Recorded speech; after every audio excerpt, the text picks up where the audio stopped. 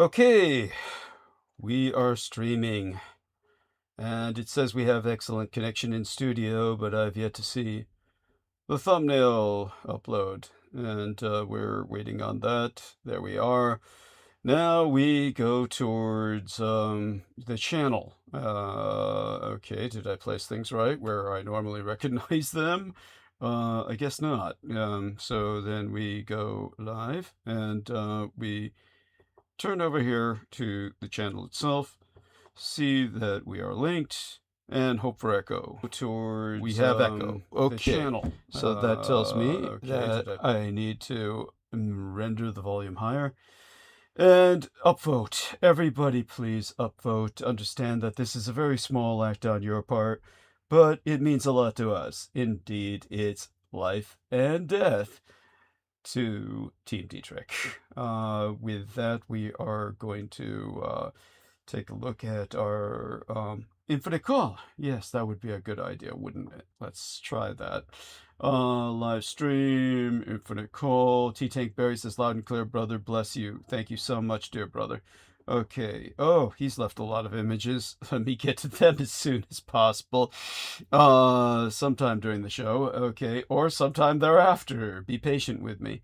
Okay. Audio call. Let's get that started. Okay. We're 1 minute in, so we're still quite early. Okay. And with that, we're going to, well, let's open the chat first. There we are. Aristides has answered. How are you doing, good sir? Yes, yes. All right. Okay, welcome aboard. And how are you feeling? You up to doing the blurb right now, or do you want me to hold the stage for a few minutes? I think I'm pretty much ready, as Good. I'll ever be tonight. All right. All right. I'm sorry, what was the last thing you said? I mean, yeah. Feel free to dive right in. I'm ready. Yeah. I'm ready. All right. You're the man. You're the man. Okay. Yeah. All right. Let's see if you're registering. I believe you are, but just say something anyway. Tell me I'm registering. You're registering. You're registering. That's delightful. Okay. Okay, my dear man. All right. Douglas Mark says, hey, team leader, I hope all is well. Just wanted to say that I appreciate you and everyone who contributes. Yes, we'll be getting to your question, and yeah, I acknowledge that you asked. So we're going to we'll take care of that later when we're crediting people who have contributed, as you yourself have. Okay. And as T-Tank says, patience is the most underrated virtue. Indeed, indeed. Well, it's not very glamorous. Patience is not a very glamorous virtue. So, okay. Aristides would know. He's been patient. He's been patient all his fucking life. Yeah, it's not glamorous at all. Yeah, and by the time it pays off, you're usually in no shape to appreciate it. Yeah. Okay, well, dear Aristides. You want to do this? Yes, take it away. You're the all right. Well, we need everyone to hit the thumbs up upvote, which I'm doing now. It's just I had to negotiate my my cursor and gaze around this whole eye full of legs here. Yes. Yes. Unlike Amy, I shaved mine. Yes. Yes. Well, we can get to that. Maybe you can join us for to respond to that. Yes, that's a taunt. Yes. Further commentary there.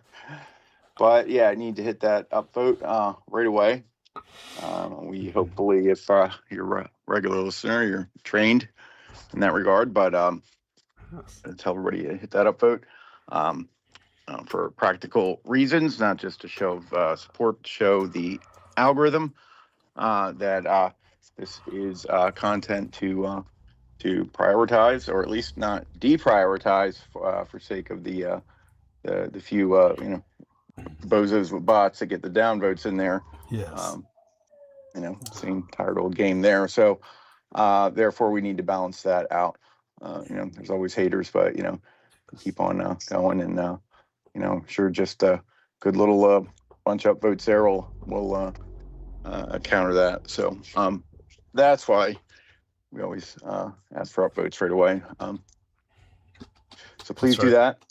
And if you cannot do that, or it's saying you're not logged in, that's why you can't do that, because you're not logged in. So YouTube, you have to be logged in to do these things.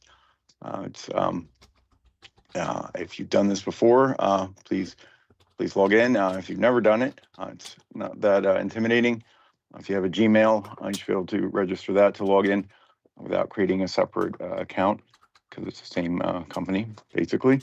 So that's very easy. Or I guess you could follow the prompts and register some other way, but probably easier to just make a Gmail. I don't know. I'd have to actually research all the ways, but until there's a serious question about that, That's right. we'll say just use a Gmail. And most people have got one. Most people probably have at least one they've forgotten about. So, you always make them for some reason and then kind of put it down because it's not your main email, but you got one somewhere, I'm sure. Yes. So dig that out, get logged in, and then you can upvote and do all the other things that we'll describe. In fact, you can register more than one account or login or Gmail with YouTube to log in. And once you're logged in with one, you would hit the little account thing up in the corner. You'd find the thing that says switch account or something similar. Imagine and say that for everyone. And in there, that's where you register other accounts to log in. And then once you've done that, you can switch between them, and then you switch to the other one, which I'm about to do right now. And here's the fun part. Excellent. Wait for it. And it's just you'll stay in the live.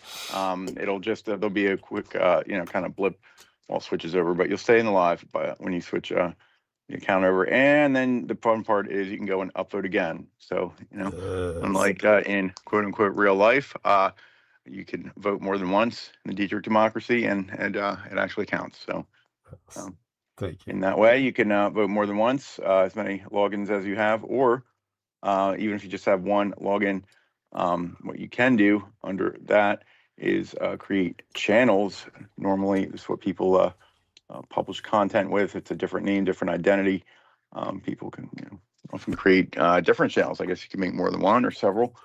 And then you could switch to that identity. Just think of it as like some fun, like spy game where you put on like the hat and glasses, like you switch identity, and then you can go do stuff. And then the stuff you can go do is upvote again with a channel identity. So the channel identities can upvote themselves. It's true guerrilla warfare. Remember, the enemy fights dirty. They fight as dirty as you can possibly. Well, you couldn't possibly imagine how dirty they fight. So believe me. Right? Yeah. This is not underhanded at all. It's completely legitimate, even. Yes, indeed. So, but yep. So different accounts and even channels under the same account all can upvote separately. So if you're ambitious, you can throw one, a couple, several upvotes there right away. Keep the algorithm in the positive and make it more likely for Douglas to appear in search results, suggested content, etc. So that's why it's important. So that's the likes. So subscribe is the next thing that most influencers usually ask you to do. Like, subscribe. So if you see a button there that says subscribe, you want to do that. You want to click that and subscribe, right? But you'd have to be logged in to do also. They need to know, who's subscribing. You can't do that anonymously. So you want to hit that if you see it. If you don't, probably because you have subscribed before. Let's hope you remember doing that. And even if you do, it's likely that you'll be unsubscribed at some point. YouTube does do that. Things happen mysteriously, especially to any unmonetized channel, so that they can try to steer people towards the monetized content. But you may become unsubscribed. So even if you think you have, you may want to check that at some point. Go to the main channel page. Don't just click there now. Unlike switching the your logins or identity there, you will not stay in the live. You'll leave. So If you're confident opening a separate tab or window, or just go there later where it says Douglas Dietrich there in blue. That's the channel, main channel page, youtube.com at Douglas Dietrich, and go there. It'll say subscribe or not, either way, right at the top. In fact, let's put the channel in there. Right. Good man. Yes. Yeah. Okay. There's the channel. Actually, I thought, I shouldn't do that. Well, don't click on it. There's the link, but don't click on it. Yeah. Should I delete it? I don't know. Wait. Yeah. I'll wait. At any rate, I'm glad you're having fun with it. That's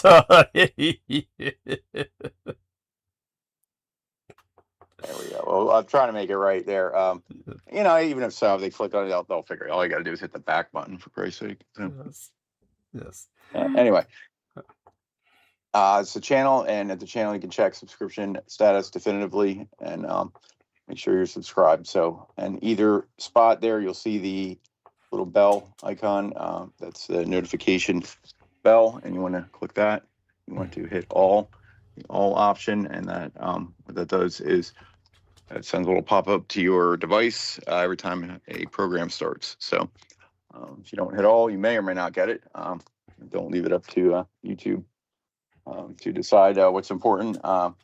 It's important, so hit all, and you get this handy little pop-up, and that serves as a reminder and get you here on time, and a most likely good indication you're still subscribed. So you'll look forward to them. You'll come to look forward to them. That'll be that's right. Yes, become the highlight of your week. Like, it will. Yeah, you're participating in guerrilla. Yeah, and you're participating in guerrilla warfare all the while. Consider yourself in the trenches. Yeah, you're behind the lines. We'll kick those gorillas' asses.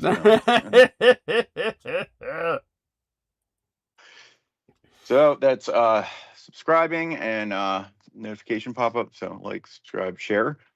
Share is the other big thing that people like you to do.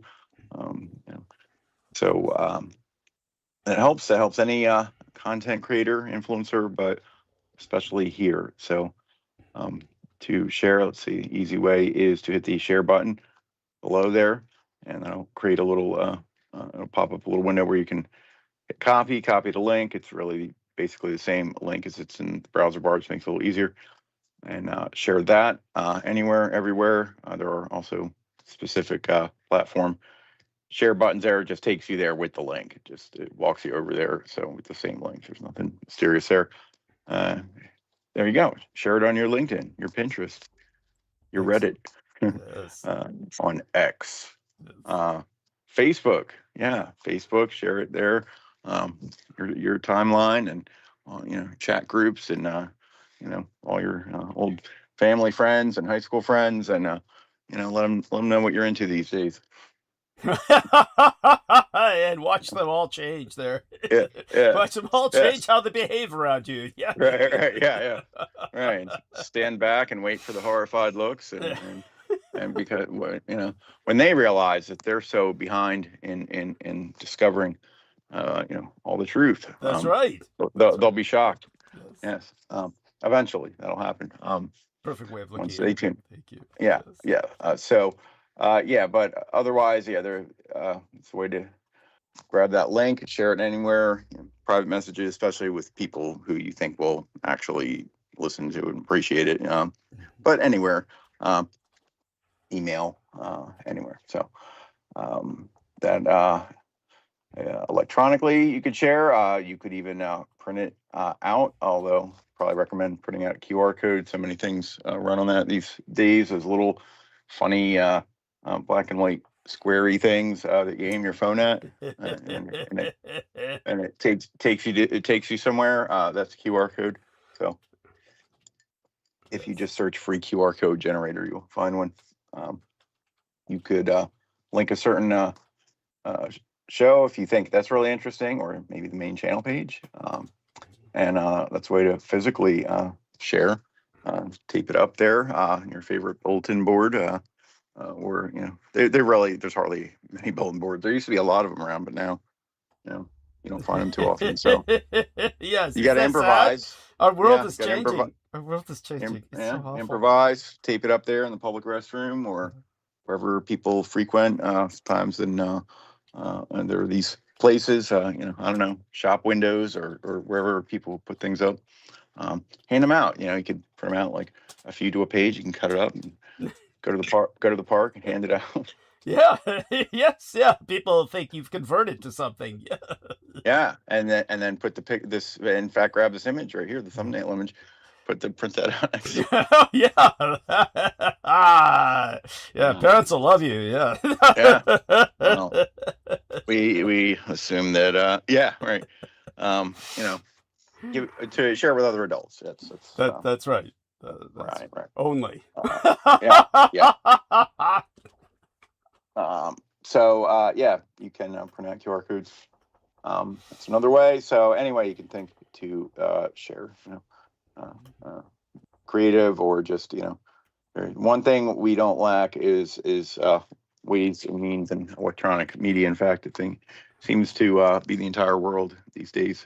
Everything's an algorithm or some type of account profile. Is it awful? Jesus, yeah, right. They got a profile on you. That's for sure. Everybody now it's gonna be everybody. Now they got the the flock cameras are putting it all around, and they whatever facial recognition, and they even have like Bluetooth in them. It's like because a lot of people have the Bluetooth on their phone, so it's seeing that and it's like it's knowing where you are and where you're going and it's pretty terrible. It's like a car goes by and they're like, oh, here's the people in the car. Here's and then it builds like a pattern of like these people usually hang out together. It's like that's right. Great. That's right. Yes. No, so why not make the system work for you and seriously. Spam that link. It's your way of striking back. Honestly, it's your way of striking back. Yeah, that's it. Their exploitation of you. Your data is their like life's blood. They breathe that shit in. That's their oxygen. It's true. It's true. There is some scary shit there. I'll have to dig up. I don't know if I got a couple things to dig up later. Oh yeah, okay. But believe me, as soon as you're done with the blurb, go ahead and dig it up. I'm anxious to hear it. I may or may not say, I don't know. No worries. Yeah, well, we'll go on. Yeah. So, yep. So share, like, subscribe, share, and contribute. That's the, I think that's where we were at. Last but not least, saving the best for last. And that is absolutely the best way to support is to send your actual money to Douglas. That's right. With PayPal, if you have a PayPal. And we're going to put the PayPal link there in the chat. Most people should have, probably have it. If not, there's other options, but we'll get there. So let's put the link in there, PayPal, easiest way. And click the link. You don't need the link. You just have to remember Doug is on PayPal and the profile is Douglas D. Dietrich, and it's always right there on the front image somewhere. That's right. Yeah, although you might be distracted on this one, but if you look below, there, it'll say you don't have to type in the whole link. If you just search PayPal, go there, search Douglas D. Dietrich, all one word. You'll get to his account, and then you'll send him your money. So that's his personal account. He has another account. We'll get to that. So if you don't have PayPal, don't want to have a PayPal, it's fine. If you just have any type of card, credit or debit that will work, that is great too. And you can easily contribute there. And the way to do that is to access his other PayPal, so what is it? Commercial or what? What do you call it? It's the production account. Yeah, production. Yeah, right. They call it a business card. The business card. Yeah.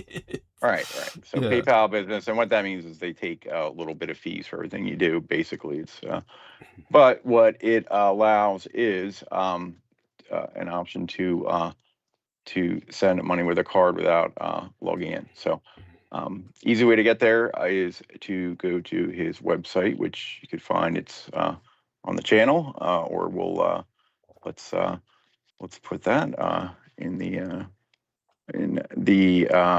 chat. Let me find it there. There we go. Go to the website, and in the upper right-hand corner, the yellow button that says donate. You want to hit that. You might have already hit the other one in the middle and nothing happened. That's the practice button, but never mind. We just don't have somebody to remove it. But the yellow button's the only one that works. Also, well, I don't want to say we're looking for volunteer webmaster, because then God knows what would happen. Oh God, you don't want to. Yeah, Jesus, they'd crawl out of the woodwork, and they'd all be. Of course, due to our history, we know what happens. Yeah, right. Well, you'd be vetted very, very thoroughly. I don't know about that. That's the biggest problem is that. Anyhow, we're just not going to risk it. I'll come to your house. Yeah. Come to your house and discuss it a while. Yeah. That's just kidding. But you want to hit that yellow button, and you hit that yellow button, and you get a little menu, and it'll say Dietrich Productions Incorporated. That is his other PayPal, and there, one of the options, donate with debit or credit card. You don't have to be logged in any way. You just have to have your card. So there you go. Almost everybody has some kind of card, kind of plastic, and you can contribute that way. Or Venmo has an option there.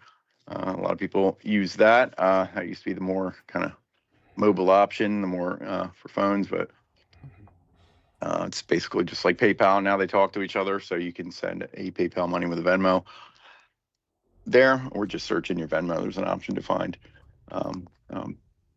PayPal's. So, and the third one just being logged in. But if you can log in, use the Douglas D. Dietrich. But if you just happen to click that, send them a bunch of money, okay. Either way, here there's a box, or even anytime you send money, I think there's a box to click to say make it a regular or monthly donation. So highly recommended to do that. You'll be, one of the stars of the show, and that's right. That's right. You will know you've done good in your life if you do that. So that's right. You can pennies in heaven. You're earning pennies in heaven. There you go. Yeah. I don't know. Oh, did they finally stop making the penny, or? Yes, they finally stopped making the penny. Not that it matters. I mean, that's going to be with us for eternity. It's not going away. Yeah, right. Yeah, well, the only ones going away are all the actual copper ones. People scraped out of the supply so they can melt them down because they're worth like 3.5 cents. But Jesus, well, all I can say is it'll slowly evaporate over time. Then the penny will slowly evaporate over time if that's the case. But it'll be in circulation for quite some while because very few people. There's very few people that are that ambitious to invest the energy into doing that. I'm sure they're out there. Here we go. We're up to 4 cents now. A real penny, a copper one's worth 4 cents. Jesus. Aren't they historically worth more for numismatic value if they're a certain kind of penny? Like certain ones. Your average, you're talking the pre-82 is the copper, all copper. Or copper alloy, but mostly copper. It has to be really special ones, but not your average pre-82 penny. But most of them have been scraped out. In fact, see, so they're getting rid of that, but never forget the nickel is, I think, worth more in melt value than it still, because the nickel is still made the same. Wow. So it'll be But it feels lighter. I mean, definitely all the coins are lighter because they're all made of cheaper, ubiquitous pot metals. The nickel's the exception. Is it really? I think they're still making them the same. Yeah. A nickel. Let me see. Here's a quick Google AI search. The melt value of a standard U.S. nickel is between 7 and 8 cents. So it's worth more than Then unlike a itself. dime. Unlike a dime. Yeah, so I had a funny video where there's like one woman, she's like, I'm selling everything and I'm buying like basically like a truckload of nickels. You wouldn't go wrong. You wouldn't, they're gonna need those metals one day. Sadly, yes. Oh God, yeah. That's. I saw something. It was actually pretty significant. That it was something like back in the day that mining stocks or mining companies comprised basically 10% of the whatever the stock market, the markets that was like worth a shit, or 10%. It's mining companies used to be 10% of the market, and now they're like 2%, right? Yeah. Yet that demand hasn't gone down. Like so, everything else going in that other 98% still depends on just as many and even if not more metals being pulled out of the ground. But now it's just that all these imaginary things are overrepresented, like tech companies and Yes. whatnot. Yes. Right. Yeah. Yeah. But they all still need that metal, That's true. Boy, do they ever. Yeah. Yeah. They and so please continue. Yeah. Yeah. I mean, Yeah. your dulcet So- tones are always appreciated. Yes. Yeah. Okay. Well, that can kind of go off. We could have other money discussions, but Which are fine. I mean, believe me, it's educational. It's important, and I mean, do a lot, yeah. the world, a couple, only very few things actually make the world go round, and money's one of them. So Yeah. so okay, we covered I think most of the things. So what else do I need to put in the chat? So we have the website there. You can go find the yellow button, donate with a credit card, and wait, for the website. And okay, if you want to send actual physical, since we mentioned kind of old-fashioned things, if you want to physically send a check or money order, you can do that. And the best way would be to send Douglas a email. Put his email in here to both let him know that you want to do that, and so he can know to expect it, and he can give you his address. So Yes. let's put that in there. So yeah, you can send money order, probably preferred, but really anything, personal check, business check, bank check, the stack of bearer bonds that you find in Grandpa's attic. They're not worth anything. Just send, just put them in an envelope and send. That's right. There you go. Yeah. You'd always see that in movies. Like it'd be like, these guys are doing some kind of criminal shit. It'd be like something bearer bonds. It's like whoever had it in hand. It's like not even like a register, like so and so owns it. It's like it's like cash. It's like whoever's got it in hand. It's like, yes. Is that even a thing? I don't know. I have no idea. I'll have to ask about it. It's honestly, I just no. Yeah. Oh well, you can add. These days, one thing, I don't have an account like with Chat GPT or any of these things, but like you can just ask Google, and like AI is built into everything now. It's like, No, like, it's spread already like mold through Rochefort cheese. It is just it is pervasive. It is everywhere. No, really, like the text on your phone, I noticed it'll be like before you open it, it'll have like just on the preview line, like now they're doing little summaries, Yes. Seriously. Yeah, it's everywhere. It's everywhere. Bearer bonds are essentially a thing of the past, practically non-existent in modern finance. They were discontinued in the United States in 1982.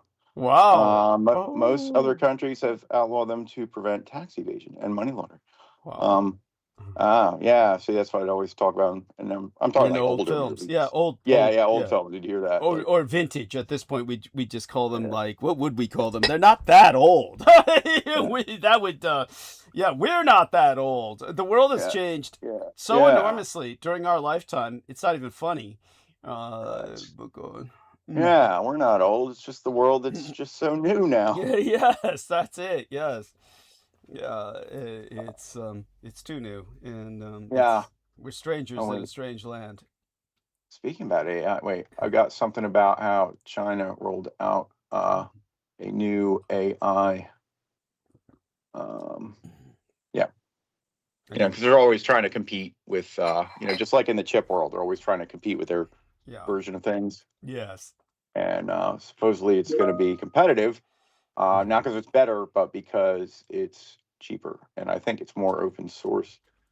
I don't know. I only just saw a little write up somebody sent a little while ago, but we can talk about that. Okay, great.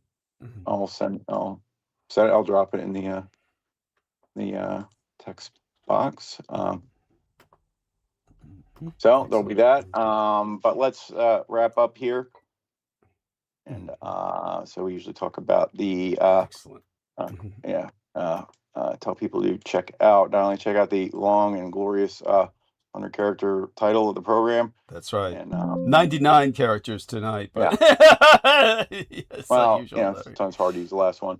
So we've got different Asian characters there and words. Doug can explain that. And but if you do see an asterisk, I see one. It refers to a footnote. Yes. In the description below, and you want to click see more and expand that and give that all a read there for everything Douglas wants to acknowledge. Let's say, what can I at least read off quickly? A lot of Asian stuff there. Let's see. Yeah. Japanese People's Maritime Day. Yes. Yeah. Yes. Yep. And what else? Well, a lot to look at there to acknowledge every week. So much going on in the world. I mean, you can do an AI. You can summarize it. Come on, you when you take a look down below at the dagger footnote. I mean, yeah. Okay. Well, yeah. Look, see there. Everybody has to open the Marine text. Day. Just you know, you have to. National Public Holiday. Let's see. In the for the Greater Empire of Japan, right? Yes. Dedicated to appreciating the ocean's bounty. 2026 falls on a Monday tomorrow, forming a 3-day weekend. So it's actually like a holiday there, or what? Yeah, it is. There you go. Well, the sea, it's very, very important to Japanese culture. I mean, how could it not be? Yes. Yeah, it's everything. Yes, and Japan's the only nation that has a holiday dedicated to the ocean. Yes, a national holiday. Yes, where actually people take time off. And yeah, right. That's what I mean. A real day off. Like yeah, believe me, it's a big deal. And of course, it was based on the Emperor Meiji's first trip on a steamship, a Japanese steamship, of course, Japanese manufactured. It was a domestically manufactured steamship. That's the date. That's the significance of the date. That the Emperor Meiji, the reform emperor who won the Japanese Civil War against the samurai and the shogunate, then took a ride on a domestically manufactured Japanese steamship, and that date is now commemorated with the national holiday. This is important because that emperor, of course, was the man who wrote the Constitution that Japan effectively still uses, which the Americans say they imposed after World War II, which is the entire insanity of the myth of World War II. There was a regime change when you still have an emperor and continuity of constitution. There were amendments. Yeah, there were amendments and changes to the Constitution. Yes, but it's not like there was regime change. But you know, the insanity speaks for itself.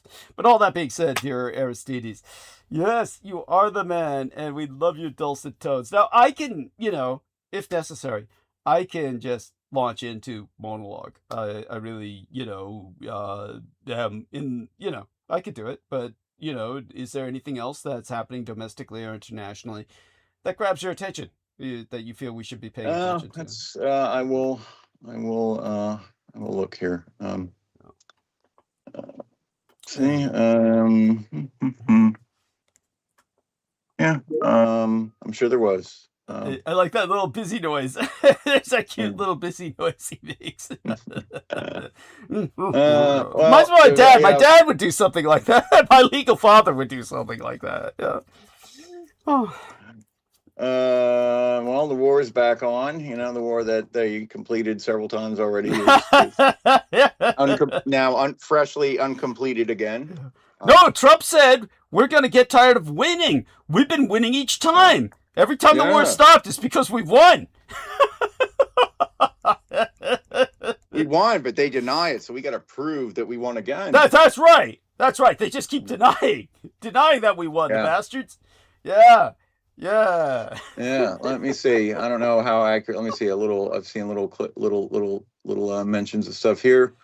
Well, after dragging the U.S. into the war, the Israeli Minister of Transportation has instructed Ben Gurion Airport not to allow the landing of American military aircraft.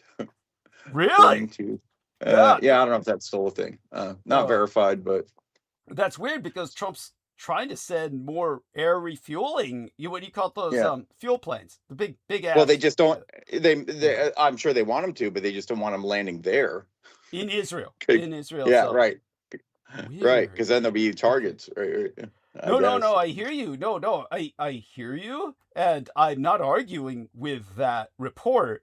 It's just weird because the whole idea was that Trump can't base out of Europe anymore because Europe, he made everybody hate him in Europe. So he's seriously the only, and the Gulf states are tired of him because they all got hit by Iranian drones and missiles. So the Gulf states, they're all getting hammered. Yeah. So Israel's all he's got left. He was talking about sending the big ass refueling planes to Israel so he could base his attacks out of Israel, which would make sense because America's defending Israel with that stupid Iron Dome and their, and all their ships in area. So it would be the safest place and the closest, most convenient place.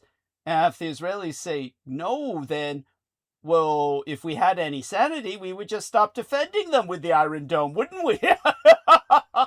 Yeah. Well, I mean, now I should probably try to verify that was just, kind of like but it's probably true. I believe it. Believe it. That sounds like them. That actually sounds like something they would say. And it's like, oh yeah, well, we dragged you into this war, but don't make us any more of a target because they're trying to make it like they're not participating anymore in the Iran conflict, even though they're heavily involved. Yeah, it all makes a certain perverted sense. Okay. Yeah. Well, here's the thing. I just put it in. You can put anything. You put a whole phrase in like Google, search, and it'll. If it's too complex, it'll just immediately give you an AI overview, right? Yeah. It says that's accurate, although it's evolved into a capacity management agreement rather than an absolute permanent landing ban. So what they're saying is, well, we can't, have too many, landings here. Jesus. So, yeah, maybe that's true. But let me see. And now they provide details. You got to know how to work this little Google search bitch, right? Yeah, that's right. That's right. Make it work for you. That's right. You can really get a lot of information because it really goes and it scans, all stuff out there instantly and gives you it is great at collating information. And it'll even give you the references where it'll give you the little reference thing at the end with the articles that it's getting it from. So at least there's that. It's not like just making shit up or let's see. Limited the tankers at the international hub to prevent civilian flight cancellations and mass congestion. So it's like if they need to bail again, they want to have their right. Yeah. If they really start getting hammered again, they want to be able to escape, I guess. So being directed to land at station at dedicated Israeli Air Force installation. Well, where? Okay. So not at their main commercial airport. So they're saying, because but how many places tiny commercials? How many main commercial airports? Well, they're saying have them go to Air Force installations, but how many of them could there be? Yeah, as well. Anyway, just so people know, Israel has bases outside of Israel in two places that I can think of. I believe that, well, one of them is definitively, I can tell you, the Somaliland, the newly independent Somaliland, which is barely recognized by anybody. There's very few people, very few nations that recognize the successor state of, or the secessionist state. You could also call it a successor state, a successor to the old Somalia. But yeah, Somaliland is up there on the north, facing the Gulf of Aden, and they host Israeli military bases and airfields, so that they can strike anywhere out of there in the greater Middle East. So they have overseas military bases of their own, and airstrike bases. So maybe Right. that's what they mean directing American planes to. I guess. Yeah. It's like, Yeah. Definitely not as many as the U.S. had, but right. no longer has. Yeah, or no longer has that Right. we Yeah. can take for granted. We can't Right. take them for granted. Hell, yes, and I do want people to understand this. Yes, I do know that 2 American servicemen have died and 1 is missing in the Kingdom of Jordan. I am aware of that. Just want to get that out of the way. But that having been said, Right. Well, yeah, when are they going to admit the hundreds that have been killed that they don't, yeah, no kidding. haven't- Yeah, thank you. And you do mean Americans, right? I Yeah, mean, yeah. with the Yeah, yeah. Iranians, No, we're and talking thousands. I mean, tens No. of thousands. But yeah. No, I think when they hit a lot of these bases, there were, a lot of Americans, at least initially, like when it all broke out, I believe that. I believe that. My baseline intuition, because no one's ever officially admitted it. They keep saying it's like 16 Americans or something like that. Literally, they keep the numbers down so low. They're hiding everything. And I think what they're getting away with is a lot of these guys in the service have no fucking family. The service is their family, quote unquote, as dysfunctional as that is. And so they could just lie. They could lie through the teeth. But yes, I agree, and I stand by what Aristides is saying. I would have said it first if I hadn't, if I thought it worth mentioning. That hundreds of Americans have died, no doubt. But yeah, but do continue. If you ever find anything more about that, let us know. Yeah, if you ever find anything more about those numbers, not that it's that relevant, really. I mean, to tell you the truth, honestly, this is one of those situations where you really can say, well, that's what they signed up to do, right? Yeah. That's like, no disrespect intended. It's like, what did you think was going to happen at some point? Did you think it was? Well, yeah. They know there's a risk of death, but they, it's who they're dying for, I guess, is Yeah. the issue. Yeah, the problem is most of them think he's the greatest in the military. The majority of the military loves Donald Trump. So you get, then they kind of get what's coming to him, is all I can say. The majority of the military voted for Trump so he could do this to them. So there you go. That's, he offered to increase their benefits. He offered to raise their pay. He's offered to bribe them with more power over the civilian population. If he gives the orders to shoot fellow Americans, they'd do it in a heartbeat. And look at what they're doing along the National Mall. Look what they're doing in front of the fucking, what do we call it again? Reflecting pool. Yeah, they'll take you down just for tearing off paint. Okay, so this is interesting. So Let's what see. is this? Well, I'll explain it. It's all in Arabic, but Yeah. apparently, here's the caption. Yeah. The Islamic resistance in Iraq has announced a 10 million reward for anyone who assassinates President Donald Trump, according to a statement released by the group. So that's apparently the statement. Ooh, what kind of emoji should I put on that? What kind of emoji? It's hard to Uh, imagine what kind of emoji I should a put on. hopeful one. No, I don't want to get. Jesus Christ, they'll come after me for that. I'll check mark. Check mark's the best I can There we do. go. Well, I mean, it's our private chat. So, Yeah, but still, it's beautiful. Yeah. It's Yeah. beautifully done. It looks Yeah. good. I mean, it's a beautiful. It's like a letter of marque. It's called marque. Right. Even though it's spelled marque, it's like a letter of marquee, as Americans would mispronounce it. Yeah, that's yeah. Well, it's well done. Even if it were just done as a private indulgence, it's well done. Okay. Oh, so yeah, but yeah, put a bang on this one, as in bang on. Okay, they need to get. Sammy says they need to get a ticket number. The line is back there. Says every nation on earth. That I'll put. Okay, that I'll put a star on. Okay, yes, he gets the shooting star on that one. Oh man. I guess I might as well put 100 on that too. Yes, Jesus Christ. Oh, so Yep. uh, Okay. yeah.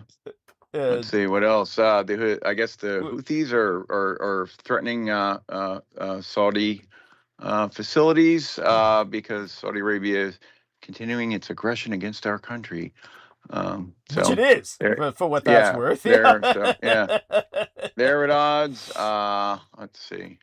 What else? Let's see if there's any other war stuff, and then try to move on from that. For what it's worth, don't worry, we haven't forgotten the Russian situation. We will get back to that eventually, soon enough. Russia's suffering, their own way. But here, in America, we're dealing with the Iran war first. In fact, I'll deal with the military tonight in particular. So I guess what I'll do is get started on that. Okay. And do me a favor, just interject whenever you feel like it. If you find something and you want to bring it to our attention, just jump right in. And okay. All right. So well, here's something else. Yeah. So tell us about former Iranian president, Mahmoud Ahmadinejad. This has got to be a joke, right? Has been placed under house arrest after Iranian authorities uncovered secret communications with Mossad. So I don't know. Is this real? It's Want me like, to search for that? yeah, sure. That's like, oh my God, that would be impressive. That would be like, holy shit, boy, did we misread this guy? He really misled us. Yeah. It's like, first off, haven't they been saying this guy's been dead for 100 years or something? Like a long time. I don't know. And just because you hear, you never know if it's like a false, thing either. Yes. Reports surfaced that Israel's Mossad spent years cultivating former Iranian President Mahmoud. How would you say that? Mahmoud Ahmadinejad. Ahmadinejad. It rolls right off the tongue, right? I mean, yeah. So supposedly, although there's pushback on that, right? So. Yeah. Okay. Yeah. No, that it could just be a clever, ploy. Who knows? Yes. Yeah. Let's see what else. Well, I'll get started on the monologue. Just jump right in. And if something else comes up, just interject. Don't hesitate. Sure. Like All I've right. always said. And so we want to credit the contributors. So as always, Matthew Bush has been around forever. If he didn't hear me the last few times, I hope he hears me now. We thank you for the latest $25 contribution. The latest, because he's given a few of them recently. The most recent, due to what I needed for the renewal of my domain name, which was also tended to by the wonderful Jason DeJulis. And Jason DeJulis, or DeJulis, he lives in the United States. Not going to give too much more away about him other than that. I guess if I give his state, it'd be safe. Safe to say he's in okay, this is why everyone is freaking out about China's Kimi Yeah, K3 model. Tell us about this. Okay, so this is I just saw this, so Okay. this is what I talked about before. Like, okay. that, Got it. So tell us more. yeah. Yeah.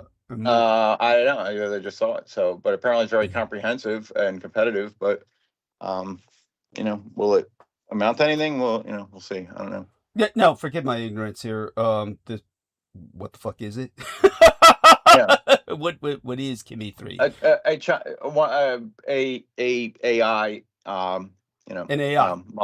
an AI model from China. Yeah. To Okay. compete with the likes of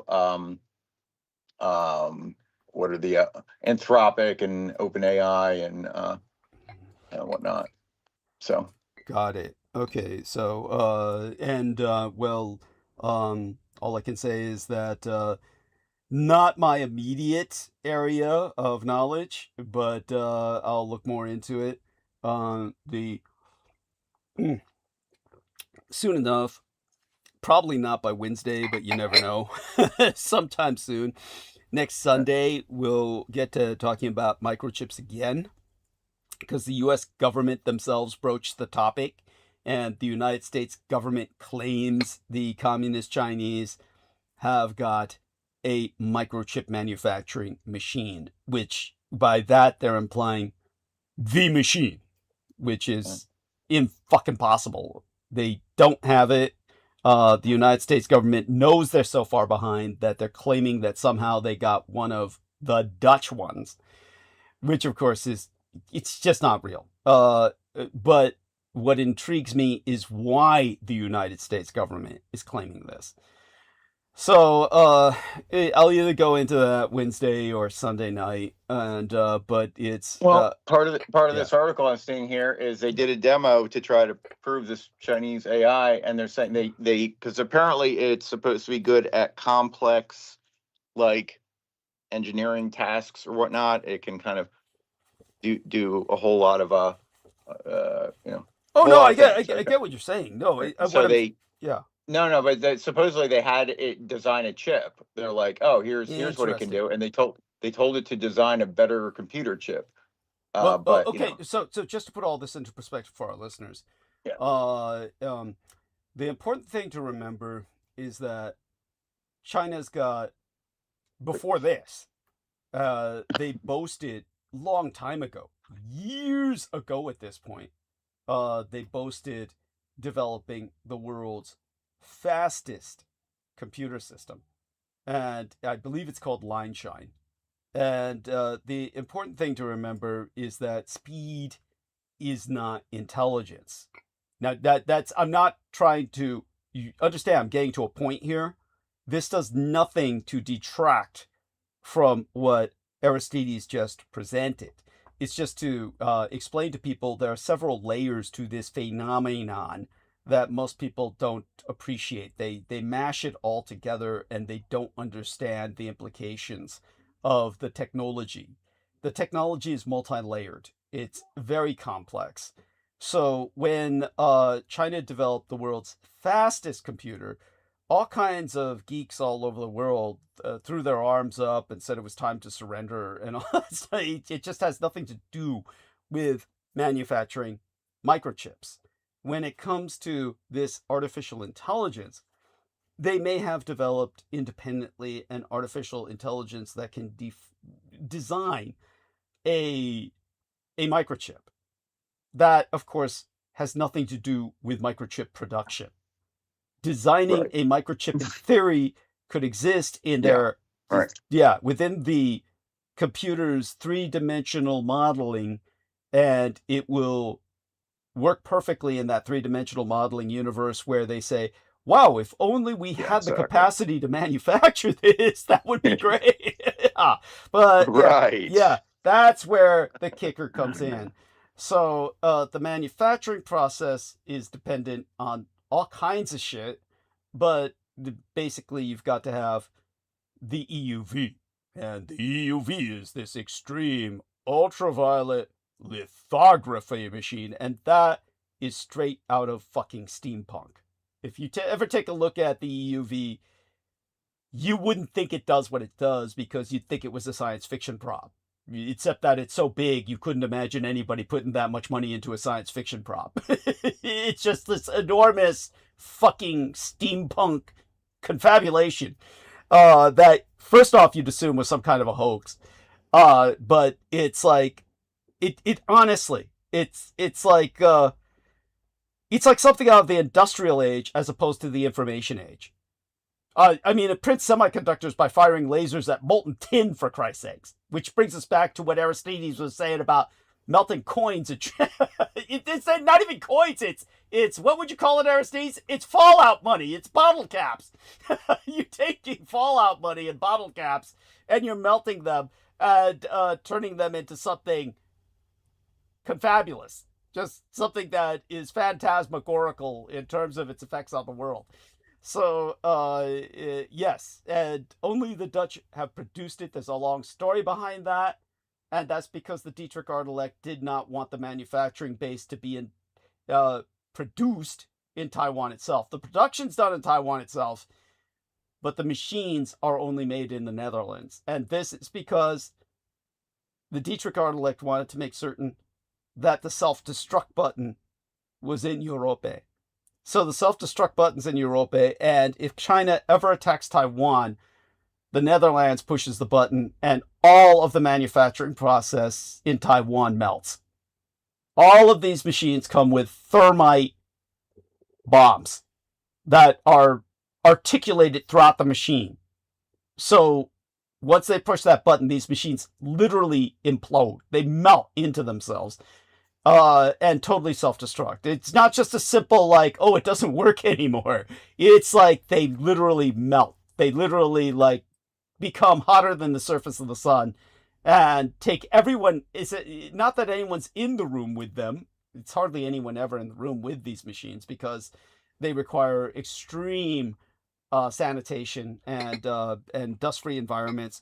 But whoever is working, on the machine at the time, if anyone is there looking over it, inspecting it, whatever, they would die if that self-destruct button is pushed because they would be exposed to heat that's indescribable, and they would they'd melt alive very quickly.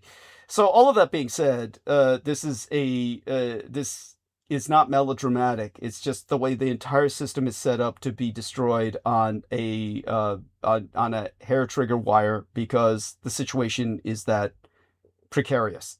So, but for the Chinese to develop something like that, don't forget you also need neon gas, which is the medium in which the lasers work, and that's imported primarily from Ukraine, which the Russians fucked up for everybody.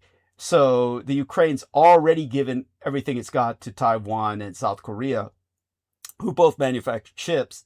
And, would China then offer to buy it from the Ukraine? I'm sure the Ukrainians would take the money and be willing to sell it to them, but is there enough left to sell to them? You see, there's multiple supply chain factors here. So China is going to safely remain generations behind in microchip production, which is the oil of the 21st century. All of this other stuff, the AI, the speed, it's all interesting, but it's collateral and it's almost masturbatory. It's the oil of the 21st century is the almighty microchip. So yes, I have no doubt the communist Chinese have got this new AI. They might well have designed a great microchip. Now the manufacturing would be like, well, good fucking luck. So there you go. Just going off on that for a little bit. Any thoughts, Aristides? What else comes to mind with that? With that or anything else, by all means. So, if he's still there, he's our man. Yes. And believe me, we still owe him. Sorry, no worries. My hands are busy, but yeah, I mean, I agree. Yeah, good. Yeah, good luck making it. Thank you. And by the way, thank you so much for the space relations PDF. That is, for those of you who do not know, Donald Barr was the father of Billy Barr, William Barr, who became the head of our Department of Justice in Trump's first midterm. And Donald Barr was a pervert who basically made certain that he got Jeffrey Epstein employed at an elite girls' school as the headmaster, even though Jeffrey Epstein had no degree whatsoever. And he taught Jeffrey Epstein everything he knew. And he wrote in this science fiction novel the outline for a interstellar economy based on the buying and selling of children as a commodity. And so it's I actually had a copy of that novel somewhere, but it's lost to history. It's somewhere in my gang brother's apartment basement somewhere. I mean, like the apartment building complex basement where I stuff a lot of shit in the past to be abandoned forever.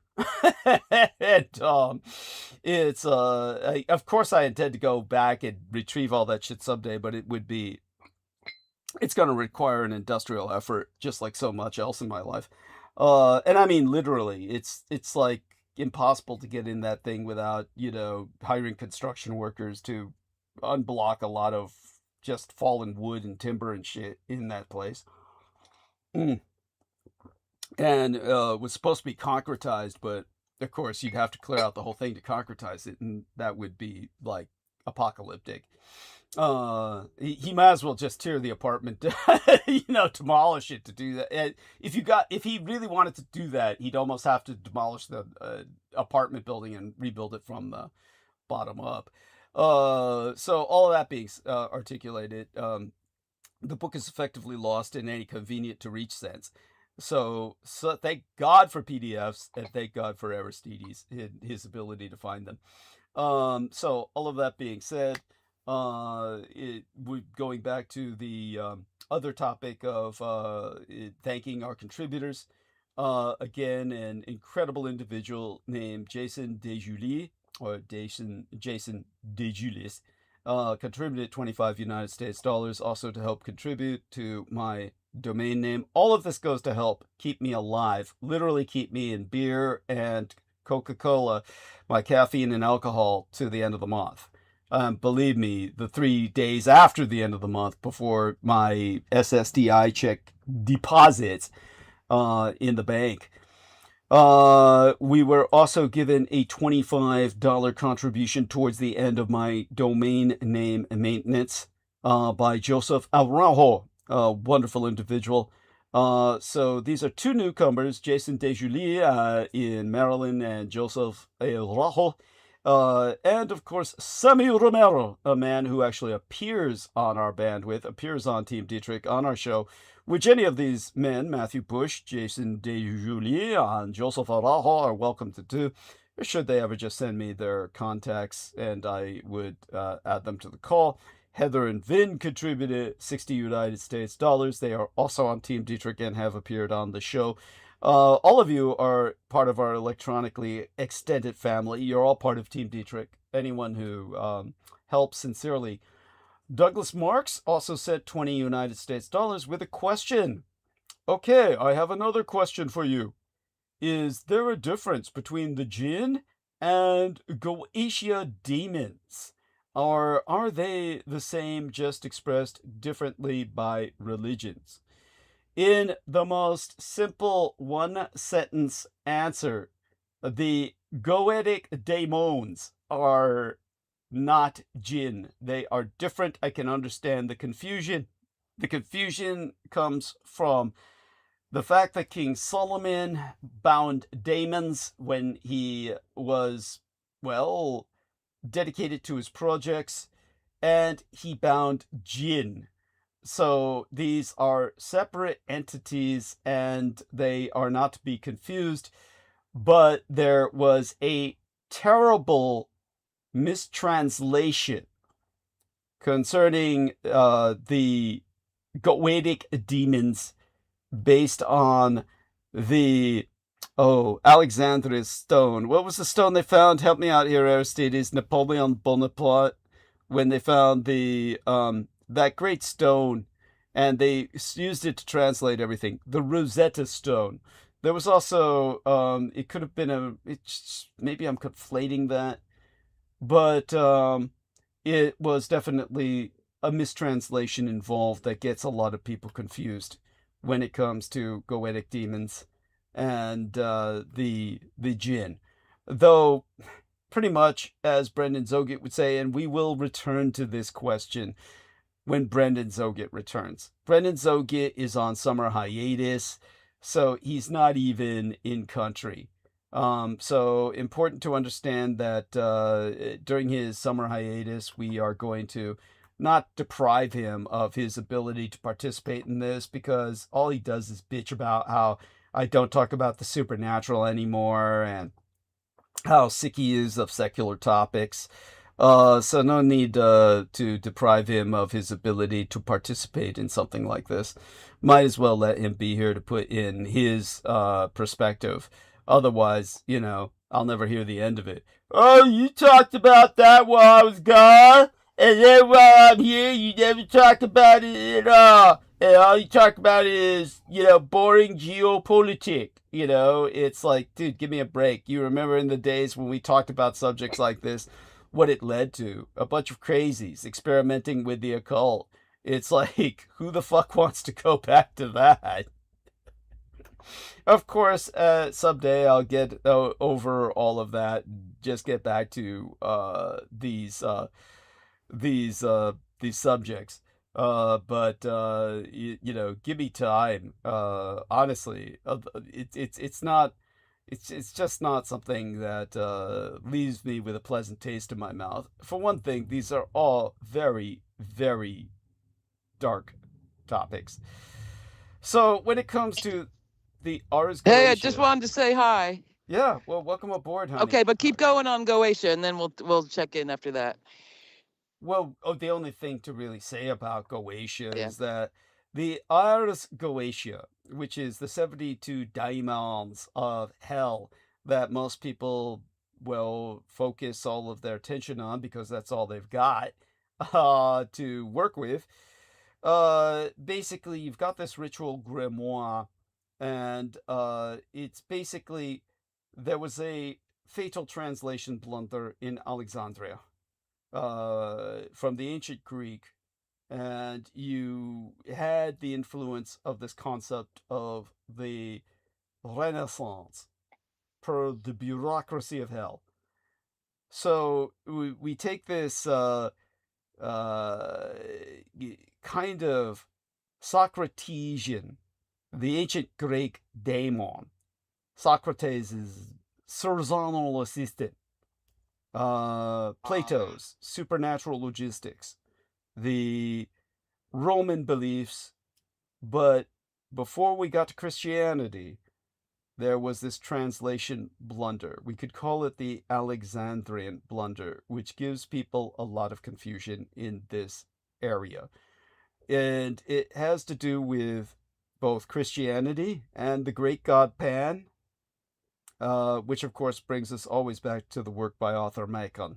Arthur Machen, the most outstanding thing about that work, The Great God Pan by Arthur Machen, aside from the fact that it destroyed his career, or his reputation rather, was the fact that in the short story, which everybody took complete umbrage with, there was this episode of Victorian outrage, a moral, what would be called a moral panic concerning that work. The thing that nobody bitched about was the fact that a young girl was taken and just used as a vessel for bringing a Manitou, a demonic entity into this world that her say in the matter was non-existent. She was just literally a young girl who's just taken as if she weren't even human, treated like an animal for breeding a demon in the novel. I think from this day and age, we look at that from our more modern perspective, and we think that that's an integral part of the horror. But in the story, the horror that should be hitting us is the fact that none of the participants appreciate this young girl as anything other than a breeding vessel. and her ultimate fate is meaningless to them. It's just like their whole concern is with the result, and either bringing it about or dealing with the repercussions of what they brought about. But no one cares about the girl. But at the time that it was published, that wasn't the problem. That's what is the real horror here. It wasn't the girl's victimization that was the problem. It's just everyone was scared of the great god Pan. And of course we had King Solomon and the infernal building permit. That's where the Ars Goetia causes the confusion. So we'll get back into that when our man Brendan is here, because I can integrate this into the whole narrative of my own life on a very personal level, and in a manner that Brendan can bounce off of quite readily. Till he comes back, there's no point in really answering this question, because, like I said, we'll never hear the end of it. He'll just bitch, and yeah. So that being said, we've got Holly with us at the moment, and so, dear Holly, with all of that being said, yes, the Tate brothers have been arrested. That's right. So, for rape. The thing of it is, it's the pants. Yeah, look at that The shit. whole world is Yeah. laughing about his business casual caprice. Yeah, he's such a piece That's of shit. funny. Yeah, And the lady loafers. yeah, Those guys are so fucking gay. yeah. Oh yeah. And No. I don't mind gay if you're not a dick. Yeah. No, these are dick gays. Yeah. It's the gayest thing you ever saw in your life, and the whole world is cracking up. Yes, well, they should be. Thank God. Yeah. Yeah. Business caprice or pantaloons. Yes. By the way, that's yeah. No. I mean, believe me, it's hysterical. I'm so glad you brought that up. It gives us more reason to laugh at the son of a bitch. Thank you. And by the way, by the way, Douglas Mark says thank you. At Sweet Biz, which is our dear friend Troy Bellamy, says love to the Dietrich verse. AI is coming, but its real purpose is to be a bigger to protect the net effect of the wealth transfer that is taking place. It's just part of the great big heist. It's just parcel of the great big heist. They're using it as their cover. AI is their cover for just literally stealing everything. Even our water, our power, everything. Thumbslug, and that's the bright side of the Iran war. They keep hitting Amazon warehouses and data centers. Yes. Yeah. Thank you. I wish they'd get a couple over here. Yes, seriously, the Iranians are. You're welcome Do to us come a over favor. here. Yeah, take all the data centers out. I don't understand why they just don't launch a wave of sabotage. I guess they're not. I very don't good either. At infiltration. They're not very good at infiltration, apparently. Or maybe it's happening more than we know. I mean, they're going to be catching fire soon. True. I would. Yeah, there's plenty of fires. T-Tank Barry, I invite him to come on to the call so he can talk about the fires. And we don't hear about associated casualties with them, because they got Americans over there working. Yeah, true. They're not going to let Iranians do that shit. Yeah. Yeah. Iranian. You mean local people, Arabs? Exactly. Yeah. Yeah. That's what I mean. Yeah. Right. Other countries. Yeah. Got it. At Thumbslug, Marcus in Australia says hi. Hello back to our favorite Aussie. So all of you, thank you for participating in the chat. With that, we turn back to the lovely Holly. And so, Holly, people care about you as a person. How are you? Good enough. Okay. I have my ups and downs, but things are pretty level. Haunted by impending doom. But I've had that all my life. You mean a personal level or universal or both? Both. Yeah. Cool. Yeah. Great. Godzilla's coming. He just hasn't put his foot down yet on me. Oh, well, you're the Bambi. You remember Yeah, Godzilla exactly. versus Bambi? That was so fucking stupid. Oh, I yeah. hated that thing. I hated Yeah. that. And it was they kept replaying it. It was Universal. They kept replaying it. God. It was so fucking stupid. And it was like, Totally. why? But because it was prescient. That's why. Yeah, I guess that was it. We're Yeah. all Bambi now. Yeah, it's Shit. So I'm getting some questions in from our email, and just to explain to people, the image and thumbnail of live stream was from International Drag Day, which was just on Thursday of last week, and the reason it doesn't seem to have a maritime theme because it's Japanese Sea Day or Ocean Day tomorrow on Monday, which thank God I returned to the Estates for that so that I can escape the pit that I'm in right now transmitting from. Just understand that it doesn't have a particularly maritime theme because those photographs haven't been taken yet. So you'll probably get them on Wednesday. So there we are. Hopefully that explains some things for our listeners. It's just a sense of timing. Just to understand that the photographs come from the holiday before, as opposed to, or the awareness day, however you wish to acknowledge that special days that I pay attention to that nobody else seems to be aware of other than specific subcultures. But all that being said, back to Holly. So Holly, what's on your mind for domestic or international affairs that we should be paying attention to? Well, I already kind of blew my wad there. I don't have much. Well, you got plenty. You got plenty. Something just jumped into my head, but it fled. Let me think about it a minute. But you keep on and fire away, and I'll ride the wave and just interject. Yeah. With my hopefully pithy comments. Yes. No, that's hopefully you're fine. But other than that, there must be something. Oh, there is. The headlines are wild today. Mm-hmm. Oh God. But I got nothing right this minute. No worries. And you'll probably bump into them anyway. Yeah. So let's get started. So if you don't, and yeah, just jump right in. Like I said, never Thank fear you. to interject. So okay. Thank you. Mwah. So Grand Eventide, and welcome to the Sunday edition of Critical Omissions, where we give you the weekend rundown to get ready for the week ahead. Today, as Israel warned that Tehran's attacks are coming too close, the United States military launched airstrikes in Iran. In war by other means, the World Cup final was today, with Argentina taking on España. But first, to sweep the chicken shit out of the way, the United States Marshals Service have told the Fourth Estate that Andrew and Tristan Tate, social media malinfluencers at the center of an international legal saga, have been arrested in Miami for rape and human child sex trafficking.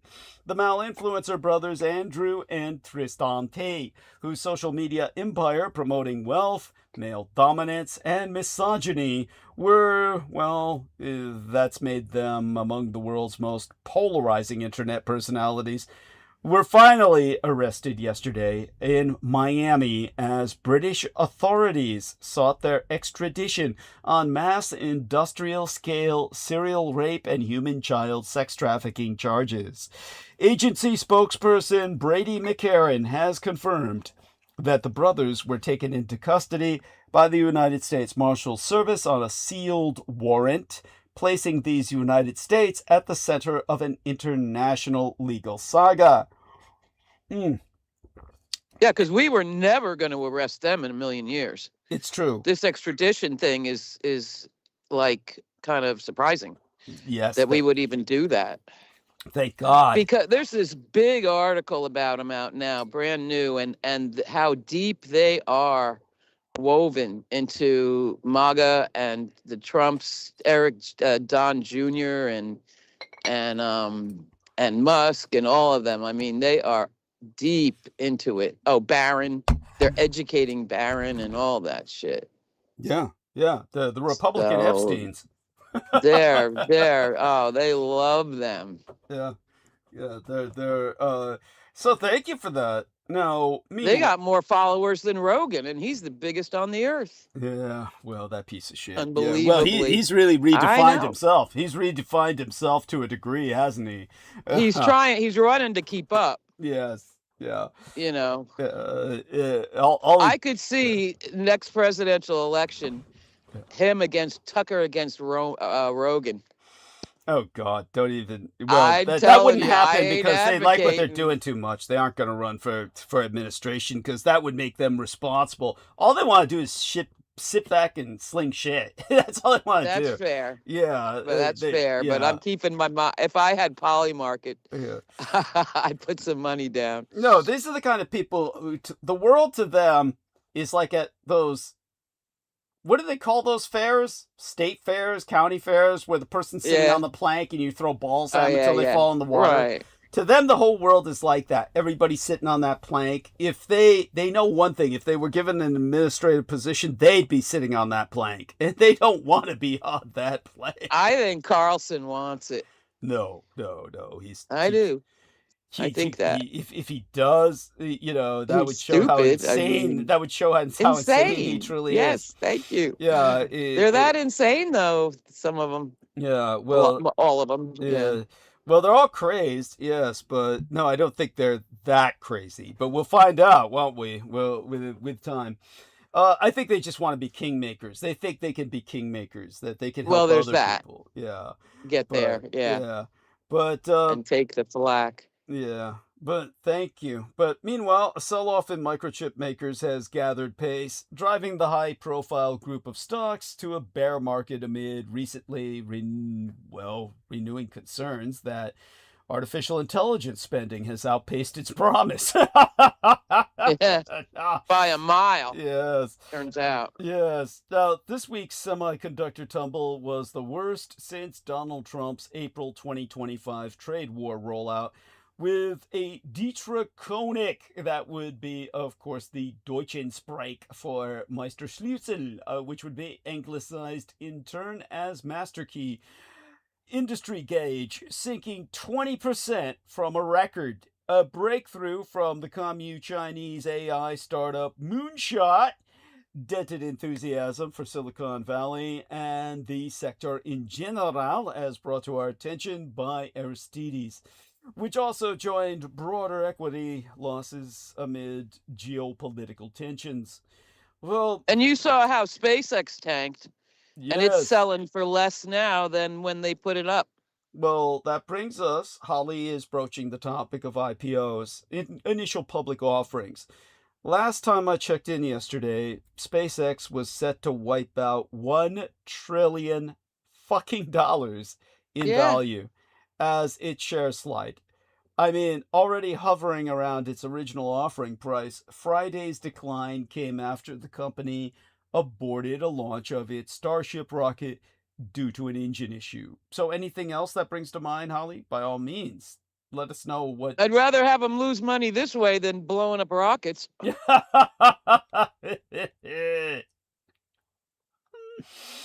Oh, well, more I mean, it's pretty crazy when you look at it. The way Elon could shut off Ukraine by flipping a switch. Yeah. There is no president on earth with that kind of power. Yeah, of course not. None. Not even close. Yeah, yeah. No, it's sobering. Well, it's beyond sobering. He is the James Bond villain that they've been predicting forever by now. I mean, how many generations have we been told that it would come to this? It's come to this. And where's James Bond when you need him? Well, all I can say is that Elon Musk will get his, and it doesn't take a James Bond to do it. It just takes basically a change in government, which he himself is bringing about. They're destroying the very economy, the multi-billionaires, and now the single trillionaire. They're destroying the very economy on which they depend. I mean, to think about it logically, governments depend on tax collection in order to fund anything. I mean, anything, including all the contracts to Elon Musk. Well, how can you collect taxes from a completely unemployed tax base? So the multi-trillionaires unleash AI, fire everybody. There's no middle class, and they're the only ones paying taxes. There's no taxes. And I see it as, they're in their wet dreams. They're thinking they're going to start a whole different separate economy and stock market and all that. And their biggest hurdle, it's the middle class that causes all their problems. They Well, worked hard all their life. They feel super entitled. They're always getting pissed off. So all they really need is the uppers and a whole bunch of subservience. well, And as so wiping out the middle classes seems like a strategic move as I said, because they're the ones they can't afford. yeah, well, as I said, when I showed you before about technocracy, the Yes. entire idea is to get people to work literally for subsistence, for your Yes. light, your energy you consume, for your warmth, your heat, your Yeah. your caloric intake, your food. So the middle class would be your first target, Well, eliminating it. well, once they eliminate that, they eliminate the very society. That's why they're all have to, of necessity, retreat into bomb shelters, or controlled communities in catacombs, or literally off-site planet Earth, literally off-world, where they would Well, have, it's back around to the population reduction thing, well, they, which is trite, I know, but if they got rid of, if they've got the middle class's money now, all they got to do is get rid of the bodies and well, they're good. the population reduction, as I've said, it's inevitable from climate catastrophe, from a collapse in the economy, throw in a few wars, and yes, we're going to have billions diseases. of people die. Yes, diseases. Well, that follows war. Plague follows war, and the Yeah, but famine. that's what they're calling the cyclospora thing, butthole COVID. There you go. That's funny. That's funny. It's like, no, it's creative. It's clever, and it's actually, I like that. I'll use that. It's horrible. That's horrible. It gives you this. At any rate, yeah. Well, it's killing people. It's literally killing people. It's a horrible way to die. And I certainly don't want to catch it ever. I never caught COVID.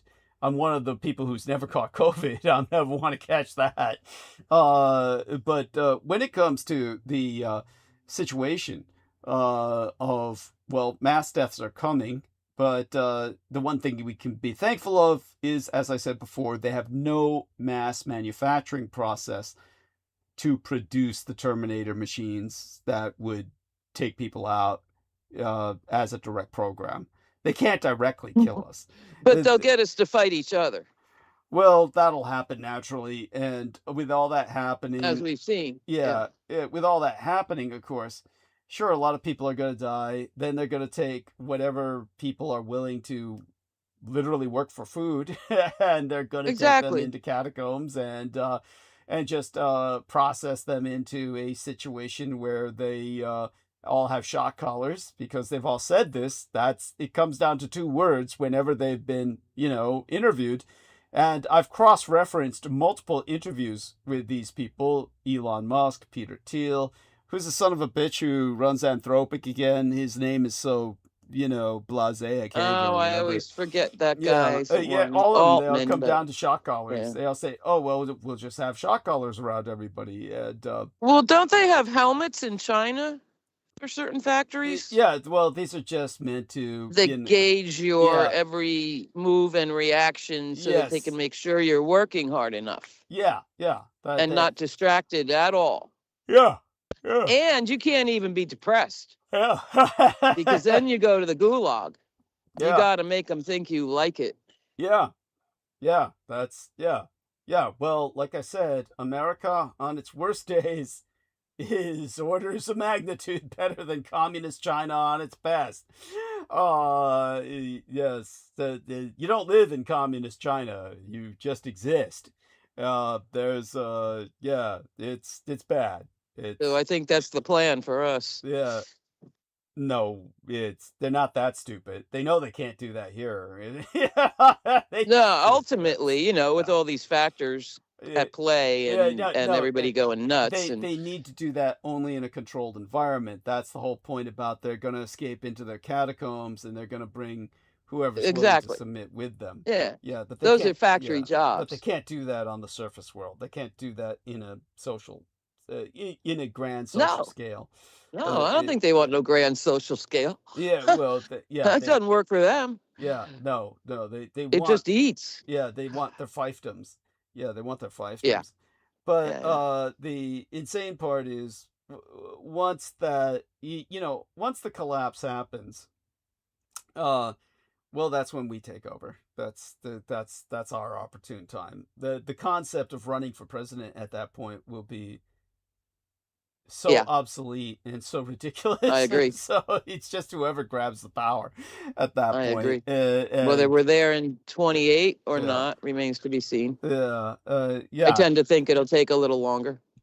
yeah. Whoever Depending. survives. Yeah. Well, they are. Most of them are saying by what is it? I answered the question for the young lady the other day, and I could go over to the YouTube channel and look up what I said to her, because she asked the question about it, and I'll just read it aloud again. Mm. And Okay. so give me a second here to just here we are. Look it up while I'm bookmarking something else.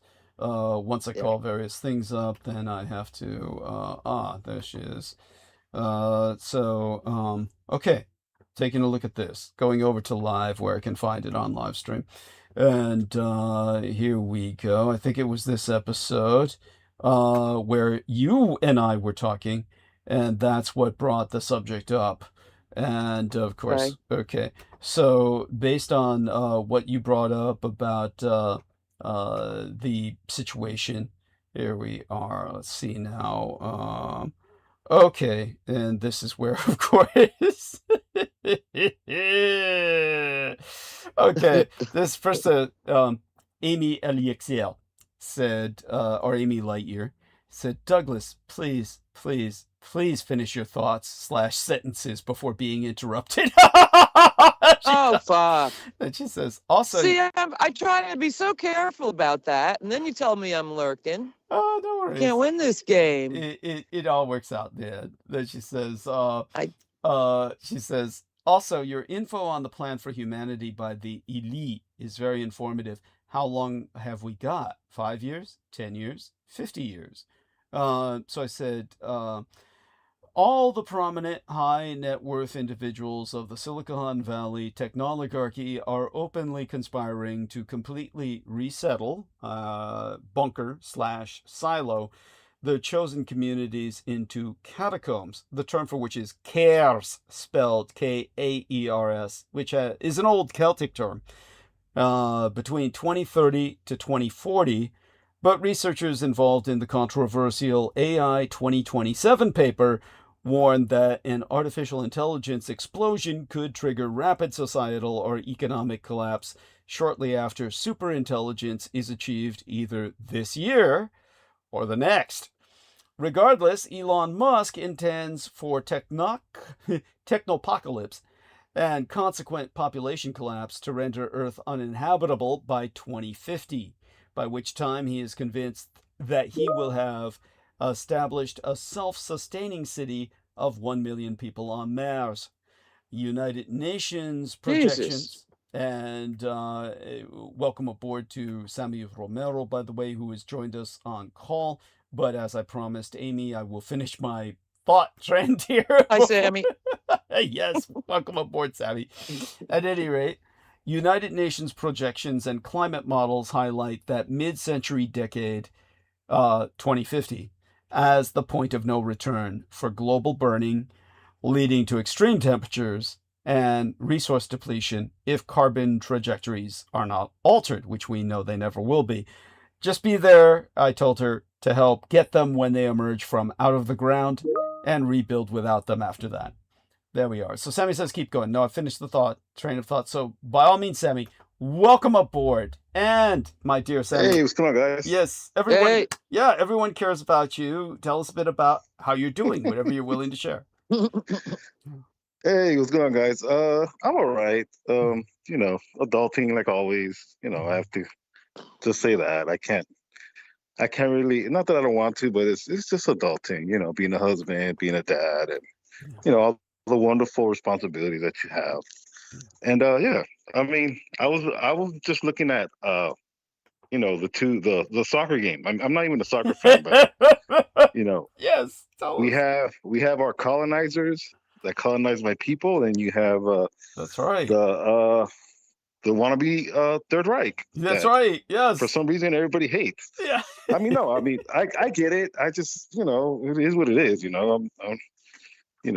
but, I just find it hilarious that people, sports really is pretty much a part, unfortunately, of the world. Like we really do take sports, an ungodly, we take it too serious, in my opinion, but It was really all supposed to. is. It was supposed to replace war, remember? And oh God, now we got both. Well, Now we got both. Yeah, Well- we got the best of both worlds. I guess so, Jesus. but I mean, no, and I can see that. It's just, to me, I mean, I'm not a soccer fan. I'm really not. It's just to see people very passionate about something like soccer. It's like, well, you're passionate about, a little small fire when, the whole world is burning down. So, what's this? And my opinion, I can't really enjoy an event where, we're going to be merging with with an apartheid state, Yes. that we all know is going to be part of our military. And, who knows, we might be taking orders from them too, I mean, our tax dollars go to them, it's just, Israeli Yeah, officers and American troops. Yeah, I can imagine that. Yeah. Yep. Yeah. it's kind of like, it is what it is, but, I just find it hilarious that, it's entertainment, but at the same time, I can care less. I mean, to me, this is really, the older I've gotten, the more I've started to realize, okay, you really, especially as being an adult, being a working adult, and you got responsibilities, if you really emotionally get involved in entertainment, because that's really what it is, then, obviously, in my opinion, it's just ass backwards. And to tell you the truth, even in politics, you can't even get emotionally involved in politics either, because it's even worse, So, and I'm not trying to be like a Debbie Downer or anything. It's just, you kind of have to put things in perspective as just keep a level head, and it's entertainment, but at the end of the day, it's meaningless. It really is. Yeah. Unfortunately, it's meaningless because when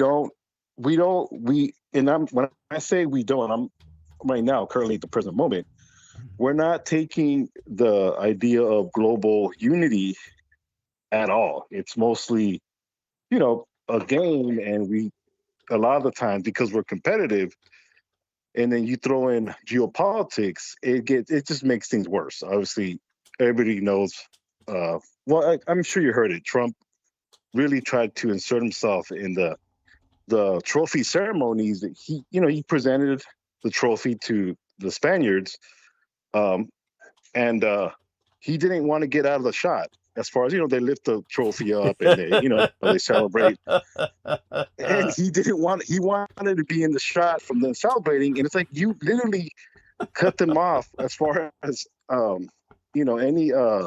any investment in Spain. You cut off any support to Spain, Yes. That's right. So it's hilarious that he wants to still insert himself, but he's someone that seeks attention, and obviously his personality is it's infantile at best.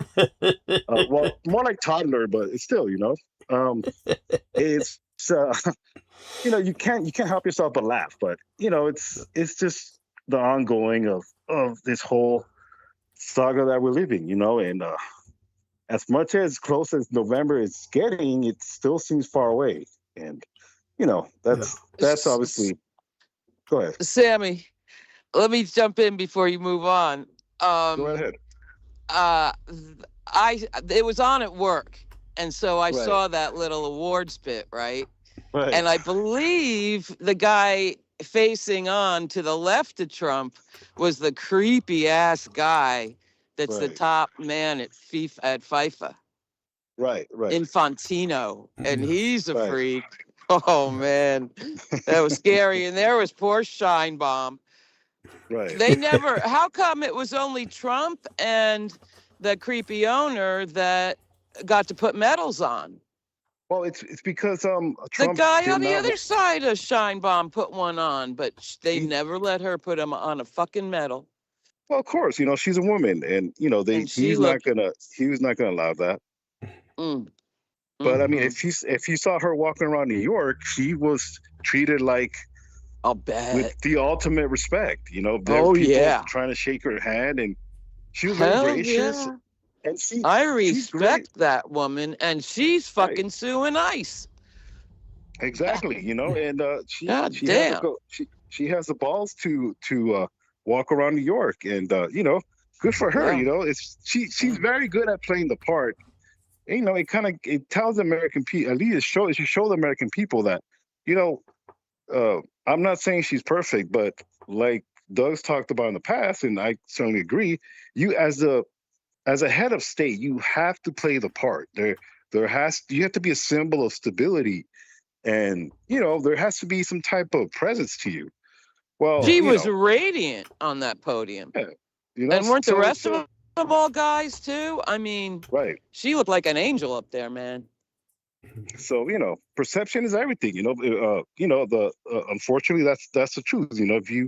If you don't have the right presence, if you don't have the right charisma, to tell you the truth, even Trump, back in 2016, he wasn't as deteriorating. He was just rotting. He still had he still had some. He wasn't as deteriorating. Now he's melting. He's not. He's gone downhill even worse. So you see the difference. What I'm trying to say. Yes. He's deteriorating. But the first term, he was surrounded by military generals. Right. It was talked about as a coup. And I'm reading this big new article on Greenland. It is, ooh. And back then, there's passages from Bolton's, and John Bolton is a demon from hell, okay? Right. But his contribution to this makes him look sane, actually sane. So now with the Juggalos, he's just, they're all getting crazier by the day and having a hard time keeping their looks up, because that's what it's all about with them. But I mean they're gonna crack as well. Of course. And honestly, I really start to realize that, I can't believe I'm saying this, but to be just evil is actually a form of sanity. Yes. When I say evil, I mean there's people that are evil, but they're like George H.W., the first Bush, Daddy Bush. He was evil. He's an evil son of a bitch. Yes, he was. But he knew how to run a war. But he knew how to run. He was and I agree with this. He's the last actual qualified president that we had. He was in the military. He's a career government employee. Whether you want to call a politician an employee, con man maybe, but it either way, he was the last actual somebody that had quote unquote experience. But he was evil, but he was pragmatically evil. He's just he's a classic evil. He wasn't, but he wasn't crazy. He didn't want to burn it all down. Exactly. So obviously we have the complete opposite. But my point is, it's entertainment as far as this World Cup, but I think it's obviously, we all know it's going to get much worse before it gets better. But I mean, we literally are in a full blown war. Like we're going at it with Iran as we speak. They're dropping bombs.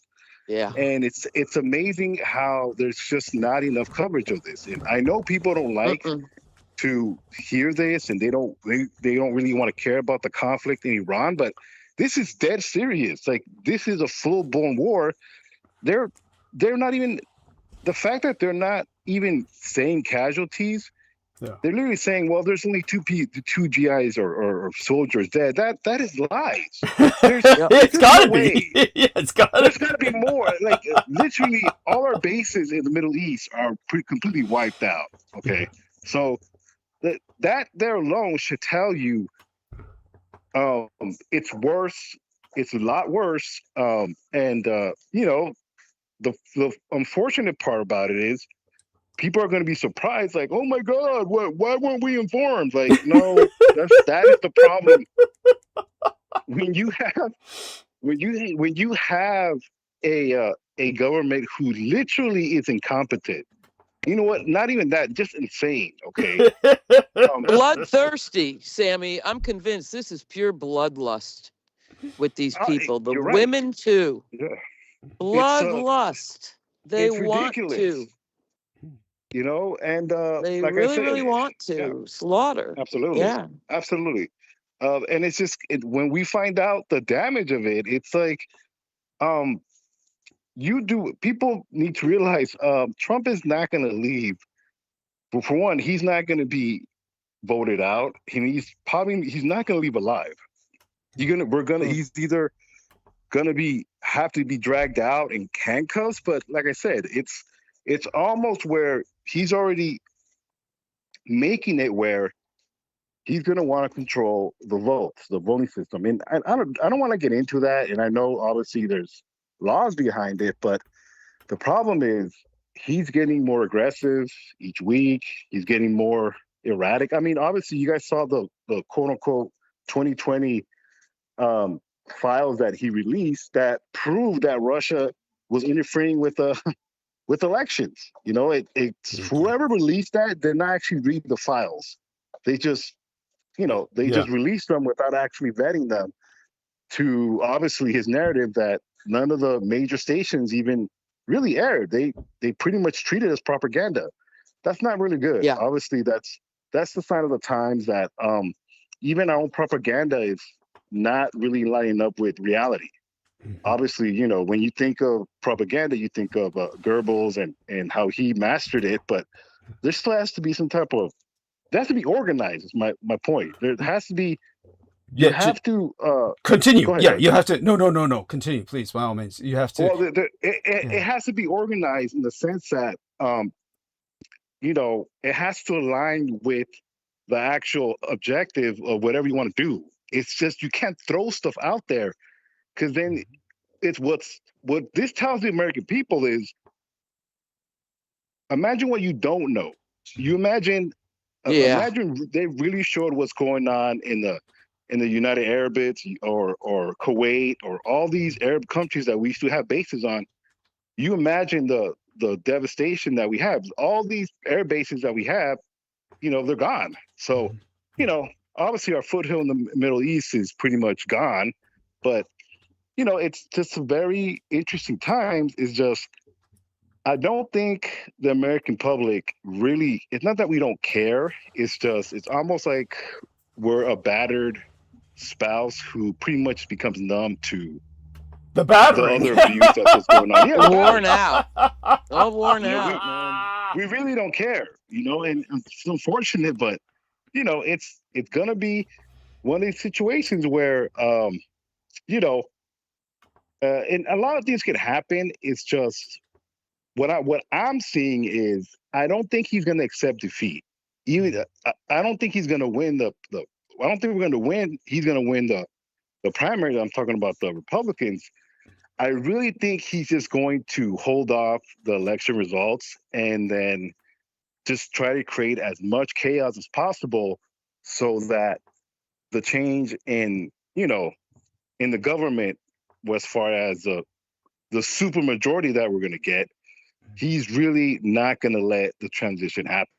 And a good example of that obviously is January 6th. But I think in this level, and it's pretty much his last, whatever clammy, strength he has, he's really going to just not give a damn, and it is what it is. I mean, you can see it already. You have the Israeli, oh my God, the Israeli military is locking people up. Well, we did merge it together. You kind of get what I'm saying. You have that protected class. It's already there, happening already. And the point is, I think this is where the American public does not know really the scope of things. And when you have that type of authoritarianism come this way, then I think, it's going to be more chaos. But, it is what it is. That's just my Absolutely. little.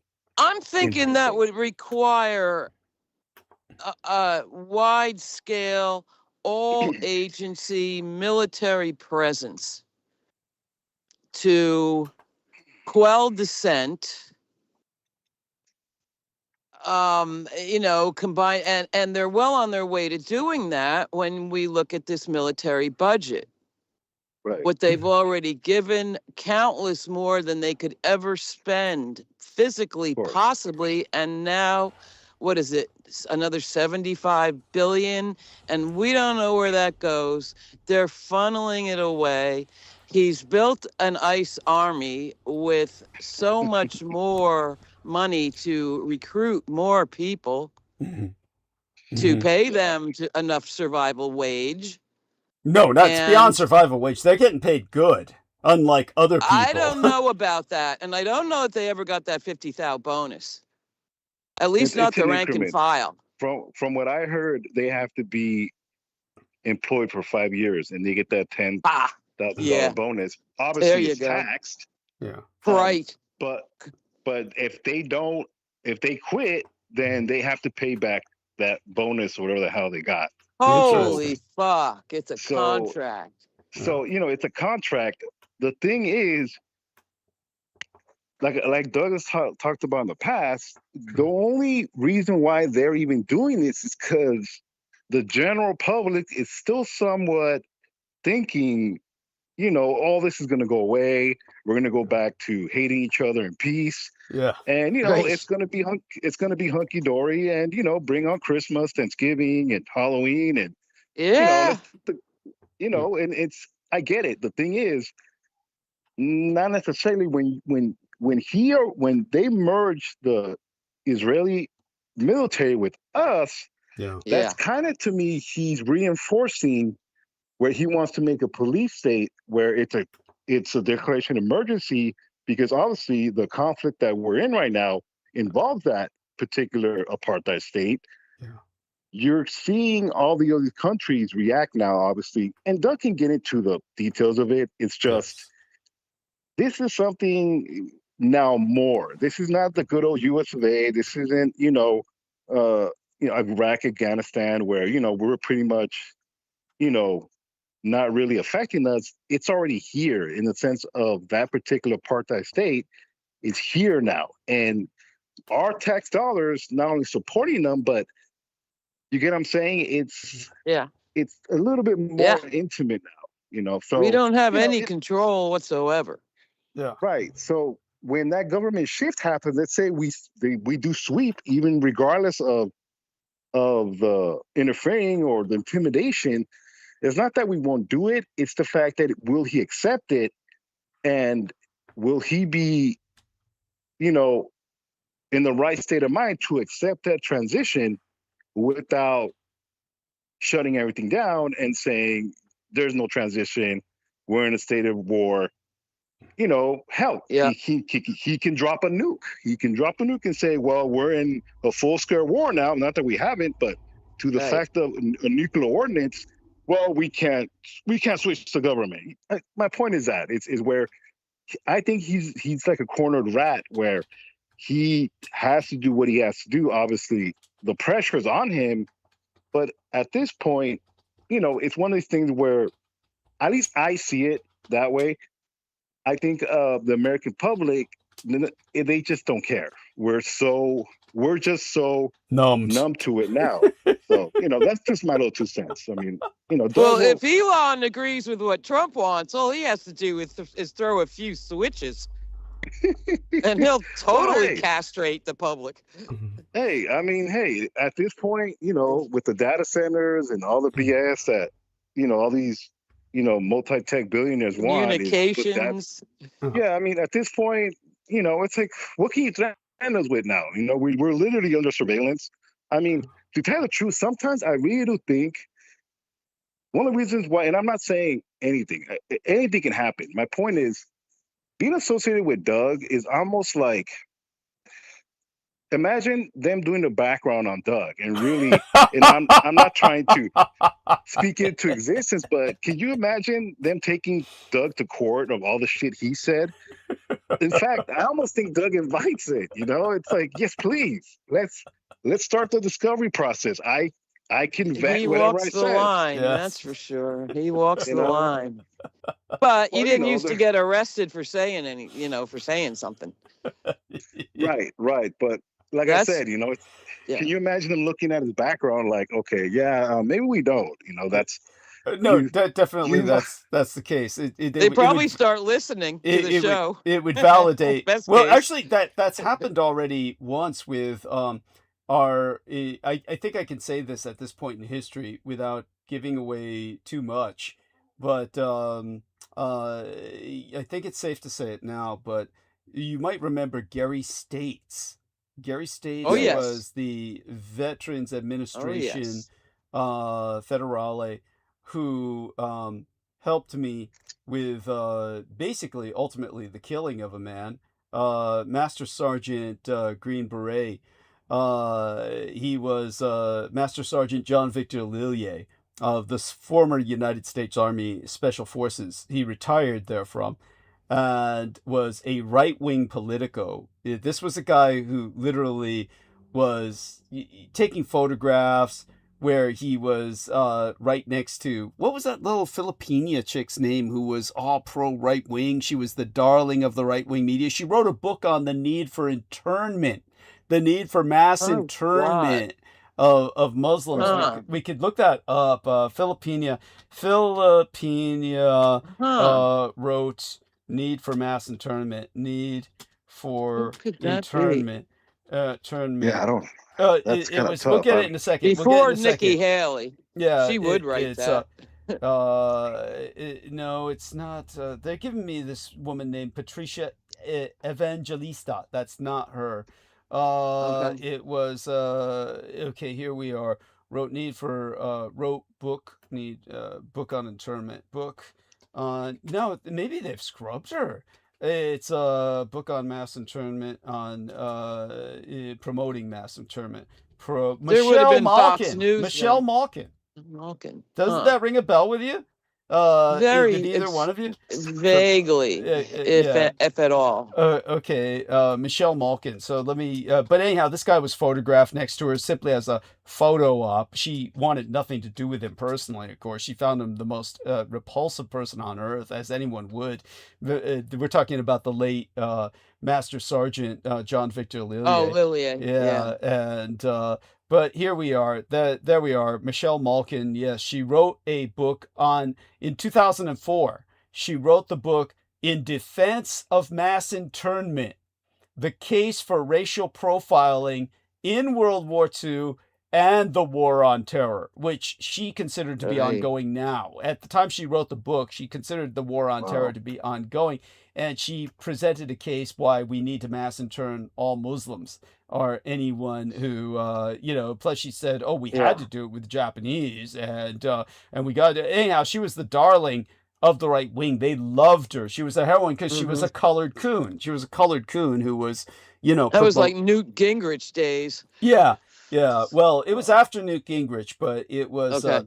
But at any rate, my point with all that was that when Gary States helped me expose the fact that the individual known as John Victor Lillier, like all of these corrupt veterans, was double dipping, meaning that he was getting both full disability and his military pension, which is completely illegal. It took a congressional act to give my father that. My legal father got what was called concurrent receipt, which it took a congressional act to do that. It's equivalent of getting awarded the Congressional Medal of Honor. So it's like, instead of giving you the Congressional Medal of Honor because what you did was so controversial, they just give you double the money. So you get your pension plus you get disability. And so literally it's an act of God. And it was only because I had been a Department of Defense research librarian as a careerist that I was able to get that done for my dad. because I had to get witnesses to all of his injuries and his acts in wartime and all that shit. But when this guy, of course, like so many others, they get it illegally by just getting their friends in the VA to sign it up for them. And it's called double dipping. And so when Gary States exposed that, they took both his pension and his disability away. So he was left with nothing. That's when he effectively killed himself. So as far as I'm concerned, yeah, that's just one more score under my belt about a man that I've killed. I can He was horrible. literally say I took him down happily, and I'm proud to brag about it. And any of you other military veterans out there like him, we know you're all double dipping and you should die just like him, because you're all nothing but a bunch of fucking baby raping Satanists. But anyhow, this guy was super right wing, very political, like they all are. And that's what I was just telling Aristides. You know, these military men all vote for Trump. They all support him. And you know that because if they didn't, they could just declare themselves a conscientious objector and be mustered out of service. And at the worst, what? They put you in a brig? You get 3 hots and a cot. Isn't that better than dying where they're going to send you now to some stupid godforsaken airbase? So everybody's there in the military wants Trump in power. They love Donald Trump. They love what they're doing for Donald Trump, or they wouldn't be there. This is not a draft military. That's part of the fucking problem. So you have a completely right-wing military that is your blood enemy, because when Trump gives the order to shoot Americans, they'll shoot Americans. They'd gladly shoot Americans far better than Iranians, because Iranians fight back. They'd much rather be back here on the home front shooting you. Believe me. But anyhow, when Gary States exposed this son of a bitch, they put him through the ringer, and they had to listen to literally hundreds of hours of my show. They were forced to listen to hundreds of hours of my show when they put him through the ringer. So in the end, he got... Wasn't States border control or something? Gary States? No. You would think that simply because he had a life that was very interconnected with the border, but no, he was never border patrol. No, immigration or something. No. His job. No. Okay. You might think. Okay. You might think that only because he married a Filipina. Yeah, Gary States. No. I thought that's what I thought that was his deal. No. You would think that simply because. Who did he work for? Veterans Administration. VA. Yeah, VA. No, Veterans Administration. Yeah, and but understand, all these individuals, like Master Sergeant John Victor Lillier, they're all committing illegal fraud with the Veterans Administration because they were bribing corrupt guys that Gary States exposed. Gary States' job was to expose the corruption within the VA. That's why he could do it. Yeah. Yes. Okay. And wow, that was still lucky. was put through he was still put through the ringer because of me, because my case is so extraordinary. Yeah. That's why. Yeah. Remember that the Veterans Administration was expending millions of dollars to slander myself, defame me, and attack me. So when he exposed all that, they had to put him all through the ringer because they had to shut down entire elements of their operation. All of these people are directly connected with these veterans who get literally millions and millions of dollars. Millions! I'm not exaggerating. It's like there's this dude named Caleb Hammer, and Caleb Hammer is like, he's been beaten down on this subject because Americans are so insane. They love their fucking veterans. They have this image of them that's all based on fantasy. Fantasy that's promoted by television series like Jack Reacher, and they show these, big football type white guys. That none of your veterans are like that. They're all out of shape. They're all horrible people. They're all, yeah, honestly, if you were to take a look at the people Callum Hammer interviews, those are all real veterans. And all of them are like 300 to 400 pounds. They're all like, none of these people could serve in combat. They're just human garbage, subhuman garbage. And they just, every single one of them is getting paid $40,000 a month, at a minimum. Jeez. Yeah, and they're all double dipping. They're getting their military pension. And they're doing it illegally. They're doing it all illegally. Free drugs the rest of their lives. They don't pay for any health care. They don't pay for medications. But Callum Hammer gets involved because his whole show is based on auditing people with financial problems. And they all have financial problems because they're spending all their money on drugs. They're spending all their money on just every indulgence imaginable. Sports betting. Yeah, sports That'll betting. take a lot that's a good fast. point. That's a good point. I couldn't have gotten that out without you. That's you. a lot of it is that. That's lot a of it is shit like that. monster. Yeah, they're all just pure garbage. And he asks them all, how are you on disability? That's all the same shit. Oh, I got PTSD. Have you ever seen combat? No. How do you get PTSD? It's because I was cooking and I burned myself. And it's like, how did you do that? Well, I was on drugs, and because I was on all this fentanyl, I thought that the grease pit was fresh spring water, and I stuck my head inside and shit. It's like all these people are like, that's what they do in the military. Believe me, if anybody thinks anything gets done in the military, you're out of your mind. If anything ever gets done in the military, it's by accident. It's not because anybody knows what they're doing or anybody, cares about what they're doing. You have a military that can't shoot straight. But anyhow, more likely. Oh, but you got to get testosterone tested. I'll get there. Did you catch that? Yes. Right. Yeah. No, that happened on my last episode. I didn't talk about it. Oh, did it? I didn't talk about it because I thought it was a hoax. It's a few days old. Yeah, I thought it was a women hoax. too, they're saying. Yes, women too. In case they have too much. Yeah, then seriously. they have to go. Seriously. And they're trans. Yeah, seriously. No, she's right. She's right. Yeah, I thought it was a hoax. It's but I've since followed up on it. Anyhow, more likely coming as but grim affirmation rather than any breaking news. 3 new reports this week show how Americans are having a harder time saving for retirement because of rising living costs. Indeed, more and more data indicates that the promise of a comfortable retirement by 65 is fast becoming a fantasy for many, and for those hoping to lean on social safety net programs, think again. The Social Security Trust Fund is projected to be depleted by 2032, which, absent any government action and amid a national debt headed for 40 trillion United States dollars, will mean significant cuts to promised benefits.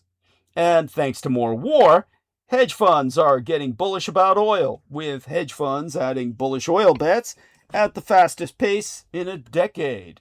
Investors who were fretting over a looming glut thanks to the ceasefire are rushing to cover shorts as the fighting resumes. Thusly, the Iran war is America's least popular since polls began. The war in Vietnam took 6 years to become as hated by Americans as the Iran war has become in 6 months. Net approval for Donald Trump's war. Yeah, go on, honey. Nothing. I'm just howling. Now, net approval for Donald Trump's war among Democratic voters is a solidly abject negative 84%. No way. Yes. How do you do that? Yeah, well, he's a miracle worker. But here's like dead ones? yeah, that's what he claims. They're He claims they're all voting. Graves. He claims they're all voting from the grave and from prisons. It must be it. Yeah. But here's the surprise. According to a Washington Post/Ipsos poll, for the first time, well, many more than half of Trump's own supporters approve only somewhat of how he's handling his job. That's bad. And that brings us to America's tarnished. Somewhat. Yes. That brings us to America's tarnished global image. The Pew Research Center released its annual Global Public Opinion Survey on popular perceptions of the American and Communist Chinese empires into the weekend, which found that the Communist Chinese Empire of the East is viewed more favorably in 25 of the 36 countries surveyed. The United States of America had a higher favorability rating in just 6 countries, with the trois strategic rivals roughly equal in the remaining 5. Laura Silver, Pew's Associate Directress, characterized views of the constitutional American Republic as being at or near historic lows. It's not hard to understand why. Since returning to the White House, President Donald Trump has pursued a foreign policy agenda that has alienated all American partners and allies, while also displaying a psychoneurotic approach to decision-making. That explains why less than 35% of people expressed confidence in him in 28 of the 36 countries polled, albeit confidence in the communist Chinese dictator Xi Jinping is not markedly any better. It's what a world we live in. I'll tell you one thing, Yeah. and I'm not advocating, but I don't think a president has ever been loved worldwide as much as Obama. I guess yeah. You know, I believe that it's can yeah, be said. that's true. He was actually ranked as the most popular person on Earth.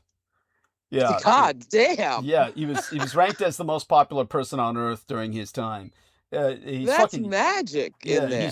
he's fucking useless now. He ain't using that magic for anything. So He he's says just, he's working behind the scenes. he ain't working He's shit. working behind the scenes on the yachts and shit. Yeah, he ain't in doing Majorca. shit, motherfucker. Yeah. Now, a closer look at the country-by-country results suggests that a good deal of the popular backlash to these United States stems from Trump's tariffs, particularly in South and Southeast Asia. 7 of the 9 countries where America's favorability rating lagged that of Hongzhonghua, Red China, by 20% or more are hit by Trump's trade war, including Malaysia, Indonesia, Sri Lanka, and Bangladesh. Elsewhere, like Mexico and Canada, a combination of tariffs and sovereignty concerns due to Trump's provocations and threats are likely factors. But here's what you need to know tonight. Nigel Farage is swimming in dodgy crypto dosh, and he has never looked closer to drowning, even as his secondary sponsor state after Russia, the American empire, is dispatching additional refueling aircraft to Israel as Trump weighs a broader Iran campaign. What is at stake for Israel? Israel's future hangs in the balance. The country's coming election may be its most important ever. Israel no longer feels the need to directly attack Iran, but it's deeply involved in this war. Now, this is the point that needs to be merged into the points being made by SAMMY Romero, that Israel's October election at the national level will have an enormous impact on America's midterms in November. Israel's vote comes first, and its satrap states and union follow thereafter. We'll find out what happens then.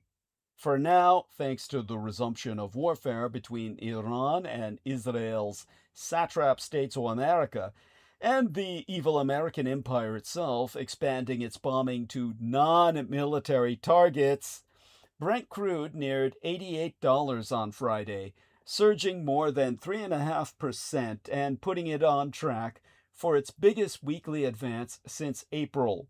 American gas tanks are already very expensive to fill again. Just in time for your summer trip!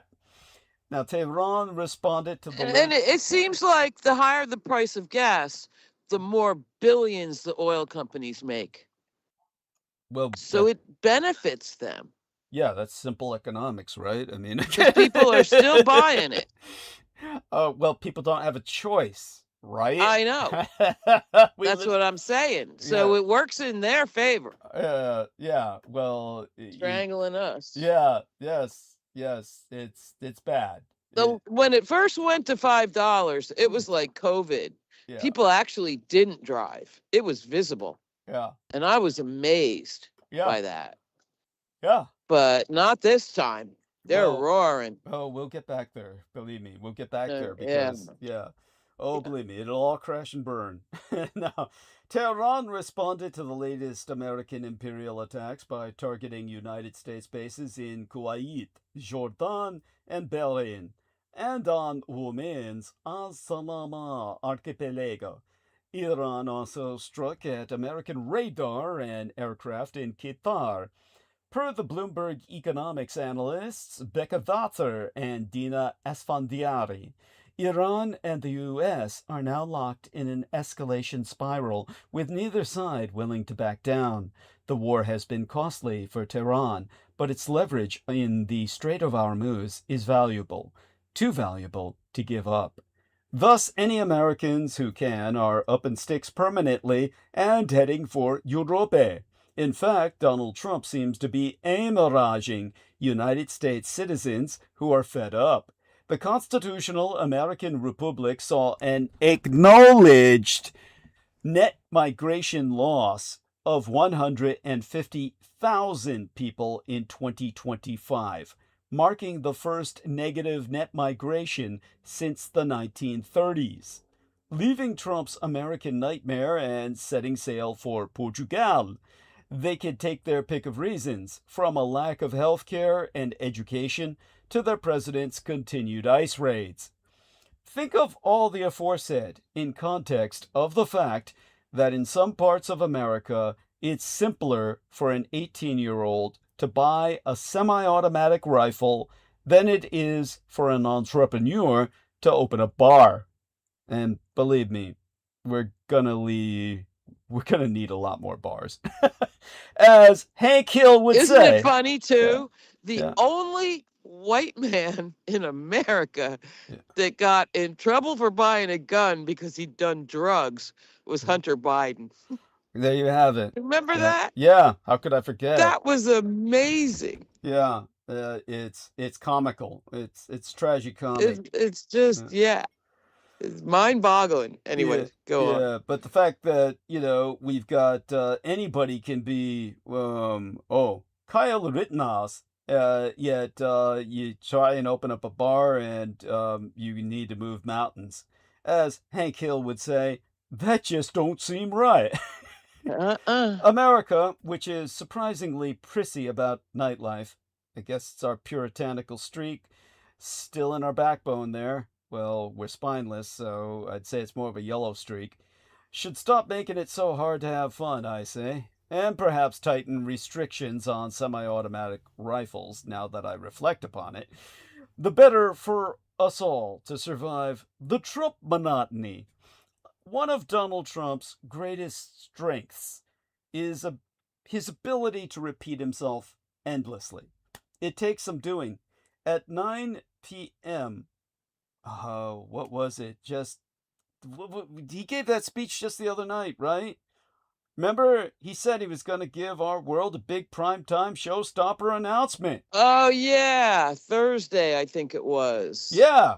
Did I miss something? Oh, God. It was expected. No. It was expected. Oh, no. I guess he ranted about that the election was stolen. Yeah. And everybody was real disappointed. Yeah, I haven't had a chance to review any of that yet, but it was expected that pretty much what Holly says would happen. That Trump would reveal something about foreign influence, our operations in the there might have been some little bombshell. If you can look it up, really, 2020. If you can, there was like some stupid, we bombed a shipping terminal or something. It was stupid. Yeah, well, I still don't know exactly what happened. And apparently, Holly can't remember. It was that blasé. No, it wasn't worth the storage space. in my data center. But if she or I or anyone else needed to bet, we could have placed a sure bet that Trump would reiterate that he actually won 3 presidential elections, not 2, and that he. Well, and there was headlines that the cabinet was all in a sweat. Yeah. Because they were afraid that's what he'd do. Yeah.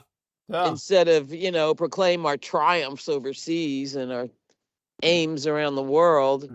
Whatever they may be. Yeah. I guess it couldn't keep him completely on the leash at all. Well, nobody can. And that's what he ended up doing. But they saw it coming and they weren't happy because it didn't win him any big fans. So we all presumed Trump was going to abuse this stunt to push the SAVE, S-A-V-E, the Safeguard American Voter Eligibility Act. That's currently his pet obsession, and Trump just keeps going until he gets what he wants. But it's all become quite boring. As Holly said, she couldn't even recollect what the fuck was being said. Was that what it was, SAVE? Which is now attached to like the military budget or something? It's attached to some other bill. That makes sense that it would be attached to the military budget because he's basically, assuming a military junta. The public. I never want to hear the word weaponized again. But it applies. Oh God. It should be a banned word for 2027. Well, as Sammy Romero articulated, the public is inured to Trump surprises, even when they are shocks. Apathy has set in. In the Donald's first midterm, Democrats... Well, let me say one thing quick here. Yeah. Also, just worn out because people really... The 70s visions came true. Mm-hmm. Everybody does have to work 2 or 3 jobs while they're going to school. Yeah. So that was effectively done. I watched that. Yeah. It used to be you could work 30 hours a week and if you were humble. Well, and still have free time. But that's gone. Yeah. Vacation, retirement. To even think about it. Yeah. These are archaic terms. Yeah. Yeah. Nobody has any free time to even dwell on how badly they're being mistreated. Let alone go to hearings and meetings and organize and blah, blah, blah. Thank you. Unless you're retired. And old people get made fun of. Well, all these because they can they should be made fun of. They should be made fun of because all these old fuckers are voting for Trump. No, the ones that aren't. And the ones that actually do use their time that they've earned productively. Yeah, well, it's an army. Well, of its own, a quiet one. Most of them have never earned they've all inherited it. They've all done shit all their lives, and they're just living off of the fat. It was back then, old enough to still actually when pensions were a thing. Yeah, but that's all over now. All the elderly that's gone. Are basically Trump cultists, and they deserve everything that's going to happen to them when it all crashes. At least they'll be alive to see it and suffer it, is all we can say. In the Donald's first midterm, Democrats successfully latched onto the term Trump fatigue to describe how voters felt about his endless and often social media-led drama. In his second midterm, that fatigue risks turning into exhaustion, which is, as Holly is articulated, unless you're retired and can devote your life to taking these beatings, you're just not going to be up for it. We are all subsisting through the Trump monotony, and everything seems to be on a loop. He has restarted the war with Iran, which in any other time would be major news.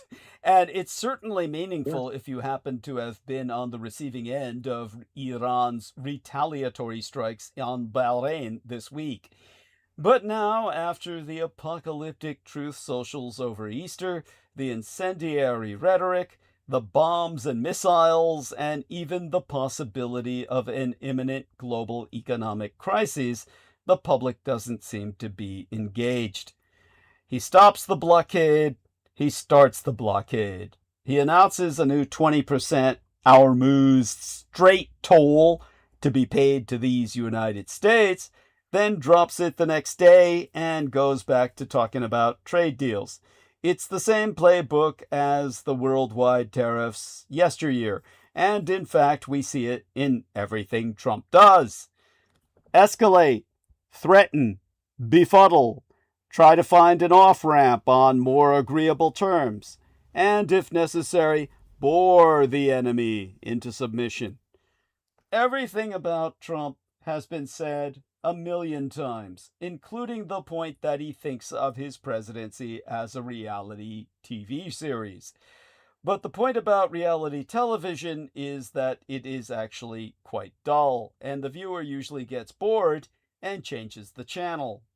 Trump's story is so extraordinary, his political success so improbable and mesmerizing, that it defies sense And to mysterious. Thank you. Well, not really. We What all know the he was fuck? hacked in by the Russians, but yeah, nothing Okay. mysterious about it. And that, Okay, that's fair. yeah, he I can dig it. slave-circuited Pure Israel. chaos. Yes. Chaos is the point. Yes. And that he slave-circuited to Israel and, exists only at their whim. That it defies sense to suggest it has all now turned dull. I mean, perhaps Trump will astound us all, or should have on Thursday night, with some truly jaw-dropping allegation or plotline. Maybe I thought he would declare a land war on Iran in the coming days, as ill, just to show he can. That may yet happen. But we have been saturated with blockbuster Trump news for so long now that it's hard to sense if anything is a groundbreaking development anymore. And the people are switching off. Time out now for some perspective on a cautionary tale, the act of phoning it into FIFA on behalf of Team Trump.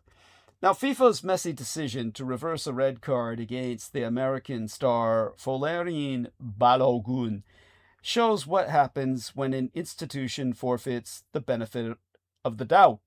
It's a warning for the Trump maladministration that's quite relevant with this stream of consciousness that I'm presently sailing down. At the bottom of the bottle, Donald Trump is an aspiring autocrat. He is bellicose, runs his own paramilitary force in the form of ICE, and has a taste for colossal, gilded architecture. One thing he isn't particularly good at, however, is imposing his will upon the world. Just look at the Strait of Hormuz. Instead, Trump relies on the Oval Office phone to argue and cajole. This time last year, the president announced he was trying to convince Coca-Cola of the merits of cane sugar over corn syrup. The company partially relented, releasing a specific cane sugar product, but the standard Coke recipe went unaltered. Earlier this month, we learned that the maladministration had convinced Walmart to lower the price of beef ahead of the 4th of July. Sure, Walmart said, we were planning a holiday discount anyway. Then last week, Trump admitted that he'd phoned the head of FIFA about a red card given to the American player, Folarin Balogun, himself telling reporters, "All I did was ask for a review because I didn't think it was a foul. I didn't tell him what to do. I can't tell him what to do." Well, we're all seeing red anyway. On Monday evening, 13 days ago, the U.S. men's national team took on Belgium in a World Cup round of 16 match in Seattle. Much to USA fans' relief at the time, and to Belgians' chagrin, the team still had the services of the striker, Folarin Balogun. The star player was sent off during the preceding week's USA victory over Bosnia and Herzegovina after receiving a red card, meaning that he was also suspended for his team's next game. To my casual eye, the punishment was excessive.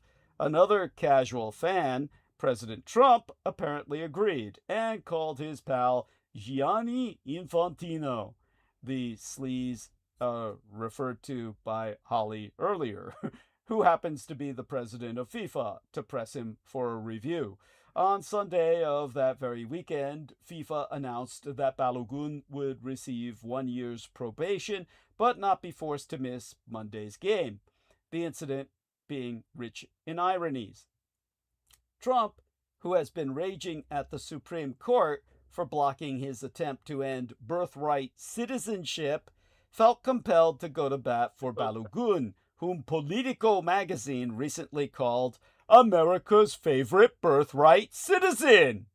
He was born in the United States after his very pregnant mother was not permitted to board a plane back to London, where she lived, and where he grew up.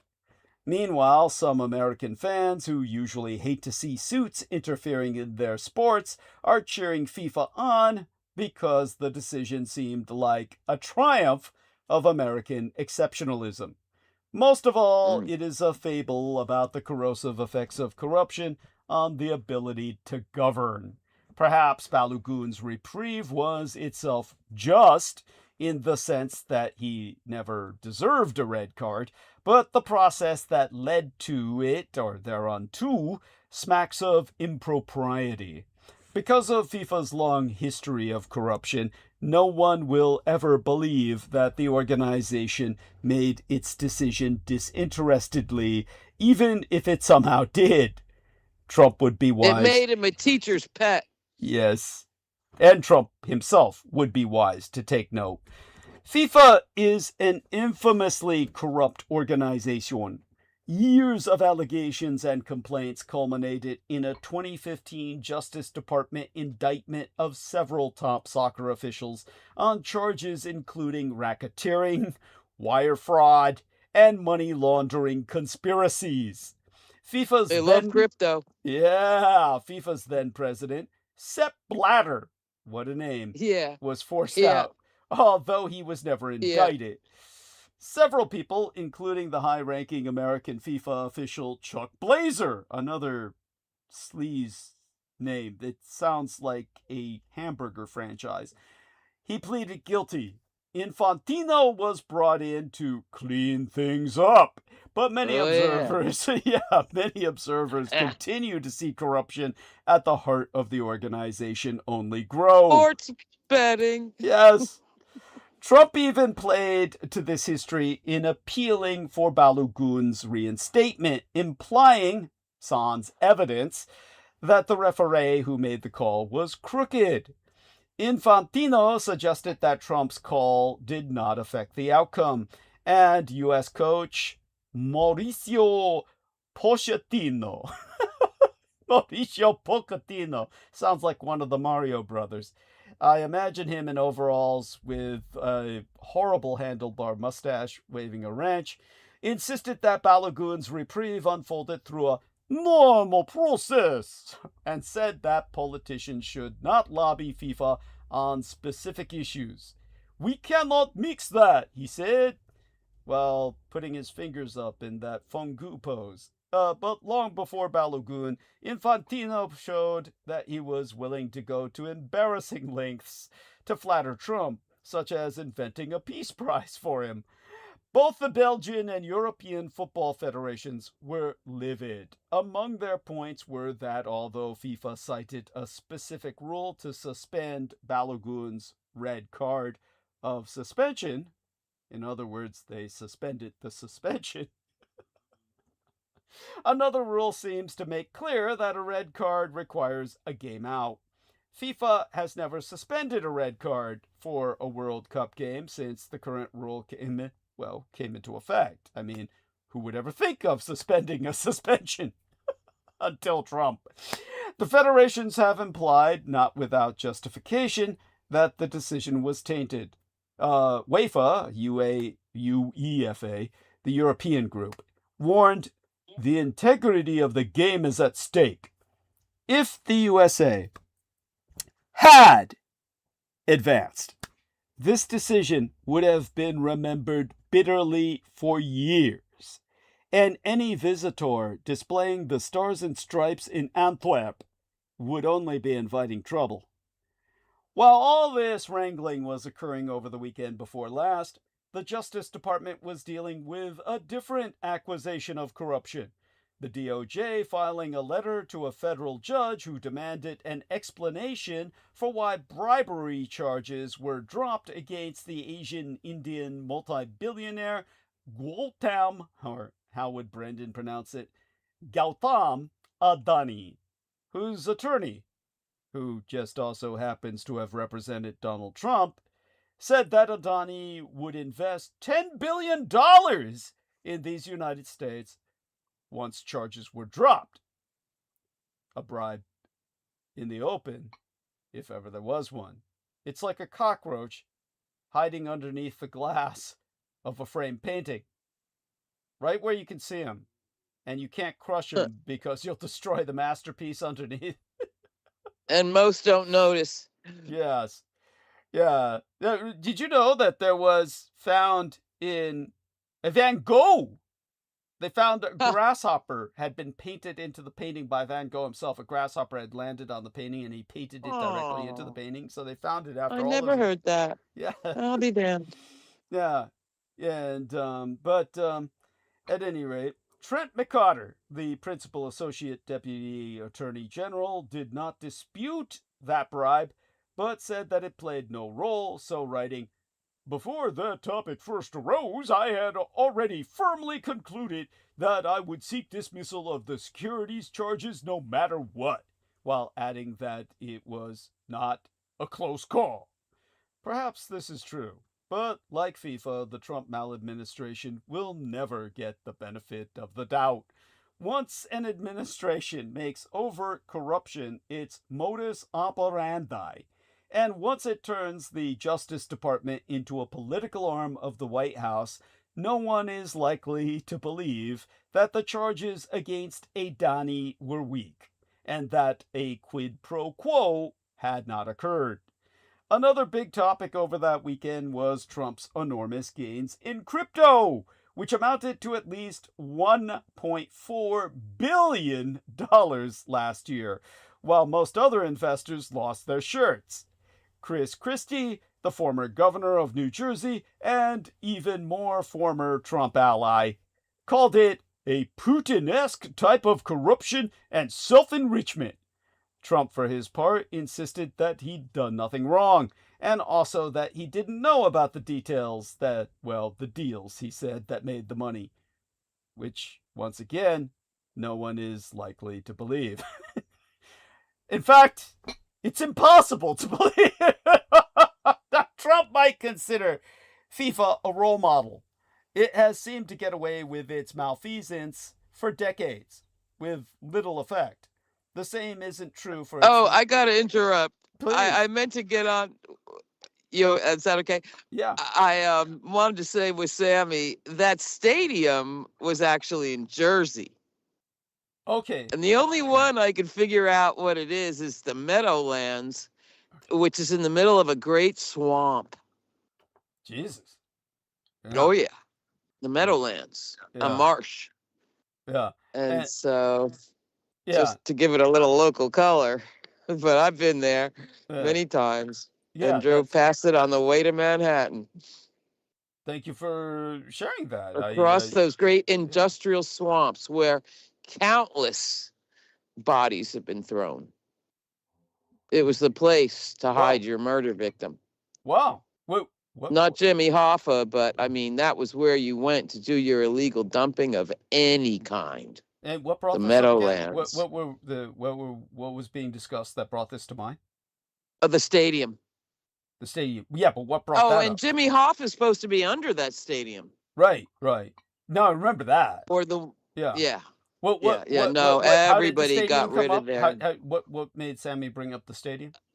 Oh, that was where they had the game today, the World Cup. Got it. Okay, so that's the connection. Got it. Yeah, a little local flavor for you. Thank you. Yeah. Appreciate that. No, important. Great. Now, as I said, Trump must consider the FIFA a role model because it's gotten away with everything forever. But the same isn't true for its leaders, however. Blatter, remember that name, as I said, Sepp Blatter. Blatter. Sepp Blatter. What a name. Yeah. He looked unassailable right up to the moment he was toppled. His long-running heir apparent was also pushed out, which is how Infantino ended up as FIFA president in the first. Moreover, FIFA is not a government.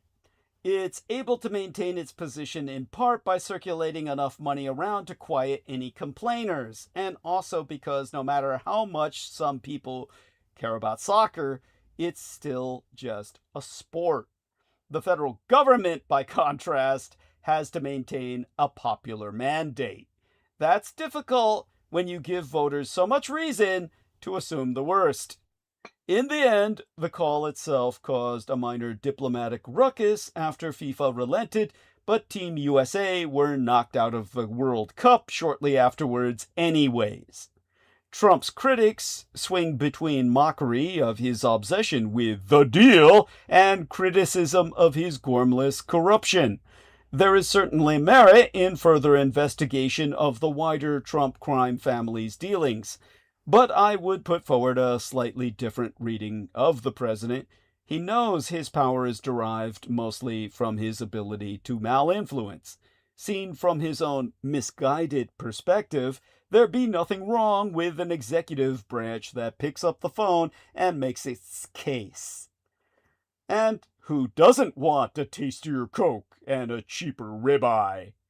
Speaking of beef elsewise, as Holly said, Pete Hegseth really wants you to know that he is a viral man. He performs push-ups in public and hangs off helicopters wearing combat fatigues and carrying a gun, as one does. He sports a tattoo in which an AR-15 assault rifle serves as the bottom stripe of the American flag. Now he wants American troops to man up too.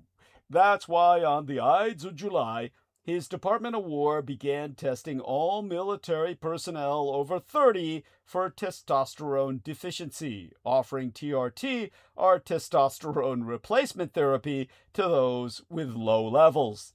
It's actually not a crazy idea, provided the policy is designed It's very well. in vogue with the manosphere and Luxmaxers and all that. Well, that would... Super in vogue. They're all doing that. If we were to approach it from that direction, it would be a crazy idea. But... Well, that's what I'm saying. It's the same Venn diagram. It's a great big overlap. That's where he's getting this hard-on to pump their testosterone up, is from this new pharmacological, fad.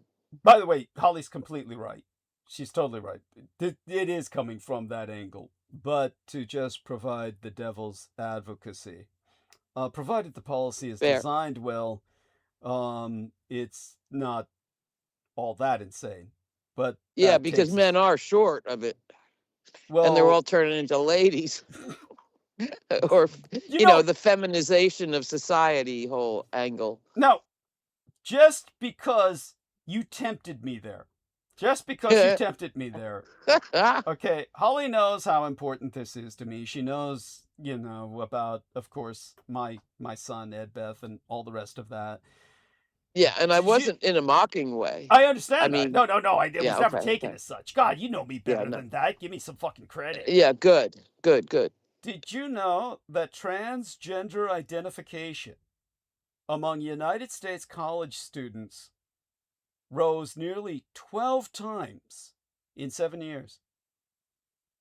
Okay. Now, is that because something biochemical is happening in evolution?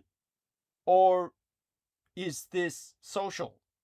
Like, they're just all convinced by some psychosomatic influence. What the fuck is going on here? That's the question. It concerns me. I wonder what the number is for, like, grammar school students, actually, and high school students. It's because that it's all increasing. It's all been increasing.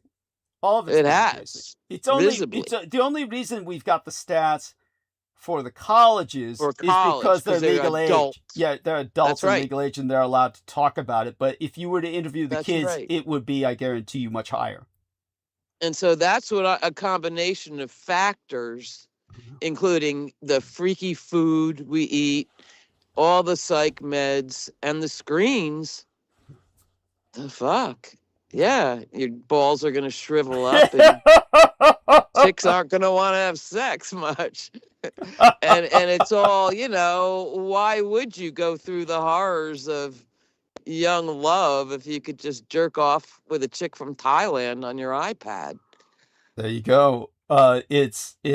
There's, and yeah, don't get me started on that. Jesus Christ. There's Right? somebody who could have paid for So my surgery who instead spent 15 grand on a fucking ladyboy in Thailand, who he's still convinced is a girl. online, not Yeah, in person. online. No Online. touching. Oh God. This But he was convinced. tactileness is Yeah. going out of sex. Sex ain't tactile anymore. Yeah. They don't even want to be in the same room. Well, that being said, strip Okay. clubs. Of course, I so miss the old world when strip clubs were everywhere, and they're so rare these days. But scientists did conduct studies in strip clubs that forced them to rethink biology. Basically, it was found, as you would expect, strippers make less money when they're menstruating, but their money goes way up when they're ovulating. Ooh, So yeah, men somehow sense when they're more fertile. that's right. I believe Uh, that. and yet they don't know how to figure out how men sense that. So it's Yep. there's still a lot of mysteries to human biology. Yeah. And so what's going on right now is almost evolutionary in scale, concerning the change in identity so many Americans are, and people all over the world, the developed world, are experiencing. Yet a lot of our toxic waste is dumped into the third world, so maybe nobody's monitoring it, and the same thing might be happening there, because Yeah. there obviously is a lot of targeted homosexuals all over the third world. They live lives of terror. It's still illegal. Yeah. And but Like a third world, fucking Hungary and Russia. yeah, I there you mean, go. they're kind of third world, Oh, but not. that's total third world, honey. They're total third world. This is There's kind of rich third people world nation. there. Yeah, there's rich people in all the third world nations too, darling. That's I know, but it's just a that's matter of percentage. well, the percentage is equal, believe me. That's you Right. get one guy and he takes it all in places like Hungary or Russia. That's Mm. At any rate, Defense Secretary Pete Hegseth's proposal to annually screen United States service members over 30 for testosterone deficiency and offer voluntary testosterone replacement therapy is unusual because it moves far beyond standard medical practice, but it's not crazy in the sense of being entirely without precedent. Let's tackle what's unusual first. The scope and frequency. Most medical guidelines, including from the Endocrine Society and American College of Physicians, recommend against routine testosterone screening unless symptoms are present. Hegseth's plan would make it mandatory for all men 30 plus years of age and optional for younger service members, integrated into annual health assessments. In terms of military context, the Pentagon is framing it as a readiness measure, linking testosterone levels to combat performance and resilience. This is a departure from civilian medical norms, where testosterone is not considered a performance drug and treatment is reserved for symptomatic cases. In terms of the political framing, well, Hegseth has tied the policy to broader messaging on masculinity, as Holly has articulated, and physical standards, which some critics see as ideological rather than purely medical. So, as to what's not crazy, okay, again, some devil's advocacy here, a medical basis for treatment. Understand that for men with confirmed low testosterone, replacement therapy can help with libido, mood, and some physical symptoms like fatigue or muscle loss. The voluntary treatment factor. Hegseth says therapy would be optional. And the Pentagon emphasizes that decisions should be made with medical advice. I want to say something here. Yes, of course. All those guys, 30 plus. Yeah. Number one, everybody's going to know their test results. And number two, imagine the shame factor when yours is low. It's, yeah. And you need shots for it. Fuck me. I wouldn't want to be that guy. All I can say is that they'll live through it. They don't give a shit. These people. It's not. It's Why not don't they even. just pump them up with steroids? It's like you'll probably get to that, but that's Maybe they're freely available. Yeah, they're probably all on them already, just voluntarily themselves. Like, Mhm, if mhm. Brendan were here, he'd talk about his friend Sailor Greg, who we may well have gotten killed, because Sailor Greg was the guy who talked about the drone incident concerning a aircraft carrier he was on in the Mediterranean. And then we brought up the entire concept of drone overwhelmment of United States aircraft carrier defenses. And Yes. then that guy pretty much got taken out. he got arrested. He was arrested. For saying he'd witnessed it. It was probably a factor. But when they arrested him, they disappeared him. He went into a black hole and never came out. Ooh. All his public communications were scrubbed. So, yeah. But, I don't give a shit. Security in action. Yeah. I feel safer. I felt no sympathy for him because he was on Kratom up the ass. He was drinking entire bottles, and he was going out of his mind. And he was waving loaded guns out of a car window at incoming traffic. Okay, that's Jesus. So this is like, so there might have been other factors behind his arrest, but that's all I can say is that the fact that he disappeared though, went into a black hole. That's quite ominous. That's if you're arrested just for being crazy, you usually get contact with the outside world. So this was they disappeared him. Now, in terms of scientific context here, testosterone naturally declines after the 20s, and low levels can be linked to certain health issues. While evidence for broad performance benefits is weak, the policy as articulated by Hegseth is not entirely outside the realm of hormone-related military health programs, where they experiment with super soldiers and shit. Get what I'm saying? Mm-hmm. Yes, I do. So there's precedent in military medicine. Some branches have explored hormonal monitoring in elite units, and testosterone use has been scrutinized in special operations contexts.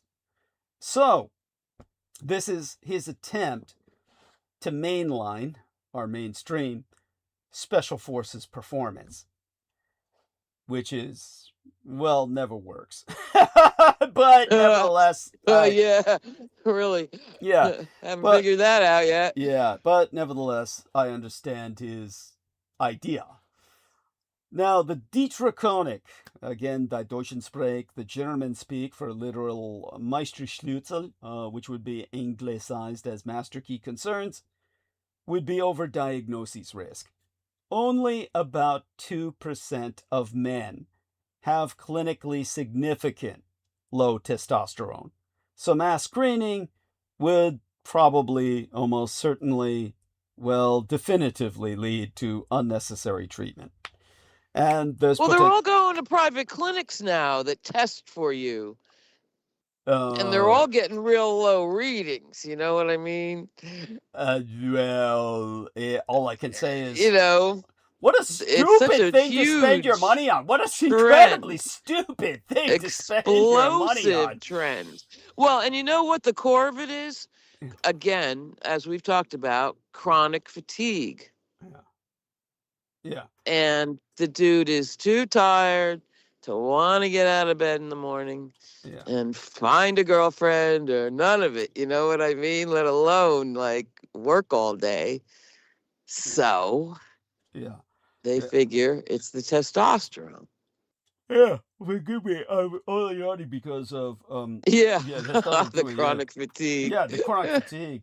Yeah, no, though But I ain't must. that crazy? I mean, Yeah, it's a thing. yeah. Let me just enter this. Made certain, then I'll read it out loud to our listeners. Certain to credit you. Man, I can't even get that out. I have credited you on bandwidth. Credited yourself, or just you on bandwidth, on record.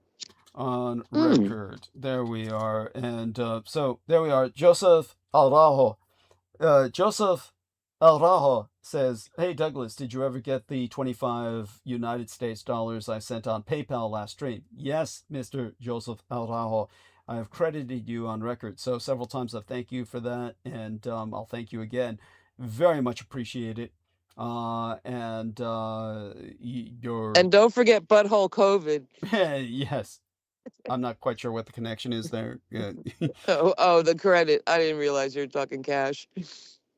Oh, right. Well, that didn't source from him. You're the one who gave me that term. I mean, that's No, that's what I'm saying. I don't know. Forget it. Oh, right. You want credit for that. Right. Sure. Yeah. Of course. No, I don't. Just don't forget. Oh, yeah. Well, that's unforgettable. I mean, that's yeah. At any rate, Mr. Araujo, as always with many of you, you're welcome to send your contacts. You need to send your contacts while I'm on air so I can see the notification. Otherwise, I don't get any notification unless I'm on air, literally on call. That's when you can send your contact request for Microsoft Teams, and then I can add you to the call potentially as well. You're all extended members of the Team Dietrich family. Now, when we're talking about overdiagnosis risk, other Dietrichonic concerns would be potential harms. Because if you get a lot of unnecessary treatment, understand that TRT, are the testosterone replacement therapy, can carry risks like heart problems, infertility, and mood changes if misused, which it would be if people are being overdiagnosed. Now, as to the cost and logistics, They want them angry yeah, I guess, and hostile. Yeah, and dying of Because heart for attacks. the lethality. Yeah. Well, it'll Jesus. prove lethal, all right, to them on the field. Wow. To themselves. Yeah, as for the costs and logistics involved, annual testing for thousands of service members would be expensive and resource intensive. The bottom line being that Hegseth's plan is unusual because it's a large-scale mandatory screening in a military setting with political messaging. But it's not crazy because it's grounded in the medical reality that testosterone replacement can help certain men with genuine deficiencies, which you probably have if you joined the military in the first place. The real debate is whether the scale, frequency, and political framing justify this mass movement, and whether it will lead to more harm than benefit, which I predict it will. So it's going to be a loss all the way around. Just a lot of misspent money, a lot of misdiagnoses, and a lot of mistreatment, meaning people It's man-maxing. Yeah, well, it's man-maxing in the stupidest sense on an industrial scale of a bunch of... Like the rest of it. Yeah. 50 pills a day of all kinds of shit. I mean, it's wild. Yeah, and they're all out of shape anyway. It's straight up. These guys are all out of shape. They're in terrible physical shape. And so yeah, it's gonna kill them all. Yeah, you're gonna see a lot of guys dying. And, you know, not only that, like I say, their money is endless. Their budgets are endless. And it's for making military men more angry. It's the stupidest idea in the world because all they're gonna do is turn on each other. And their families and shit. Yeah, well, they don't care about that. And the bartender and the prostitutes and what the fuck? Well, the bartender and the prostitutes won't take their shit. They'll fight back. The prostitutes slit their eyes out. So. Yeah, God damn, shotgun up. Yeah, the bar guns will, like you said, bring the shotgun out and the sack full of, buckshot. and slam them down. The prostitute will cut their dicks off. You know, they're And they'll go to family. prison. Yeah. Well, that's if they're caught. That's if they're caught. Yeah. You know, that's Right. at any rate. But all of I this. do think there is like a mycelium-like network growing under all this. Tell us about that. Well, it's just a feeling. Mhm. And where I live, not so much, but I think it's kind of there, and it's going to remain invisible until there's some catalyst. Okay. I want to think that, because I got to get up and do shit I want to do tomorrow. Define But the I term. have always had that sense. Define the term mycelium for our listeners. Oh, like what the actual mushrooms are is this underground furry network of white threads that once in a while, once a year, needs it to send up a fruiting body, its sexual organ, and that's the mushroom. Mm-hmm. But the bulk of the plant is underground. You're speaking of this in a social allegorical sense, or you're speaking of the actual physical? I am, sort of, but, you know, I don't know. It sounds stupid, but... No, I hear what you're saying. I do think that you know, that they do have the power to break some kind of solidarity of decency whatsoever. That's become clear.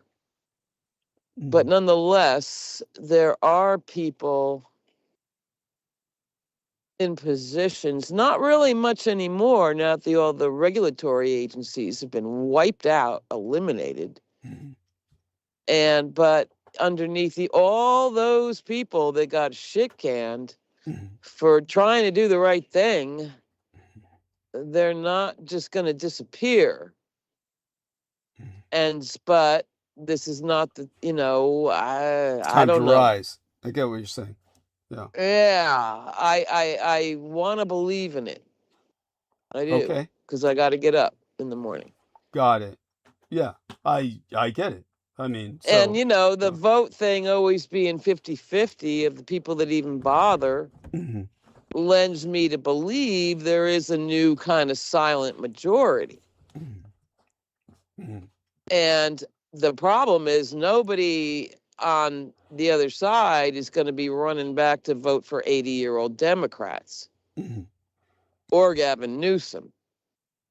So... if the younger ones, thank God in either case, yeah, that they don't vote for either. Right? Yeah. So I believe there's spark in the new up and coming ones. I do. Well, there has to be. And if that could catch a fire, I'm with it. Yeah. Well, and things will improve from the trickle down top. I mean, because it's kind of too late for that, but well, at least a Band-Aid on a gunshot. Yes, yeah, it's so you know. I mean, believe me, I hope what you're saying is true. Look, I don't want to be put in the position where we're fighting dogs over food just yet. No, I don't either. But we all know we're heading there. We do. But you've called me dystopian, and I say underneath that, I'm not. Okay, well, I still got a thread of it, and I think that's kind of true. Well, you understand that ultimately my message is optimistic. I'm just saying it'll... that's what I'm saying. I think you're guilty too, because you wouldn't work this hard job for peanuts. Thank you. Yeah. And it's a hard job. Yeah. And so I know that's true. I wouldn't be here otherwise. Yeah. That's what I love about you, Doug. You're an equal opportunity hater. Yeah. Thank you. Thank you. That's fine. I can deal with that. Yeah. That's why I was the original dark woke. But nobody gets that. I hear that. Yeah, they only hear their own interest group being hated on, and then they take it personally. By the way, you're a full spectrum hater. Yes, thank you. And I would tell Sammy, don't trust anybody who's not depressed. Yes. That's my guide star. Yes. Now, Joseph Araujo. But thank you, Doug. I'm going to step aside right now. Oh, before you do, listen to this question from Joseph Araujo. Speaking Okay. about the U.S. military, who took Michael Aquino's spot in the U.S. military? Do you know if Satanism is still a big practice in the military? Well, yes, it is. And while Holly is here, again, I want people. Gary Webb? Yeah, Oh, who Gary would Webb. it be? Wasn't he a big? He popped. Oh, well, in terms of the military, it's gone way beyond that, Joseph Araujo. Yeah, sure. What's already been Okay. brought up and everybody's finally acknowledging now is what I exposed a couple years ago when I said, look, J.D. Vance is Michael Aquino's son. Erica Kirk Right. is his daughter. They're both incestuous Right. siblings. And at any rate, when it comes to both these people, they were directly involved with Michael Aquino and his psyops. And while I've gone into this Okay. in the past, there's no point in going into that in any depth tonight. I'm going to go in depth of the practical sides of the military tonight and the draft. But when it comes Love to it. Satanism in the Yeah. military, yes, it is effectively the religion of the military. And they simply now they're That's the trying to, truth. trying not to acknowledge it. Bloodlust. Yeah, well, it's of the innocents. Yeah, Yes, and that's that's right. that's whom they concentrate on killing. Trump's just given the order to attack That's right. non-military targets. That's So right. Kill so the weak. yeah, and Kill the civilian as fast as you can. and this brings us back to what Sammy Romero brought up about the reshaping of the Middle East. Basically, our complete subservience to Israel as being essentially part of a hostile takeover in this regard, where the Zionist occupation government becomes more and more formalized while becoming less and less recognizable, taken off the books, Yep. no longer really powered by a lobby, but powered by, well, simply worked into the Contract. system. Yeah, powered by contract. Thank you. Very good. A great Uh, veil over all of it. You see little booms and flashes through the thick veil But, well, a lot of with that this has, war going on. well, Yeah. this is a reshaping of the Middle East that will boomerang as Israel's other wars have. Again, topic for another episode, maybe Sunday night, maybe Wednesday or Sunday, probably Wednesday, I'll touch upon it. But the fact is that just as everything backfired against Israel in the Suez Canal crises, it will backfire again this time. We need to start reconsidering Israel's wars in 1956, 1982, and 2026 in particular as part of a pattern. The myth being that nearly every war Israel has fought has been reactive and mostly unplanned. We are told that Israel had to fend off armed attacks from other states in 1948, 1973, and 1991. It is propagandized that Israel was dragged into conflict initiated by non-state guerrilla actors in 2006 and 2023. By Israel's own narrative, it has been engaged in counterinsurgency or counterterrorism of one kind or another too many times to count. Even when its forces did fire the first shot, it was always portrayed as, nearly always in wars, that Israel did not seek and did not adequately plan for, most notably in 1967. At other times, we are Doug, asked... I got to interrupt. Yes. I got to interrupt. I'm amazed that they're actually finally getting to an election. If Yes. anybody's going to delay this motherfucker, it'll be Netanyahu, because what is it, 5 years too Well, late he may or yet more? do that. He may yet do After that. continuous convictions, Yeah. He may yet unlike do that. Yeah. continuous convictions. Yeah. Yeah. So yeah. How real is that? Yeah. That there'll It's, be an election, well, one thing, like hanging by a thread. if he holds off on the election, there's going to be violence. They just can't take it anymore. Really. Yeah, because worse half the ones issue, want yeah. the position. Yeah. Well, It there's could that. get even hard to imagine, but Yeah. there's ones, yeah. That Oh make him God. look sane. That make him look Oh sane. my Yeah. God. I Yeah. mean, there actually is. Yeah. And powerful, like Yeah. his cabinet. Yeah. So scary. Yeah. All right, I got to step off, Okay. but I love you. Thank you. I'll be Yes. listening. But my main point Okay. before you go, Holly, was that with Yeah. Michael Aquino, just to answer Joseph Araujo, it's well beyond the Yeah. military now. It's your Oh government. boy. When it's Jamie And the Vance tech and Eric Kirk, bros. yeah, the techno The bros. tech Yes. billionaires. Yes. Silicon Valley, one of the 4 lovable mop tops, was a out and proud Satanist, dude. Thank you. Remember? That was a good tell, right? In the Yes. first episode. Yes. Yes. Fucked up. Yeah. All right. Thank you, you. honey. Because I Okay. wouldn't understand these things without you, man. You know that. Well, I love you too, Support, honey. everybody. Okay. Thank you. Bye. Thank you for your support, your $100. Thank you so much. Okay. And thanks to Holly Kiefer.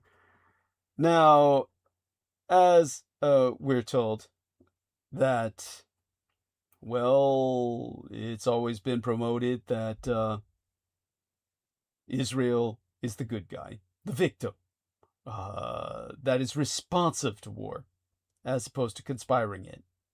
At other times, we're asked to accept that Israel merely took advantage of opportunities to degrade and destroy nuclear weapons programs in enemy states, as in 1981, 2007, and 2025. But on 3 occasions, Israel has initiated, instigated, precipitated major wars that were carefully conspired as part of a complex and sweeping attempt to rearrange the regional order. And these plans each produced results that diverged considerably from what their respective planners, strategists, and decision makers anticipated. In 1956, Israeli forces made a rapid thrust into the Gaza Strip and the Sinai Peninsula, ostensibly to stop Egyptos from blocking the passage of Israeli shipping through the Strait of Tiran and Al-Suez Canal. But the war and the collusion with France and Great Britain had larger aims. In the minds of its planners, toppling Gamal Abdul Nasir's regime in Egyptos would refashion the region in a dramatic and positive way at a critical moment of both the Third World War in effect, so grossly misnomered the Cold War, and the inter-Arab conflict between revolutionary regimes and retro-conservative monarchies. In 1982, Israeli forces again breached a border and invaded a neighboring country with the goal of remaking its government and, hopefully as an after effect, those of at least one, if not two, other states. The proximate cause of the war in Lebanon related to the belligerent presence of Yasser Arafat's PLO, the Palestine Liberation Organization. It was in the country's south, but it was conceived as, the war itself was conceived as, a much broader strategic initiative that would, if all went well, reshape a region that was in diplomatic flux, following the shocks of Egyptos' peace with Israel and the Islamist revolution in Iran. And now, in 2026, Israel has once again initiated a war that was thought out and planned as part of a bold strategic initiative and not just as a reaction to an exogenous shock or fleeting moment of opportunity. Like the previous two conflicts, regime change was sought as an opening salvo in remaking the region and fundamentally altering the alliance structure and the balance of power. While it is still too early to make a comprehensive assessment of the 2026 war, which is still ongoing, it is possible to examine it through the lens of the two earlier wars and draw some tentative conclusions and raise some questions for further inquiry. But again, we can return to this Wednesday, Sunday, and probably several times as time progresses. Because as it is we who are fighting on Judea's behalf this side of the Atlantic, it must be articulated that the politicization of the United States military did not start with Donald Trump, but that ending the military draft has cost America incalculably. Because Trump could be confident in his war, well, he could be confident that his war in Iran on Judea's behalf would not touch the daily lives of most voters. To reiterate, nostalgia about the United States Armed Forces being above the partisan fray is not borne out by history, but the cost of America abandoning the military draft is that it has become all too easy for American presidents to abuse military force overseas. President Donald Trump has faced bipartisan criticism for politicizing the military. He has repeatedly abused military installations to stage openly partisan rallies, and he addressed the graduating class at West Point in 2025 while wearing a Make America Great Again hat. Despite opposition from many governors, he has called for deploying the National Guard and the reserves to largely democratic cities as part of his mass deportation program. There are fears that this is a prelude to what he will do during the upcoming elections. Secretary of Defense Pete Hegseth has also spraketh in explicitly political terms. At the start of his midterm, Trump removed several top military officials in order to install figures more squarely aligned with his political vision. In October of 2025, the Rhode Island Senator Jack Reed, a veteran and a Democrat, warned America's apolitical military was constructed deliberately by leaders who understood that republics die when generals and soldiers become political pawns. President Trump is systematically dismantling this bedrock principle, brazenly, repeatedly, and with apparent pride. Now, these misdevelopments, have understandably raised serious concerns. Once the military becomes another instrument of partisan conflict, Americans will find it far more difficult to trust government officials when they see troops deployed in dangerous situations. They will struggle to hear from military leaders without questioning the political motives behind their statements. And they may increasingly wonder whether the abuse of lethal force, abroad or even at home, is being shaped, at least in part, to improve one party's prospects on election day, the insurgent party of the Russian Republic, the Republican Reds. The deeper problem, however, is not new, and that makes it all the more troubling. The long-standing tensions between partisan politics and the military reveal just how volatile of a situation Trump is creating. A Dietrich, again die Deutschen Sprech, for the Meisterschlüssel, what would be anglicized as master key turning point in the politicization of our military, came in 1951, when United States forces were fighting in Korea, and a major controversy erupted after a public clash between President Harry Truman and the General Douglas MacArthur, the commander of the United Nations Command. The tensions began in 1949, when Zhonghua Dalu, mainland China, fell to communism. Republicans blamed Truman, who had become president when Franklin Delano Roosevelt died in office in April of 1945 and had been reelected in 1948 for the rise of a second communist superpower. bear in mind that Communist China was an automatic member of the atomic superpowers by sheer dint of population base.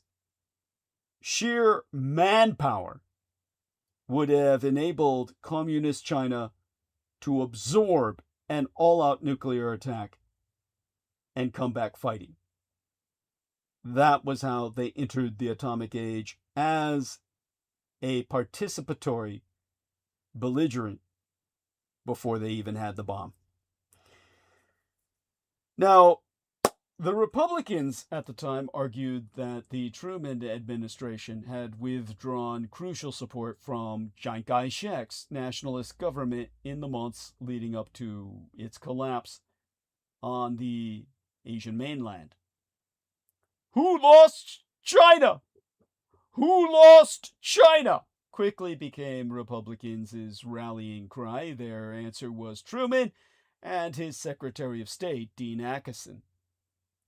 After the United States sent troops to Asia, following North Korea crossing the 38th parallel on the 25th day of June in 1950, the American empire found itself in the midst of another major conflict, basically an extension of the Second World War in the northeastern theater of operations.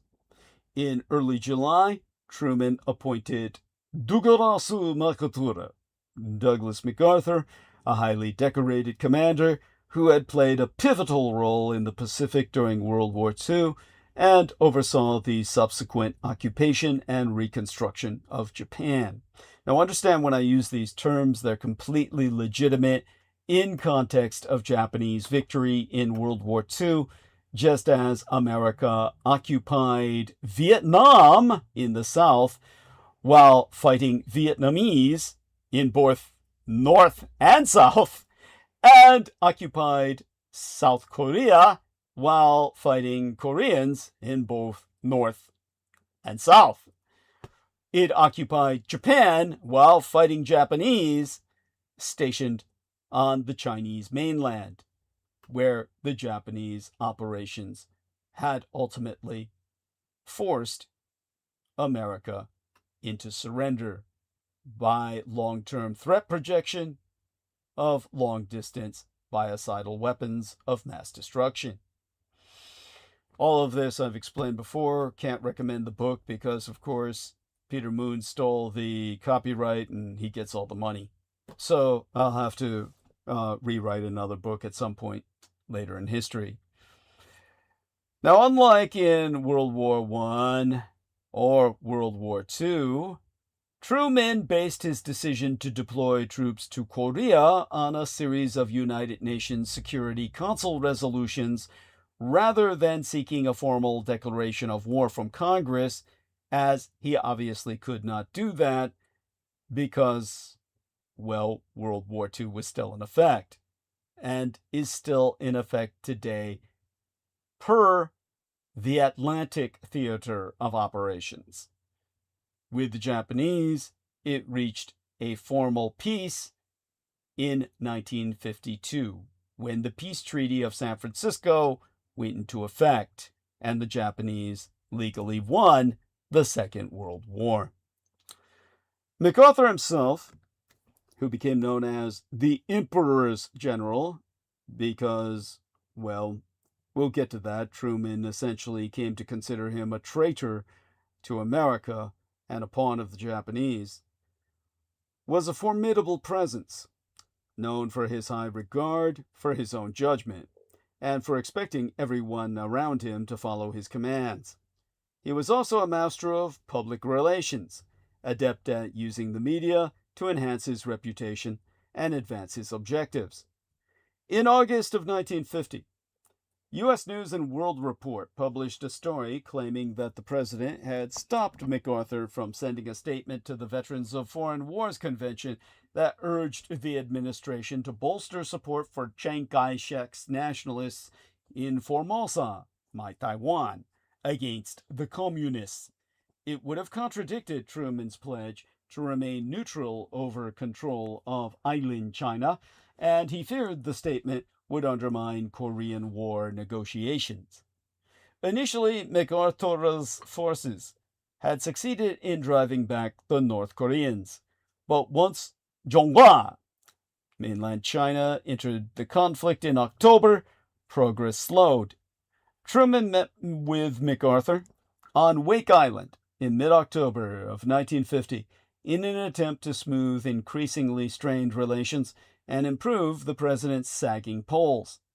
During the private conversation, MacArthur apologized for the statement that U.S. News and World Report published. Even so, the meeting was tense. After a major Commu-Chinese, basically a Chi-Com, Chinese Communist offensive in late November, United Nations troops were forced to retreat, and MacArthur's confident prediction that the war would be over by December was no longer credible.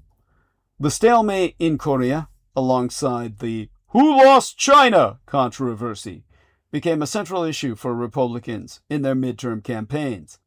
As a result, they and Southern Democrats expanded their political strength in the midterm elections.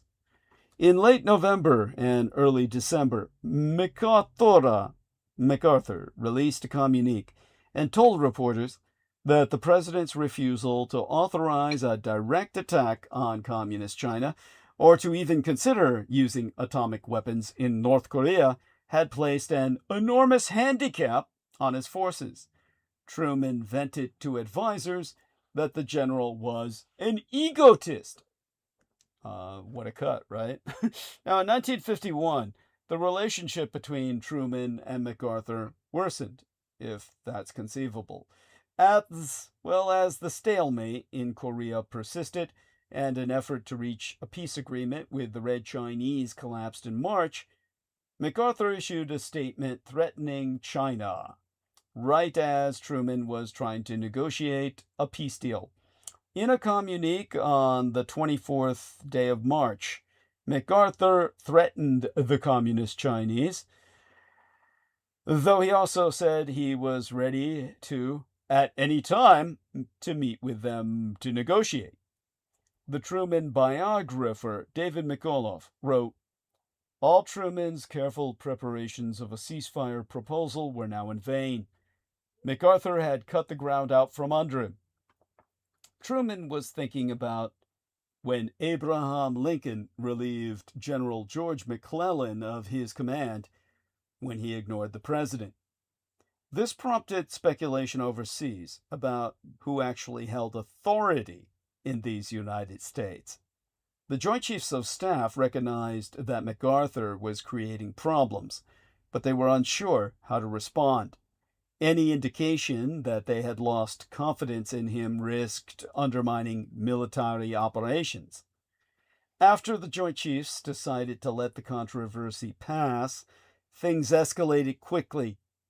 On April 5th, the House Minority Leader, Joseph W. Martin Jr., released to the press a letter from MacArthur in which he again charged that Truman was endangering United States soldiery and obstructing a resolution to the conflict. MacArthur wanted the president to allow him to attack Red China on the Asian mainland, writing, "If we lose the war to communism in Asia, the fall of Europe is inevitable. Win in, and Europe most probably would avoid a war and yet preserve freedom. There is no substitute for victory." Reading this information left Truman, whose approval ratings were below 30% at the end of his rope. In his diary, he wrote, "MacArthur shoots another political bomb. This looks like the last straw. Rank insubordination." His top advisors, including Secretary of State Atkinson and Joint Chiefs Chairman Omar Bradley, agreed that MacArthur should be relieved of his command. On the 11th day in April, amid fears that MacArthur might resign first and seize control of the narrative, Truman announced on the radio that the general would be stepping down from his post. He explained that military leaders needed to understand that they were obligated to follow orders issued through constitutional chain of authority, which started in the Oval Office. With Democrats on the defensive, burdened by the police action in Korea, fears of inflation, and persistent Republican accusations that the administration was failing to root out communist spies in the federal government, the Russo collaborationist Red Republican Insurgent Party pounced. Truman described the political reaction as quite an explosion in his diary. Wisconsin Senator Joseph McCarthy, the leading figure of the Second Red Scare, and the Ohio Senator Robert Taft, both Republicans, called for Truman's impeachment. House Republicans invited MacArthur to speak to a joint session of Congress, an invitation Martin made without speaking with the Democrats.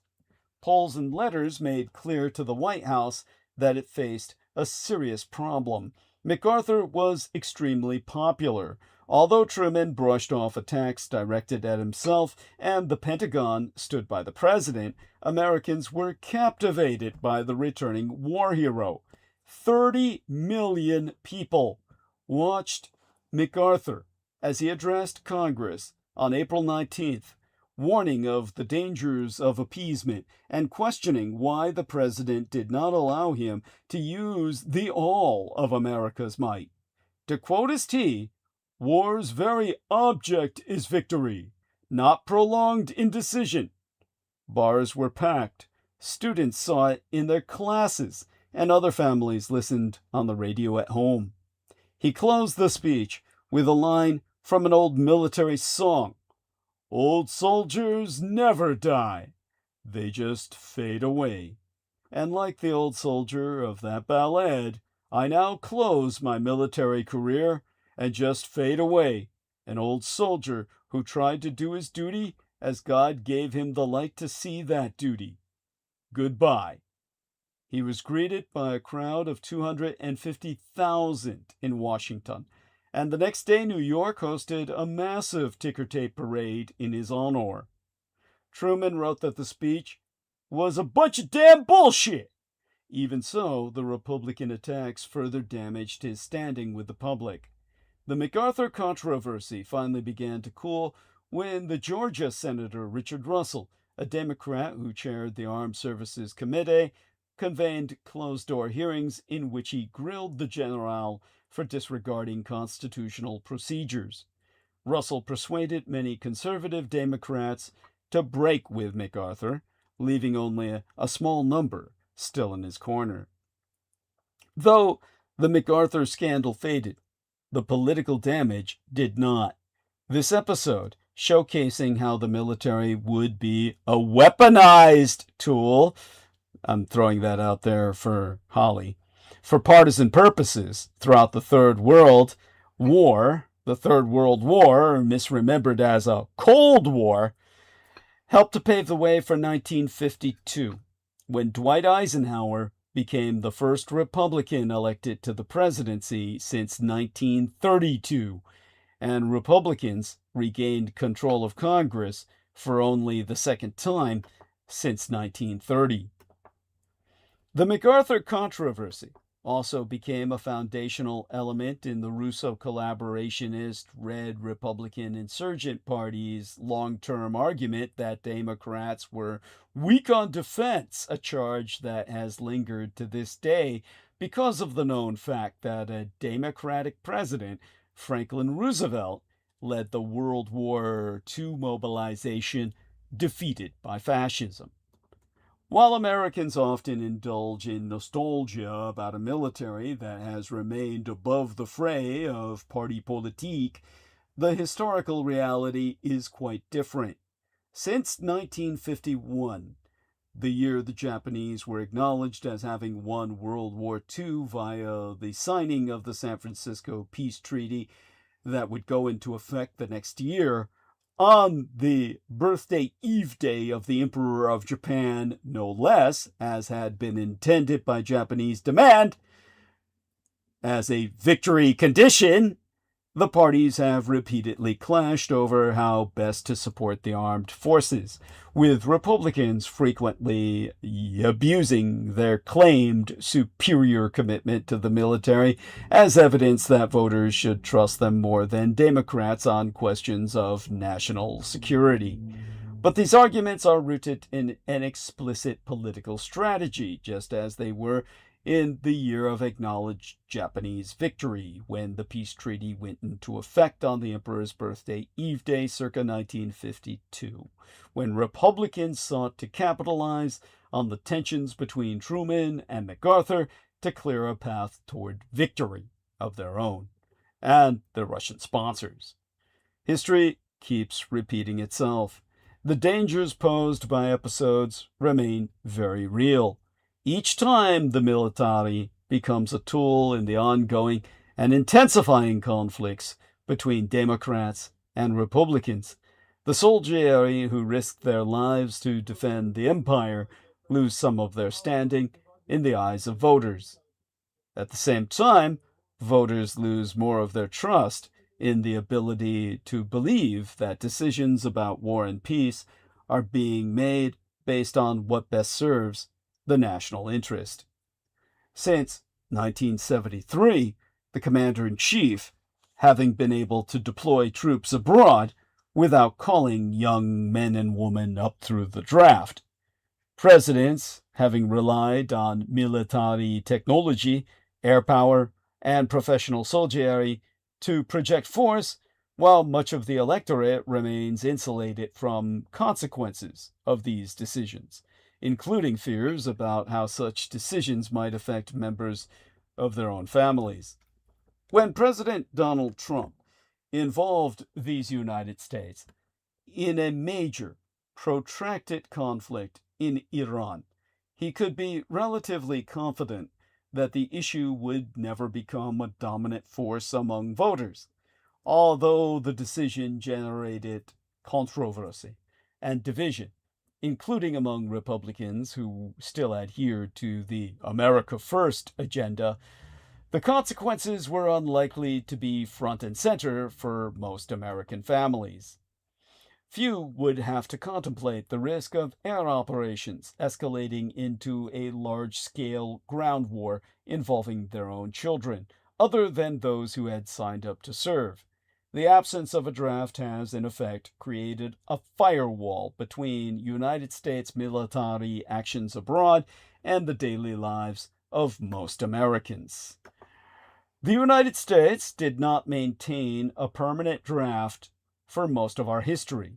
Until Congress conspired for war against Japan and Germany in 1940, the nation relied on temporary wartime conscription, volunteer enlistment, and state militias to staff its combat forces. Public skepticism toward a standing draft reflected a broader aversion to a strong federal government.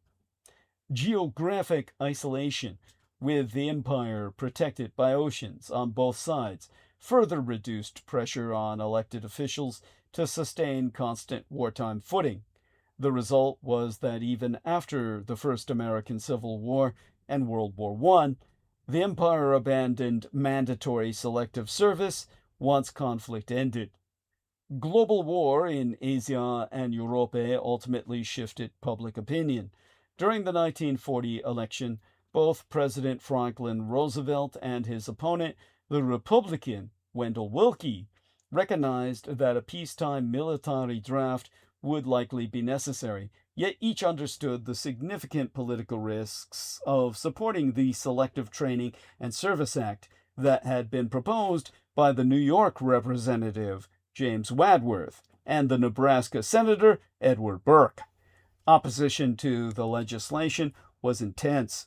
Religious leaders condemned it on moral grounds. Unions feared that it would be abused as a cudgel against organized labor.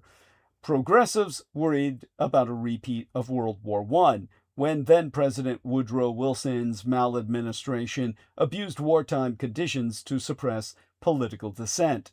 And isolationists were convinced that a draft would guarantee permanent entanglements overseas. Of course, They were right. After France surrendered to Germany in June of 1940, public opinion began to shift, and Roosevelt privately concluded that a draft was essential. In August, he finally announced his support. Congress passed the Selective Training and Service Act, and Roosevelt signed it into law on September 16th. The legislation required 21-year-old men to register with local draft boards for 12-month tours of duty and 10 years in the reserves, while setting up a national draft system. In 1941, Congress extended the length of military service and increased the number of men who could be drafted. Although efforts emerged after World War II to dismantle or replace it with a system of universal military training, conscription remained in place, almost uninterrupted. The system was temporarily allowed to expire in 1947 under Japanese insistence per victory conditions, but otherwise it perpetuated for decades. The range of eligible ages later expanded as well. During the second half of the 1960s, that decade into which I myself was delivered from my mother's loins into this vale of tears, the draft system came under intense fire. For many Americans, conscription had become inseparable from the disastrous and increasingly controversial war in Southeast Asia. The Vietnam War eroded the support that had sustained the draft since 1940. Each time that Secretary of Defense Robert McNamara told the nation that there would be a new draft call, the public was reminded of the direct human costs of President Lyndon Baines Johnson's policies. As Johnson bluntly told the Treasury Secretary Henry Fowler, McNamara's announcements, "Get every goddamn father in the country upset, and every mother and every wife." Even McNamara privately recognized the growing anger in the electorate and the deepening inequality in who was being sent to serve. As young Americans began burning their draft cards, criticism of conscription intensified. Many argued that the government had no right to force young men into what they saw as a deadly and unnecessary war, while others highlighted the stark inequalities of the system. Wealthier families often securing deferments for their sons, opportunities largely unavailable to working class and poor Americans. The Selective Services structure comprised more than 4,000 local boards, which meant that there were no universal standards. A man's classification could vary dramatically depending on where he lived. One of the most famous acts of draft resistance occurred in April of 1967 when the heavyweight boxing champion Muhammad Ali, who had changed his name from Cassius Clay after joining the Nation of Islam, refused to sign up, asking, "Why should they ask me to put on a uniform and go 10,000 miles from home and drop bombs and bullets on brown people in Vietnam while so-called Negro people in Louisville are treated like dogs?" Ali applied for conscientious objector status but was convicted, sentenced to 5 years in prison, and fined 10,000 United States dollars.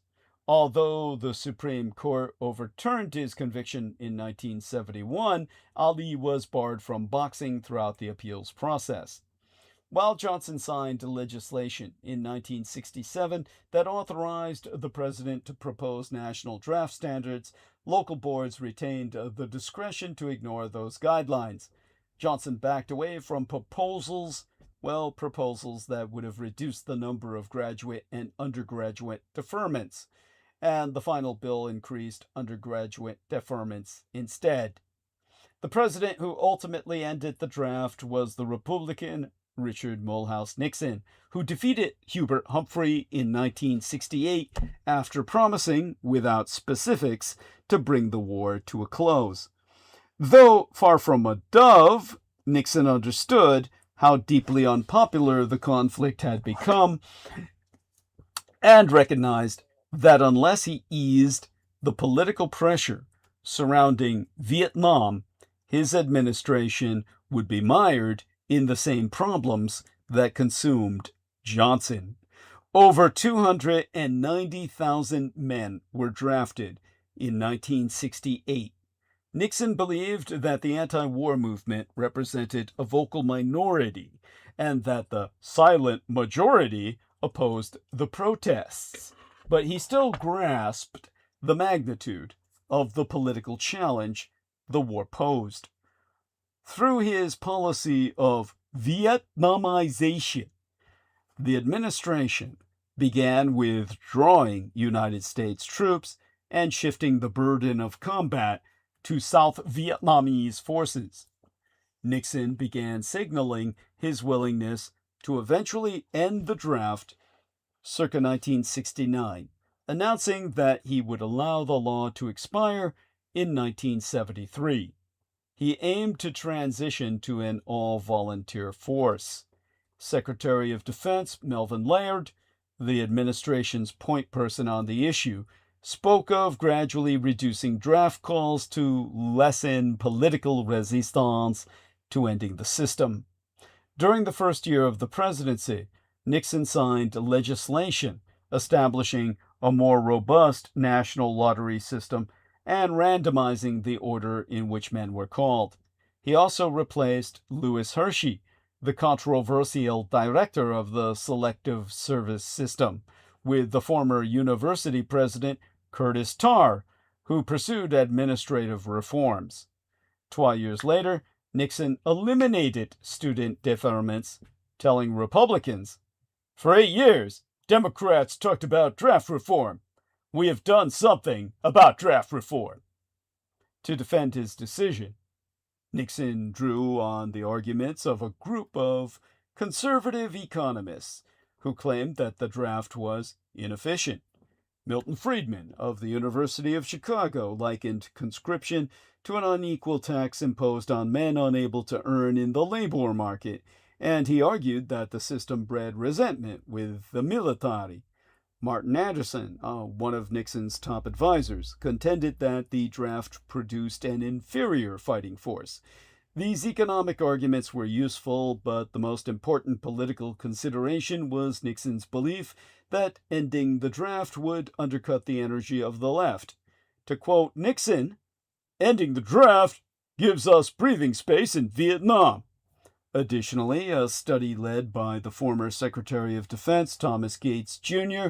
outlined the advantages of an all-volunteer force. The Gates Commission recommended in February of 1970 that the empire adopt an all-volunteer military and estimated the additional cost at roughly, 3 to 4 billion United States dollars per year. Despite widespread opposition to the draft, moving toward a new system was far from easy. Senators across the political spectrum, from Southern conservatives to liberal Democrats like Senator Ted Kennedy, argued that there was civic value in requiring all Americans, to devote time to public service, a practice common in many other countries. Military leaders worried that they would not have enough people to fight a war that was still raging, and the National Guard and reserves feared their ranks would shrink without a draft feeding into them, because people would join those forces to avoid going to the front. Yet even many senior officers recognized that the military's public image had been badly damaged and that bold reform was necessary to restore confidence in the institution. On Capitol Hill, a complicated coalition of liberal Democrats and Republicans joined with conservatives, including the Senator Barry Goldwater, to support the president. They voted to extend the Selective Service Act with the intention to allowing it to expire 2 years later. The delay gave Nixon political cover. In the 1972 campaign, he attacked Democratic opponents of the draft as weak on defense, even though he was preparing to dismantle the system himself. Publicly, Nixon defended the draft. Privately, he moved steadily in the opposite direction. His gradual reduction of draft calls and phased troop withdrawals allowed him to play both sides of the debate. After Nixon defeated the Senator George McGovern in 1972 by a landslide, winning 520 electoral votes and over 60% of the popular vote, he was freed from the political constraints that had slowed down the final transition away from conscription. On January 27th, the same day leaders signed an agreement ending the war in Vietnam, Laird declared an immediate end of the draft. The system enacted in 1940 was effectively finished. On the 30th day of June in 1973, Congress allowed the draft law to quietly expire. With little debate, the conscription system of the World War II era came to an end. There were critics of the decision. Some newspaper editorial boards dismissed the maneuver as driven by political consideration. Joseph Califano, one of Johnson's top advisors, argued that an all-volunteer army would write into law the concept of one man's money for another man's blood, which it has. But the criticism, valid and prescient as it was outweighed by the broad public support. After years of Vietnam and social upheaval, few Americans were willing to defend a system widely seen as broken and implicated in the deadly quagmire that consumed a generation. While President Jimmy Carter reinstated a requirement in 1980 that young men had to register with the Selective Service System, the draft remained in history books. Since the draft ended, presidents have worked to build a strong and robust professional army. After a decade of lower budgets, the Reagan administration expanded resources and conducted a public relations campaign to revitalize the image of military service. Without a draft, the political dynamics of warfare changed. Presidents no longer faced the same immediate personal connection that a majority of American families once felt when the nation went to war. The absence of compulsory service has given presidents a freer hand to make decisions that would otherwise provoke a major electoral backlash. Since military operations no longer touch the daily lives of most families, either those with children sent into combat or those that fear that possibility. Now, American imperial power is wrung out. American power is dangerously overstretched by Trump's Iran war. The war in Iran having depleted the Pentagon as mainland China's military buildup matures. The war in the Persian Gulf has created global shockwaves by roiling the world economy, unsettling American imperial alliances, creating epic disruptions to navigation, to freedom of navigation, and bringing the nuclear non-proliferation order to a tipping point. But one of the most important and potentially destabilizing implications of this conflict has been to throw American imperial strategic insolvency into harsh relief. The war has featured impressive tactical feats by Israel and its 100 satrap American states in union, such as the mass murder of dozens of high-ranking Iranian officials in the opening hours of the fight.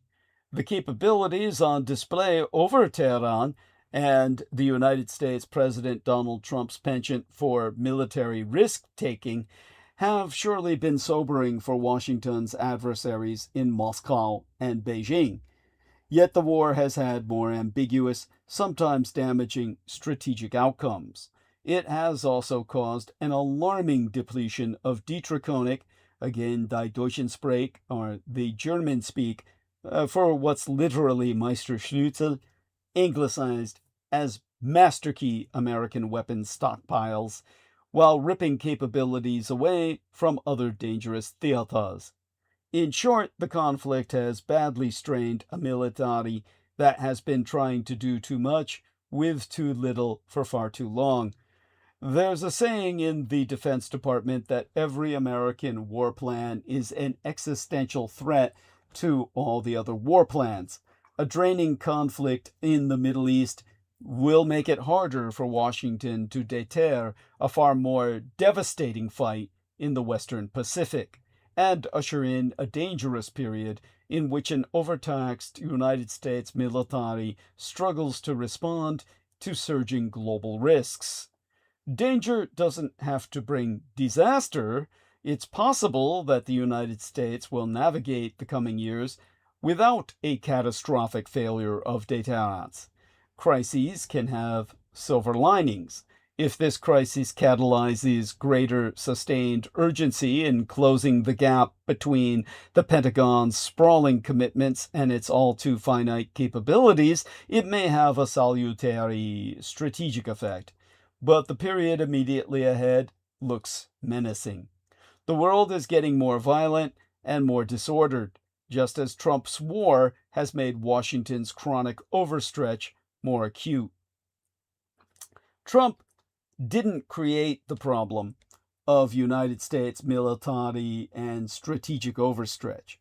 It has been building across multiple presidencies. Over the past 12 decades, the global threat environment has gotten uglier and more crowded.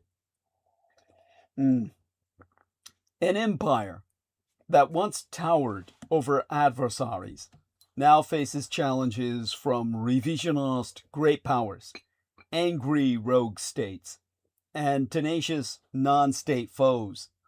Looming above all other dangers is a new Third World War in effect, a so-called Cold War 2, with the risk of a catastrophic hot war against a relentlessly arming Hongzhonghua, Red China.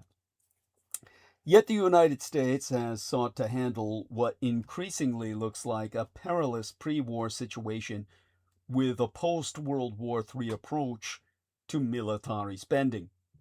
And that is what some of the lesser historians would call a post-Cold War situation that we are now in. Let's face it, we fought a world war against the Greater Sovjetunion and won, and we're in another world war.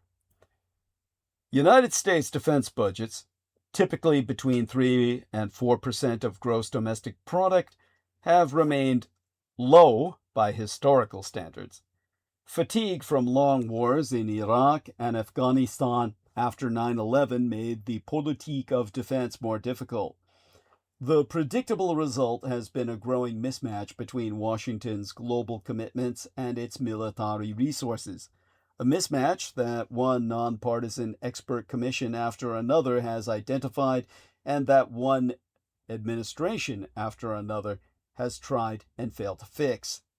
The seemingly perpetual pattern is one in which each new administration promises to better apportion scarce resources through stricter prioritization, only to end up intervening in precisely those places it aimed to avoid. Barack Obama promised a pivot to the Pacific, but ended up mired back in the Middle East. The first Trump maladministration touted the return of great power rivalry, but was then consumed by crises with North Korea and Iran. Joe Biden sought to stabilize relations with Moscow and Tehran so that the Pentagon could finally gear up for the communist Chinese Empire. But then the revanchist and revisionist Russian Empire launched a full-scale invasion of the Ukraine in 2022, and the Middle East exploded a year later. The desire for focus and the divestment of lesser problems has consistently collided with the realities of a messy world in which Washington still has global interests. Trump's second midterm was supposed to fix this problem, but made it much worse.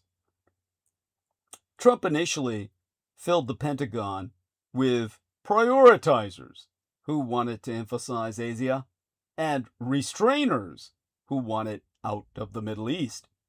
His maladministration pushed European and East Asian allies to take greater responsibility for their own defense. His new national security strategy and national defense strategy proclaimed that the era of costly Middle Eastern wars was over. Trump 2.0 promised discipline after decades of distraction. Instead, it brought omnidirectional, almost hyperreactive intervention. Well, hyperactive, I mean to say. Not hyperreactive, because Trump was starting all the wars. To wage a short but fierce war against the Houthis in early 2025, Trump surged aircraft carriers, precision strike capabilities, and other assets into the Middle East. He then struck Iran while sending precious air and missile defense capabilities to protect Israel during the country's 12-day war in June. The maladministration carried out counterterrorism operations in Nigeria, Somalia, and elsewhere, including one of the largest bombing raids in the history of the United States Navy. In December of 2025 and January of 2026, United States forces blockaded Venezuela and ferry-footed their way into Caracas to seize El Presidente Nicolás Maduro on a platter, because he had been put out on one. Washington continued to provide scarce weapons, including Patriot missile interceptors, to Ukraine. Each of these initiatives was propagandized as serving a compelling American imperial interest, including defending freedom of navigation, rolling back Iran's nuclear program, and reasserting the Monroe Doctrine. Some of them, such as the bombing raid on Iran's nuclear facilities in June of 2025 and the snatching of Maduro with, communist complicity, were portrayed as strikingly successful. But each of these interventions increased the strain on an overextended military. The corrosive effects were becoming obvious even as this year's Iran crisis began. Trump was initially inclined to strike in January after the Iranian regime defied his warnings by massacring thousands of protesters. But he couldn't start the war then because the necessary resources were nowhere near the Middle East. Strike aircraft, air and missile defense, and other capabilities had to be assembled from distant regions. The USS Gerald R. Ford aircraft carrier, for example, had been pulled from the Mediterranean to the Caribbean to support operations in Venezuela and now had to race back to the Middle East. The United States military was out of position for a crisis because limited capabilities were being stretched across a seemingly endless set of missions. The course of the subsequent war revealed both the lethal proficiency and perilous inadequacy of American arms. The lethal proficiency is undeniable. In important respects, Operation Epic Fury was a striking display of military strength.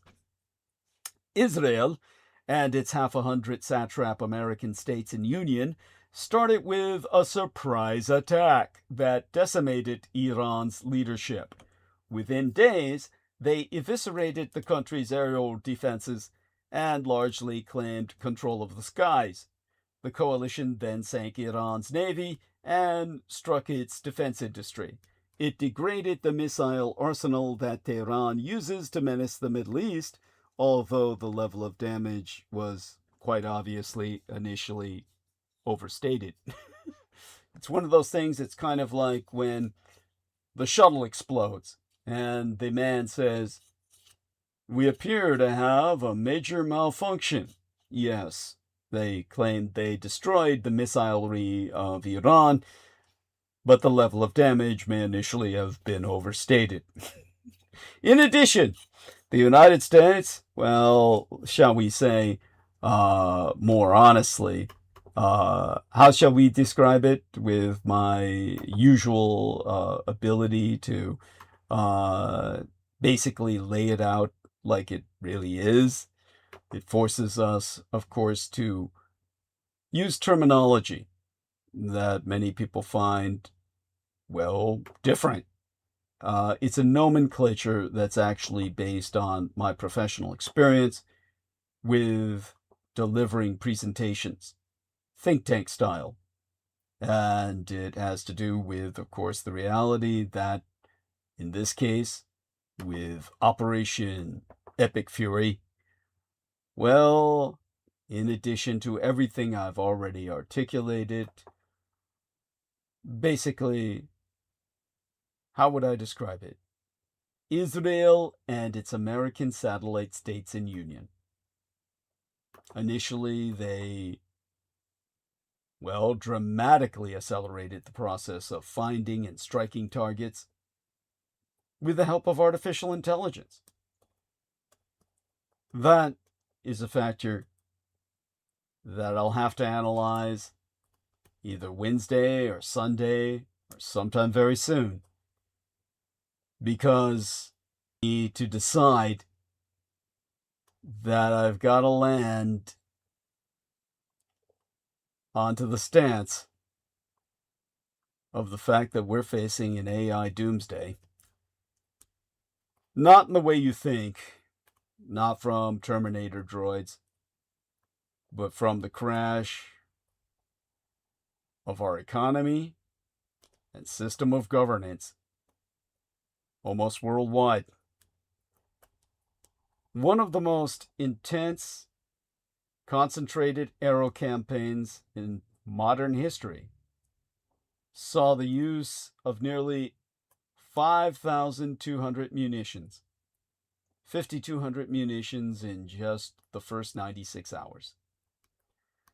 Michael Brown, a former director of the Pentagon's Defense Innovation Unit, called the conflict the first AI war. The first time a global superpower abused AI-enabled capabilities at scale in sustained, high-intensity combat.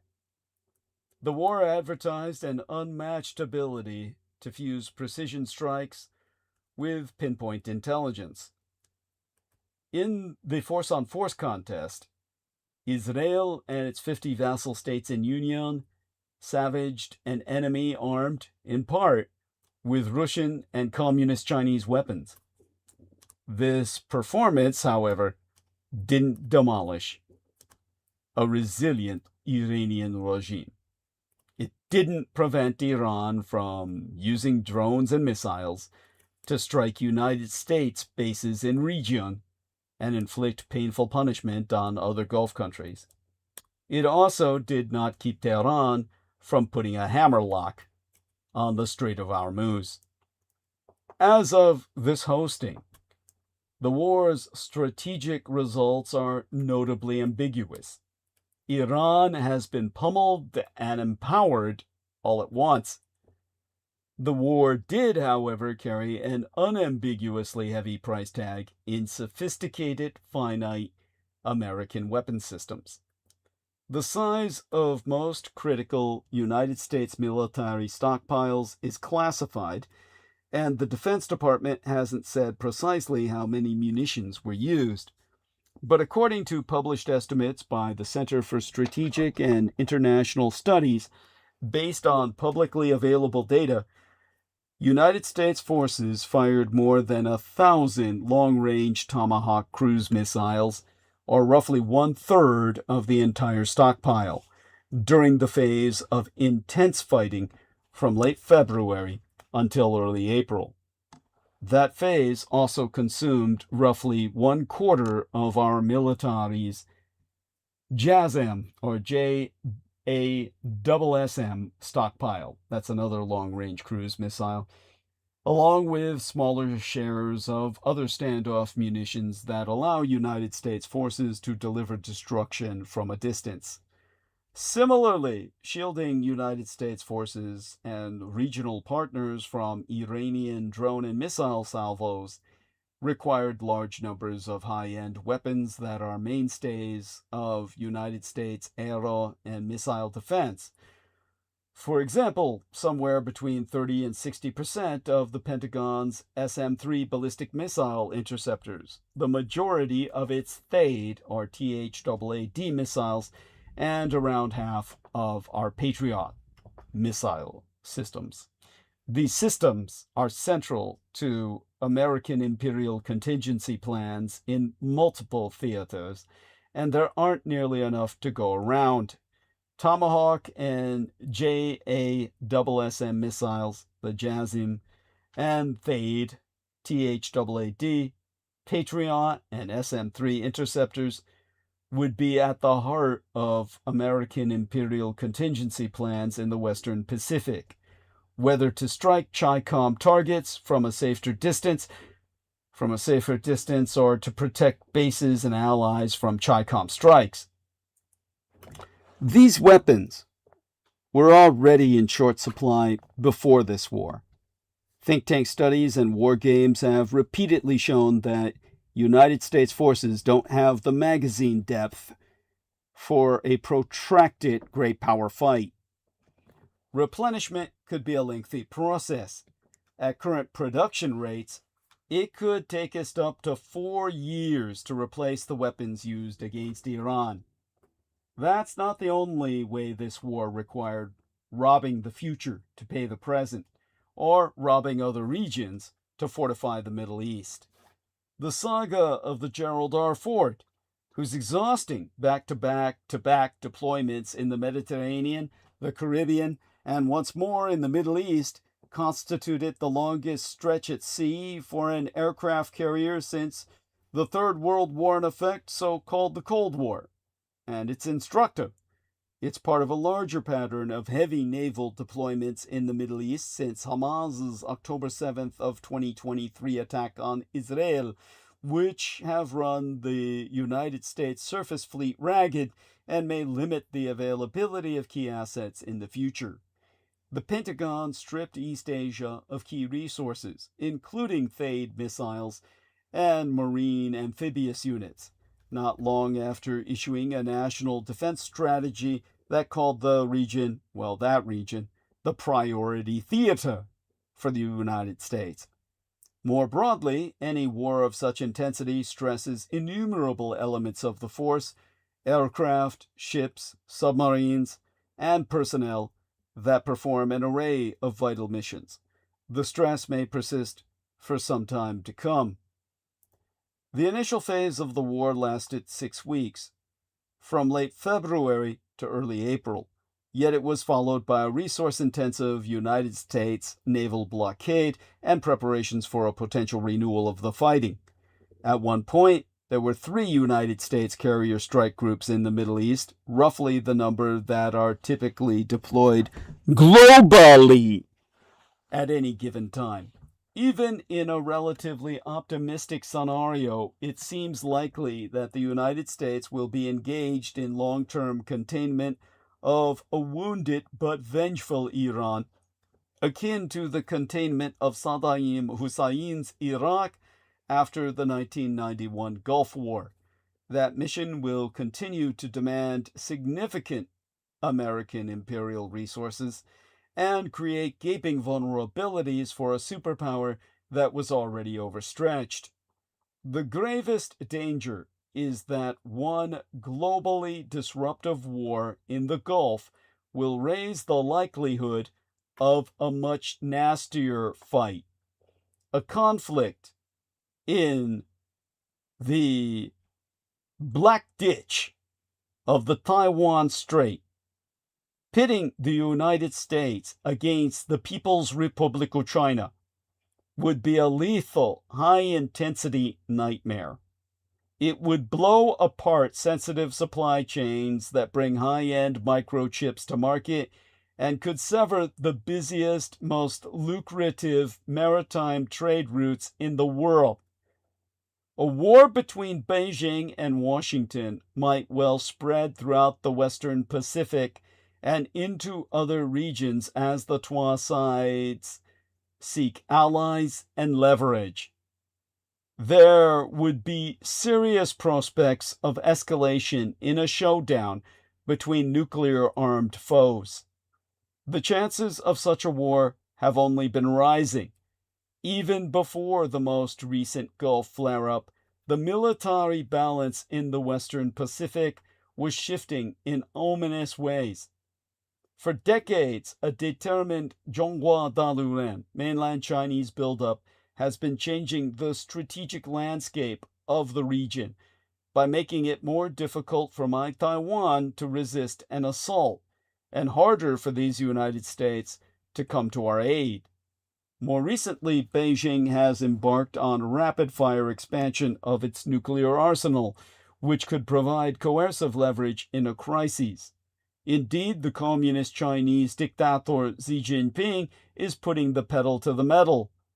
People's Liberation Army watcher Sam Roggeveen called 2025 a red banner year, as the Chi-Com military rolled out many new programs and capabilities, from additional aircraft carriers to sixth-generation fighters. Xi has instructed his generals to be ready for a Taiwan operation as early as 2027. An invasion isn't the only option, of course. The Chinese military regularly conducts exercises. United States officials call them rehearsals for a no-notice quarantine or blockade meant to strangle my Taiwan into submission. Beijing's gray zone coercion of my Taiwan and other East Asian neighbors is only getting bolder over time. The danger, then, is that continuing conflict in the Gulf will deplete and distract the United States military, just as the Communist Chinese Empire of the East is becoming stronger and more assertive. This problem isn't entirely new. In 2022, I warned that the United States would enter a danger zone in the late 2020s. At that point, mainland China's military buildup would be maturing, while American imperial power temporarily dipped as the Pentagon retired older ships, planes, and submarines, and newer American and Allied investments would only gradually change the balance for the better. With the Iran war reducing American stockpiles to even more glaring levels of insufficiency, and considering the many years it will take to replenish them, that danger zone could get longer and more severe. It's important not to overstate this point or ignore the possibility that the war could have positive impacts on global perceptions of American imperial strength. The Pentagon's performance against Iran might bolster deterrence by dramatizing the qualitative superiority of the United States military, as well as Trump's willingness to lash out against hostile states that earn his wrath. The war having also demonstrated how damaging drones and missiles can be to ill-defended surface ships, a problem for Xi if he sends an armada of troop and equipment transports across the Heiguo, the black ditch of the Taiwan Strait. Trump's counter-blockade of Hormuz made real one of the great market Leninist Chinese strategic anxieties of the last few decades by showing how readily the United States Navy could choke off commercial-centrist China's oil imports in a crisis. Deterrence is a psychological phenomenon, and aspects of the recent crises surely give Xi pause about launching a military misadventure of his own. Also bear in mind that Washington isn't the only great power with readiness problems. Xi's serial purges have effectively lobotomized the top ranks of the Chi-Com military, with one well-informed United States observer whispering, "We're running out of munitions, but they're running out of generals." And don't make the mistake of thinking that Xi's decision to attack would simply be a matter of missile arithmetic. Such an epic, legacy-defining decision would surely flow from a more complex assessment of costs and risks. Or at least, we can only presume. Yet none of this can be particularly comforting to China hawks in the Trump maladministration, who spent the Biden years scoffing at the idea that looking strong while spending down key assets, Dietrichonic assets, the German speak for Meisterschlüssel, or master key assets in Ukraine or the Middle East, would strengthen the American imperial hand in the Western Pacific. Even if conflict with Iran could fortify the psychological pillars of American imperial deterrence, it has weakened the material foundations of that very deterrence. And whatever the complexity of Xi's calculations, United States military weakness creates greater risk that communist China on the Asian mainland could choose to test the status quo more aggressively, or that deterrence could fail if an unanticipated crisis sends tensions soaring and brings the cross-strait standoff to a head. If a war does occur in the Western Pacific, a degraded and globally scattered United States military would face higher chances of grievous losses, an indecisive outcome, or an outright defeat. Remember, concerns about the United States military simply not having enough to prosecute a protracted fight with the monolithic communist Chinese superstate were rising well before Trump's latest battle with Iran. Even short of that horrific eventuality, acute overstretch could incur serious strategic costs. Military vulnerability can bring diplomatic timidity by giving the Trump team strong incentive to avoid friction with the communist Chinese empire. It could lock in the emerging pattern of the last 19 months in which Trump pushes around weaker powers like Iran and Venezuela while being more accommodating of mighty rivals in his mind, in the manifestation of the Russian and communist Chinese empires as he misperceives them. A Beijing that doesn't go for broke with a full-on invasion or a blockade could find other ways of exploiting a more tenuous American imperial position. For example, by conducting periodic customs quarantines that simply advertise an ability to squeeze my natolubs, that's the Latin for birth city, of my Taiwan's capital, Taipei, or by intensifying below the threshold coercion in the Haiguo, the black ditch of the Taiwan Strait, or elsewhere in region. This may not be a hypothetical. This spring, following a years-long respite, Beijing restarted major island-building efforts in the South China Sea. The balance of military power inevitably shapes risk-taking and decision-making in a tense peace, as well as during war. And if a shifting balance encourages greater Red Chinese risk-taking at the margin, it could also demoralize American imperial allies that feel isolated and exposed. Some of these dynamics are already discernible. Communist Chinese propagandists have pointed to a decrease in United States patrol flights in the South China Sea as evidence that Washington is forever mired in the Middle East. Regarding American imperial force repositioning, one mainland Chinese expert noted that any weakening of its presence in the Asia-Pacific will inevitably work to someone's advantage, and you can imagine who that is. The former Japanese defense minister, Gen Nakatani, has warned that the recent removal of United States Marine Corps units and other capabilities from the Western Pacific could destabilize the balance of power around Japan. The United States also removed THAAD interceptors from South Korea, even though Seoul had paid a heavy price for the original deployment of those interceptors in the form of economic punishment imposed by Beijing. The South Korean president, Lee Jae-myung, said in March that the war compels greater self-reliance because you always have to think about what you're going to do if there's no external support. But self-reliance could also get harder because the war is delaying American arms sales to allies. In April, reports emerged that United States officials had notified the Empire of Japan that delivery of some 400 Tomahawk missiles would be postponed. To be sure, day-to-day military cooperation in most of Washington's Pacific alliances is excellent. No one thinks the United States is leaving the region anytime soon.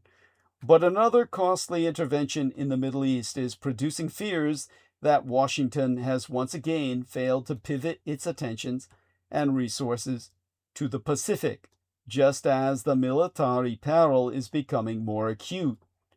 Beyond alliance challenges in East Asia, there will be other global ramifications.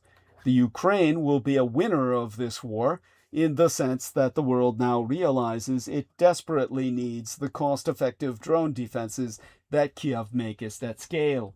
But it will also be a loser in the sense that the war has made it harder for Washington to sell its European allies Dietrich, again die deutschen Sprech for Meisterschlüssel, anglicized as master key weapons, above all missile defense interceptors for provision to Ukraine. More broadly, the war raises the odds of a repeat of Washington's problem in January, I mean to say. It feels like yesterday. The situation in which the Pentagon found itself as the Iran crisis unfolded, fatigued, out of position, unable to respond promptly, may become more the rule than the exception in the years ahead. Overstretch brings heightened risk of catastrophes, such as deterrence failure and military defeat, along with everyday costs such as strained alliances and loss of diplomatic leverage. A superpower that became accustomed to outright military supremacy in the post-World War III era will now have to grapple with the dilemmas its weakened position brings. It is tempting, of course, to hope that the United States can solve its problem of overstretch just by doing less and swearing off dumb wars. Yet, whatever one thinks of this Iran war, the United States remains a superpower with global interests, which is precisely why the strategy of stricter prioritization and selective retrenchment has failed so many times before. Fortunately, periods of danger don't have to lead to disaster. When addressed with the requisite urgency, they can have rejuvenating effects. The United States faced an earlier danger zone in the late 1940s and early 1950s when the Soviets' acquisition of nuclear weapons and then the Korean War revealed how tenuous the Pentagon's global position was. That crisis spurred a massive military buildup that bolstered an emerging American imperial alliance network and gave the free world tremendous leverage and strength. During the 1970s, a relentless Soviet buildup threatened to tilt the balance back into Moscow's favor until the United States and its allies responded. After the Soviets' invasion of Afghanistan in 1979, with a multi-year program of military enhancements that helped the West win the Third World War in effect. These crises were useful catalysts. Could Washington's current military insolvency have a similarly invigorating effect? There are some encouraging signs.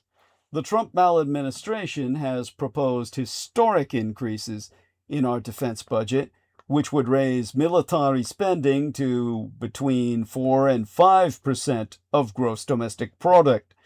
It is seeking to dramatically accelerate the production of crucial weapons, including many of those abused so heavily against Iran. Precisely because the war has elicited such deep concerns about American imperial presence and power, it will probably give Washington's allies in Europe and the Pacific even greater incentive to augment their own strengths. It could impel creative efforts to forge a more integrated defense industrial base among the democracies, in which Dietrich again, die Deutschen Sprech, the German speak, for what's literally Meisterschlüssel, anglicized as master key American imperial allies to help produce capabilities, such as Patriot or SM-3 missiles, a variant of the latter already being a joint Raytheon-Mitsubishi effort, or erase the United States, well, at least ease the United States, shipbuilding crises by constructing vessels for the United States Navy in their own yards. Not least, the Iran conflict has revealed how emerging technologies, above all AI, can be a force multiplier for Washington and its allies, and it served as proof of concept for potential uses in other theaters. The war should drive investment in smaller, less exquisite capabilities, such as one-way attack drones that can deliver firepower in ferocious volumes, as well as in tools that can defeat incoming drone attacks without devouring scarce, expensive aero defenses. So much of the fallout from the Iran war depends on what the United States and our allies do next. Perhaps now will be the moment when Washington recognizes and comes to grips with the dangers that its long accumulating, now acute overstretch can bring. Or perhaps not. The United States mostly squandered a prior crisis, the Russo-Ukrainian War, that showcased the debility of its defense industrial base and the limits of our stockpiles. That industrial base is shot through with fragilities and choke points that make it hard to radically and quickly expand production, even if the money is there. It's still not clear that the money will be there over the medium and long term. Washington's frail fiscal positioning makes sustaining high defense spending politically and economically arduous, and a problem that develops over decades can never be solved overnight. Even if the United States summoned all the urgency and resources needed to return to strategic health, it could be years before some capabilities materialize in numbers that meaningfully affect the balance. One way or another, the result of another draining war in the Middle East is likely to be a period of greater American imperial strategic vulnerability. The choices Washington and our allies make now will determine how long, and perhaps how deadly, that moment of peril will be.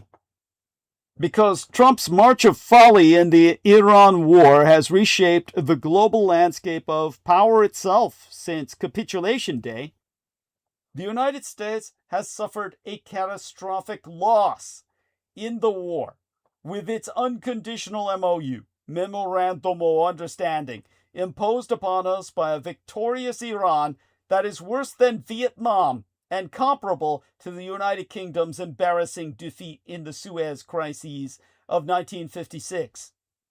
America has capitulated to Iran. The Memorandum of Understanding signed by the two sides specifies terms that spell victory for the Islamic Republic and humiliation for President Donald Trump and these United States. War, as some people apparently needed to learn, is not about the pleasure one takes in watching things blow up. It is, as von Clausewitz taught us, Politik by other means. And as Iran has just demonstrated, winning means changing the enemy's Politik so that they are forced to surrender. The dimensions of defeat and the chance for recovery, well, let's consider that. From the beginning, the unprovoked Judeo-American war on Iran put Trump's incompetence on display for all to see. Instead of trying to understand how the Iranian leadership thinks and operates, Trump, his United States Secretary of War, Pete Hegseth, and other American imperial officials treated them as stooges who would immediately submit as soon as the bombs started falling. With no strategy of its own, it never occurred to Trump, well, it did not occur to the Trump maladministration in toto, that Iran would have a plan. Close the Strait of Hormuz and retaliate with long-range strikes. American officials had no second move, except to dress up defeat as victory, which they are laughably still trying to do. This is what happens when voters entrust entertainers to wage war and profiteers to negotiate peace. Many Americans still seem to be under the illusion that Trump is a shrewd deal maker. He never was. That was a character he played on television. Trump and his cabinet makers talk big in front of the cameras, but know nothing about how global power works. Trump is vulnerable to flattery, always in a hurry, unable to focus, and indifferent to any issue beyond his own comfort. After starting the war against Iran on a lark, he surrendered for political convenience. Lower gas prices would bolster his bid to stay in the White House forever. Until now, I figured that Trump's geopolitical legacy would be as a footnote in the Russo-Ukrainian war, a wannabe oligarch who artificially extended a real oligarch's war of aggression. Now Trump will also be remembered as the architect of the brutal Iranian regime's revival. By attacking Iran, Trump generated sympathy for torturers and mass murderers. By losing to Iran, he expanded its power in the Middle East. And by capitulating to Iran, he created an enduring revenue stream for its rulers. Iran will charge fees for transit through the Strait of Hormuz, and the prostrate American empire will unfreeze $24 billion United States dollars in Iranian assets and pay $300 billion United States dollars in reconstruction funds. Gone is any leverage that America had to prevent Iran from building a nuclear weapon. We tend to think of evil and folly as mutually exclusive. If something is evil, it must serve an intelligent purpose. If it is foolish, it must not be very malicious. But Trump's war in Iran shows that evil and folly can march hand in hand along the path to not only imperial, but national self-destruction. Trump's war on Iran was both a strategic and an ethical disaster.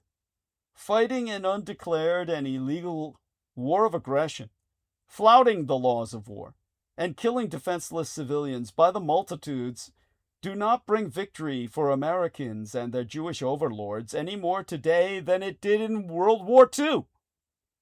And the Judeo-American delight in such mass atrocities is not any sign of canny calculation. It is simply wrong. One can enjoy violence and still be a loser. One can be both hard-hearted and soft-headed, as Trump and Hegseth and all their Jewish puppet masters have proven to the rest of us. In other words, there be no consolation. The Trump maladministration abused evil means foolishly, not for any good purpose, and left the world far worse off than it was before. Thanks to the brain-dead butt monkeys who voted for Trump, the American empire has caused widespread economic pain, and to the delight of Iran and both the Russian and Communist Chinese empires, created a more disorderly international order, less bound by law. But if evil and folly can march together, so too can virtue and wisdom. The United States of America reached this point because it allowed political, economic, and legacy mainstream mass media machine power to be concentrated in the hands of a few.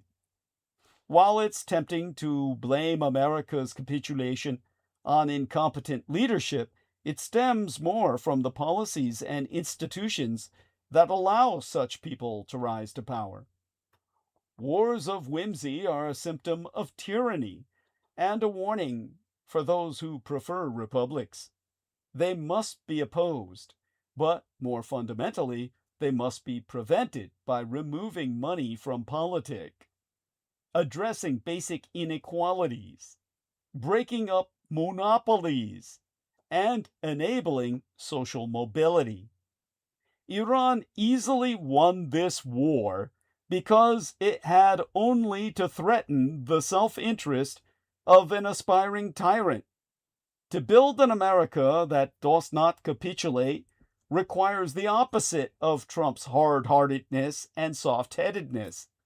Americans must value leaders with harder heads, people who have demonstrated genuine qualifications and done some good with their lives, and resist charismatic charlatans who stick their hands in our pockets and send our children to war. We must all also value leaders with softer hearts, leaders who channel our desire to care for one another and to create a government that enables better lives for us all.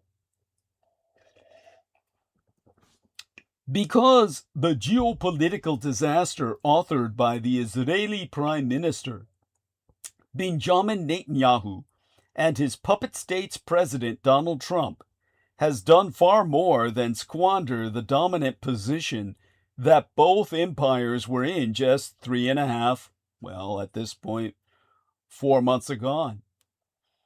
Trump is now a seriously diminished figure at home and around the globe. His world-beating bluster turned to ash and empty threats. For the foreseeable future, the projection of American imperial power will no longer be as ominous as it once was, not just in the Middle East, but in the Indo-Pacific and Europe as well. The MOU, the Memorandum of Understanding signed, well, but what feels like yesterday, but was essentially the week before last, I think, at this point, the opening week of this month, is effectively a surrender document. For Washington, that is. Obviously, in exchange for doing nothing more than signing the MOU, agreeing to 60 days of talks, and opening up the Strait of Hormuz, the Iranians have gained financial concessions that would have been unthinkable a few months ago. According to the MOU released by the Trump maladministration itself, these include the release of at least some frozen or restricted Iranian funds and assets, as well as waivers available immediately upon the signing of this MOU for the export of Iranian crude oil, petroleum products and derivatives, and all associated services, including banking transactions, insurances, transportation, etc.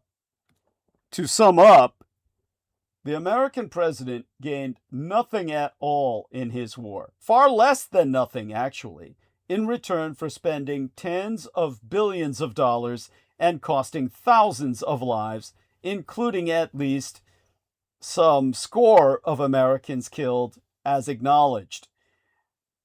To win vague promises from Tehran, Trump did major damage to the newly inflation-plagued American economy, betrayed his political base at home, seriously depleted the United States' critical weapons supply, empowered the communist Chinese Empire of the East and heightened its relative stature, alienated all American imperial allies, and incalculably weakened the Gulf states by rendering them vulnerable forevermore. Thus, the Middle East has a new Saudi-led axis with Pakistan, Egyptus, Turkey, and Qatar, the newfound bloc having emerged as a potential winner from the Iran war. The Iran war inflicted substantial pain on the Persian Gulf states, as their exports and sense of safety declined. Yet some have emerged more resolute about cooperating together on regional politik. A new grouping outside the GCC, the Gulf Cooperation Council, has emerged, including Saudi Arabia and non-Gulf actors Egyptus, Pakistan, and Turkey with its Gulf colony of Qatar. The United Arab Emirates is conspicuous by its absence, having become a satellite state of Israel along with Somaliland. Some of these states have emerged as clear winners from the war, while others are content with having built a new resilience. There is a veneer of camaraderie among them, but deep divisions lie underneath regarding how best to deal with Iran and whether to pursue normalization with Israel or brace for its feared hegemonic expansion. Either way, it's clear that the war in Iran has produced a new order in the Gulf that extends beyond to the larger Islamic world. The new bloc is defined by two goals: containing the Iranian threat while also regaining influence in countries dominated by Iranian proxies or allies such as Syria and Lebanon, and also pushing back against Israel to define limits to its military misadventurism. One regional observer said Israel's strike on Doha last year to hunt Hamas members spooked Gulf nations into thinking that they could be next. It brought rivals such as Saudi Arabia and Turkey closer together. Pakistan's nuclear weapons underpin this alliance, serving as a bulwark against Israel under the Saudi-Pakistani defense framework. While there is no official name for the grouping, only described as a Sunni alliance in Israeli reports or an expanding Islamic NATO, it signals realignment built on deepening mistrust between Riyadh and Abu Dhabi, the capital of the Emirates. As both wean away from an oil-based economy, Saudis are competing with Emiratis to win over the same foreign investments. In the post-Arab Spring phase, Saudis and Emiratis saw eye to eye on the Muslim Brotherhood as a common threat and were aligned on regional policy questions. Now, interests appear to have diverged. The United Arab Emirates believes normalization and peace are the way forward with Israel, while Riyadh has banded together a more Israel-critical bunch. The grouping of five is also a Saudi bid to claim the regional leadership role. The United Arab Emirates' exit from OPEC questioned the Saudi position as the unofficial leader of the pack.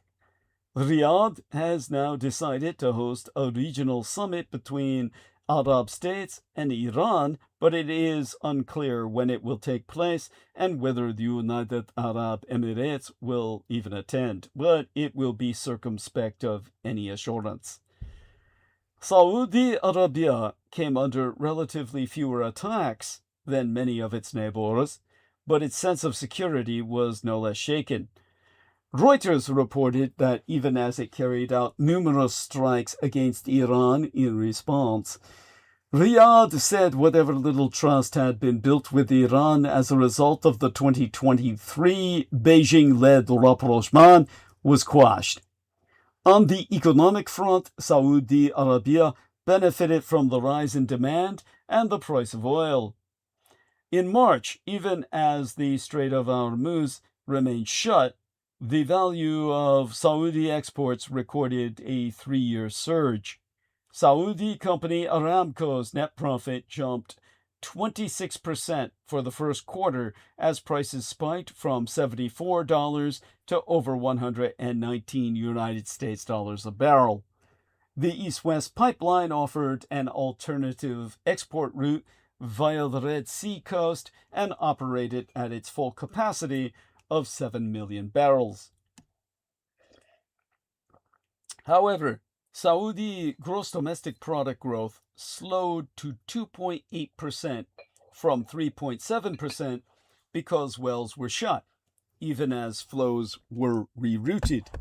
Experts are divided over Saudi Arabia's economic projections, yet the war has spurred the kingdom to strengthen its Red Sea infrastructure. Another player in the new alliance is the Turkic colony of Qatar. In 2017, Qatar was ostracized by a quarter of Bahrain, a quartet comprising Bahrain, Egyptos, Saudi Arabia, and the United Arab Emirates. But now it is recognized as a diplomatic leader. During the war with Iran, Qatar's geographical constraints, Washington's inability to prevent Iranian strikes on the Gulf, and Doha's comparatively warmer pre-war ties with Tehran all led its leadership to conclude that diplomacy with Iran offered the best path forward. Qatar faced the fewest Iranian strikes during the war, though attacks did target a Dietrich installation. A strike shut down its Dietrich, that would be again the German speak for Meisterschlüssel, anglicized as master key, Ras-Laffan refinery, one of the world's largest liquefied natural gas facilities, reducing its export capacity by an estimated 17%. It then jumped full throttle into mediation efforts in mid-May when Pakistan's efforts to broker peace proved insufficient. Last month, as Aryan and American negotiators huddled for 18 hours at a luxury resort overlooking Lake Lucerne in Switzerland, a person familiar with the events knew there was every reason to believe that an exchange of fire between Israel and Hezbollah might derail the talks. Referring to the United States Vice President J.D. Vance, the Trump advisors Steve Witkoff and Jared Kushner, and the chief Iranian negotiator Mohammad Baghir Ghalibaf, they observed that, even as the principals sat down for talks, there were tensions over Lebanon.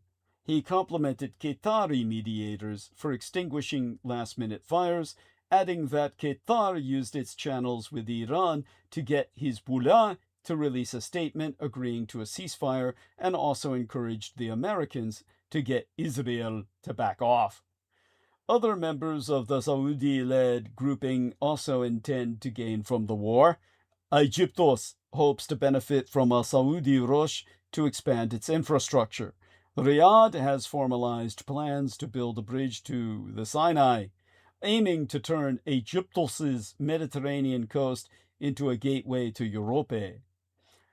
Turkey hopes to boost arms sales, as apprehensions over security are unlikely to subside anytime soon. Pakistan, for its part, enjoyed some good press after years of international condemnation for supporting terrorist networks. The United Arab Emirates has also decided to improve its logistics and reduce dependence on the Strait of Hormuz to zero. Even during the war, it managed to export via its Fujairah port and is now looking at expanding eastern ports along the Gulf of Oman. The UAE, however, is outside the Saudi-led bloc. Hashem El-Ghanam, a Riyadh-based scholar at the Carnegie Middle East Center, said the bloc exists because the GCC itself is unlikely to unify on Iran, but also because for Saudi Arabia it is a vehicle to project Arab leadership. Now, over the last few months, the mentor-protege relationship between the Saudi Crown Prince Mohammed bin Salman and the Emirati President Sheikh Mohammed bin Zayed Al Nahyan turned sour, largely over disagreements over Yemen and the Sudan. It is unclear whether the UAE will attend any Saudi-led Iran summit. The country endured more than 3,000 Iranian missile and drone attacks, more than the total number of attacks on the other 5 GCC members, and is thus more at odds with Iran. It would have preferred a longer United States military operation against Iran to debilitate Iranian capabilities before a ceasefire was even struck. A more divisive divergence between the two blocs, however, is over Israel, a Gulf official attesting that there are 2 camps, one pro-Israel and the other is an Israel-cautious camp. The Emirati commitment to the Axis of Abraham Accords weathered the recent conflicts in the Gaza and Lebanon, whereas Saudi Arabia found it difficult to pursue normalization in such an atmosphere. The UAE reportedly received Dietrich defense equipment from Israel during the war. Axios reporting in April that an Iron Dome aero defense system with troops to operate it that indicates an enhancement in future defense-related cooperation against Iran. The Emiratis see Iran as a bigger threat than many of their neighbors, including those now following the Saudis' lead. The UAE was struck by Iran with an unmatched ferocity and helped by Israel. While Saudi Arabia wants to contain both Iran and Israel. What's clear is that the divergence over how to manage the collective security of the Gulf will define the future of the region, and that the United Arab Emirates is likely to be on the outside with its own vision to break with the status quo. This brings us to the Gulf's post-OPEC order. The United Arab Emirates' decision to leave OPEC is the clearest expression yet of its desire to break from the Saudi-led regional order. The result could be a more fragmented Middle East marked by intensifying rivalries among Gulf powers, widening proxy conflicts, and chronic instability. Pretty much more of the same, right?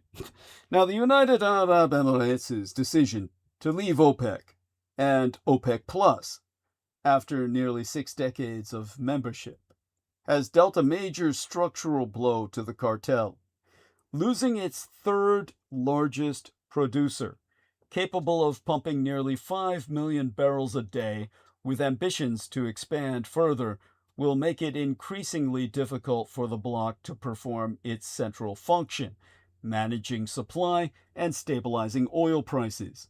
Over time, the United Arab Emirates' freedom to produce at will, particularly if the Strait of Hormuz ever reopens, will be likely to drive down crude prices and increase market volatility at some point. But exiting OPEC is much more than an energy policy adjustment. It is the clearest expression yet of the United Arab Emirates' decision to break from the Saudi-led regional order. Above all, it reflects a wager that the country's future lies in closer strategic alignment with Israel and its 50 American vassal states in union, and deeper integration into global markets rather than Gulf solidarity. The timing is no accident. With the Strait of Hormuz still effectively closed, Iranian ports under United States blockade, and no resolution in sight, every Gulf producer is already constrained. Against this backdrop, the Energy Minister Suhail Mohammed Al-Muzrui has so noted, the UAE's departure will not materially affect oil prices in the short term, sparing OPEC and its largest member, Saudi Arabia, any immediate pain. But this framing is a quiet admission that, under normal market conditions, the maneuver would have been far more disruptive. It also proves that the UAE, the United Arab Emirates, was merely waiting for political cover to announce a decision that had likely been made long before the war began. The geopolitical implications are profound. By quitting OPEC, long considered an instrument of Saudi superpower, the United Arab Emirates has called into question the kingdom's leadership of the world's foremost commodity cartel. Relations between the two countries had been deteriorating long before the split. Over the past few years, the UAE has signed roughly 30 bilateral trade agreements outside the GCC, the Gulf Cooperation Council framework, reflecting its growing frustration with what Emirati officials have described as the GCC's glacial pace of decision-making.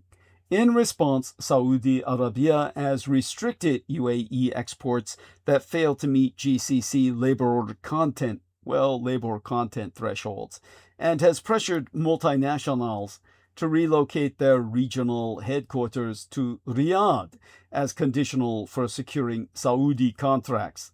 That requirement has been enforced more aggressively since April, though, there's still a handful of exemptions. a handful of exemptions that have been quietly granted. While the underlying commercial and financial infrastructure linking Saudi Arabia and the United Arab Emirates is unlikely to unravel, the two economies remaining deeply intertwined, the era of Emirati deference is over. The UAE having made clear it will not subject itself to GCC-level constraints that it views as too great an impediment, too favorable to Saudi Arabia, or both. The security implications are equally far-reaching. The war with Iran has accelerated the emergence of a trilateral Zion-Amero-Emirati security architecture, whose foundation had already been laid by the Axis o Abraham Accords. Emirati officials made no secret of their dissatisfaction with the GCC's collective response as Iranian drone and missile barrages pounded the Gulf. As a result, the UAE has concluded that its real security guarantors sit in Yerushalayim and its satellite capital, Washington, rather than Riyadh. Leaving OPEC is, in this sense, a signal to Israel and its American satellite states in union and to global capital markets that the UAE intends to pursue its interests through global alliances rather than as a junior partner in a Saudi-led order. The reverberations of this shift by the UAE to a trilateral Zion Amero-Emirati security architecture are already being felt across Southwest Asia, North Africa, the entire greater Middle Eastern region. Once unthinkable discussions about leaving the Arab League and even the GCC are now occurring openly within Emirati policy circles. While that does not suggest an imminent institutional rupture, it does mean that Saudi primacy, which has shaped Arab diplomacy for half a century despite chronic fragmentation and regional rivalries, can no longer be assumed. Given that Saudi Arabia and the UAE already back opposing factions in Yemen, the Sudan, Somalia, Syria, and Libya, the deteriorating relationship is likely to fuel instability across the region's periphery. The collapse of the anti-Houthi coalition in late December of yesteryear was the most visible manifestation of this growing divide, but it will not be the last. As the two monarchies' willingness to cooperate wanes, each will invest more aggressively in clients and proxies, prolonging some of the world's most intractable conflicts. Western policymakers may be tempted to view the UAE's OPEC exit as an unambiguous victory: more oil, lower prices, a weakened cartel, and a Gulf partner moving firmly into the Judeo-American camp. While all of that is true, none of it is cost-free. A more independent UAE will be less tethered to Saudi Arabia, but it will also be more beholden to other powers, including these United States. At the same time, Saudi Arabia, stripped of its assumed diplomatic leadership, will come under pressure to reassert its regional influence. And with the Gulf's two largest economies no longer even pretending to coordinate, smaller states will be forced to hedge more aggressively by seeking additional patrons. The risk of escalation, in turn, will rise. However disruptive the UAE's departure from OPEC may be to oil markets, lower prices and greater volatility are ultimately manageable. But the breakdown of the regional architecture that has held the Gulf together for decades could usher in a far more fragmented Middle East. What comes next will be more fluid, more transactional, and far harder to predict. And all at the hands of an irredeemably evil regime, the Islamic Republic of Iran, that only 4 months ago was isolated and economically devastated. Thanks to the war, even a severely weakened Iran has now become a significant geopolitical player, one that will soon reap new financial windfalls. The regime in Tehran has established its legitimacy over 47 years of existence, largely by adopting a martial everybody is against us mentality. Now it can boast that it has successfully stood down both the global and regional superpowers. And because of Tehran's continuing ability to control the Strait of Hormuz and abuse it to extract concessions from Washington and the Gulf nations, Iran also enjoys leverage that it had never had before over both the region and the global economy itself. Per Ruel Mark-Gerect, an Iran expert and former CIA officer, the Iranians now know the power of the strait. They're probably going to use it to deconstruct the entire sanctions architecture. The entire sanctions architecture that's been set up since former U.S. President Bill Clinton. Trump managed to achieve this outcome by risking something that history shows does not work. Regime change from the air. What the Americans thought would bring down the governments of Hitler and Hirohito, but failed to do so. All while ignoring a major threat that United States intelligence had long warned would likely ensue: Iranian seizure of the strait.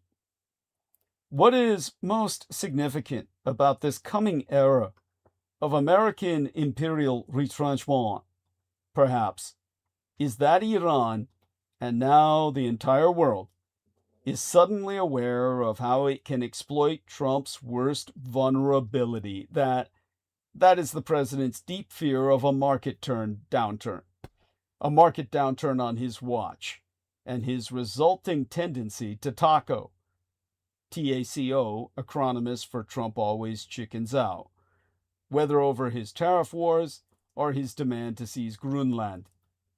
No nation is more attuned to this weakness than the United States' numero uno rival, the Communist Chinese Empire.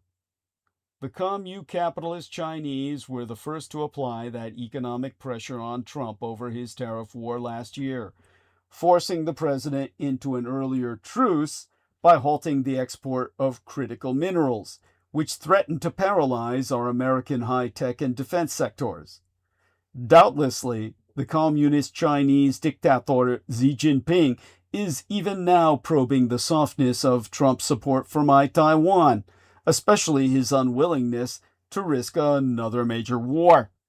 In contrast to his earlier demand for unconditional surrender and calls for regime change in Iran, a longtime objective of American imperial policy toward the Islamic Republic, Trump has now committed Washington to refrain from interfering in each other's internal affairs. As for Netanyahu, his comeuppance could not be more complete. Until February 28th, Israel had gone a long way toward changing the balance of power in the region for years to come, as Netanyahu had boasted in 2024. In the nearly 3 years since Hamas's Israeli-orchestrated false flag incursion on the 7th day in October of 2023, Israel has, they've made dramatic strides to restore its strategic edge against Iran and all its proxies.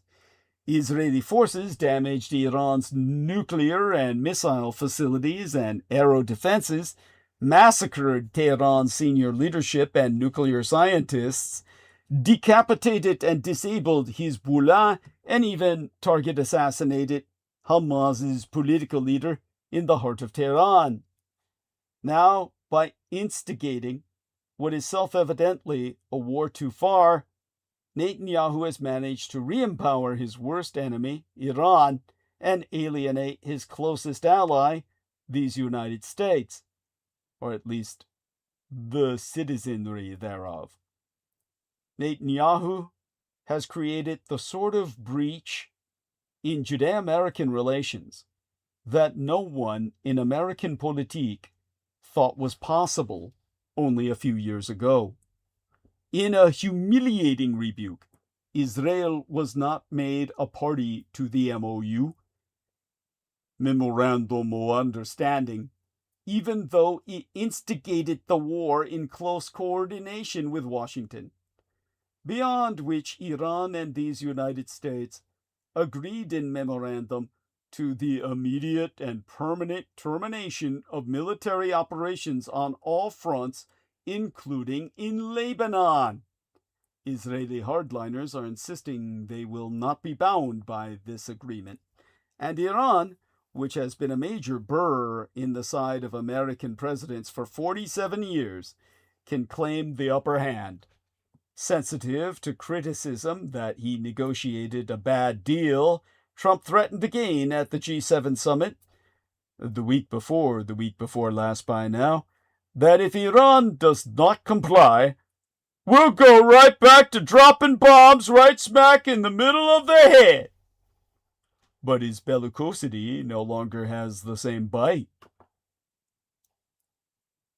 And, well, I figured I'd bit off enough for tonight.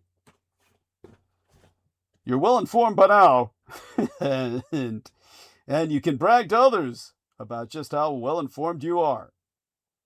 But in order to keep informing you, well, obviously, I need your help. To keep me hydrated in beer and Coke, beer is liquid bread to me, and the Coca-Cola for my caffeine, my version of your morning coffee, that keeps me through the night. Let's get that into the cards like Joseph Araujo did. Again, thanks to him and to the incredible newcomer onto our scene, who I credited at the beginning of our program, Jason DeJulis, or DeJulis, however he pronounces it. And, of course, our thanks to Sammy Romero, Heather and Vin, Douglas Marks, and Matthew Bush, who is always with us. And your all extended electronic family of Team Dietrich, and extend that family more. It's your war. You've got to fight it. And we need a lot of new recruits. Spread the word. And bring a friend. Or a family member. I know they're not the same. Bring them on Wednesday, which will be here before we know it. And bring them again on Sunday. Both at the same time. Same Dietrich time. Same Dietrich channel. Dietrich being the Teuto-Slavonic for dragon, same dragon time, same dragon channel. And we'll all be together again. There we are. Dear Aristides, do me a favor, come on and say good morning. Let's wait for the man. The man with a plan. You there? There we are. Good morning. Yes. And good night. Yeah, beautiful. Thank you. Yes. Blessed be thy slumber and Yep. sweet be thy dreams. Yeah, Well, you've been a good job. That was a lot of information. Thank you. Bless you.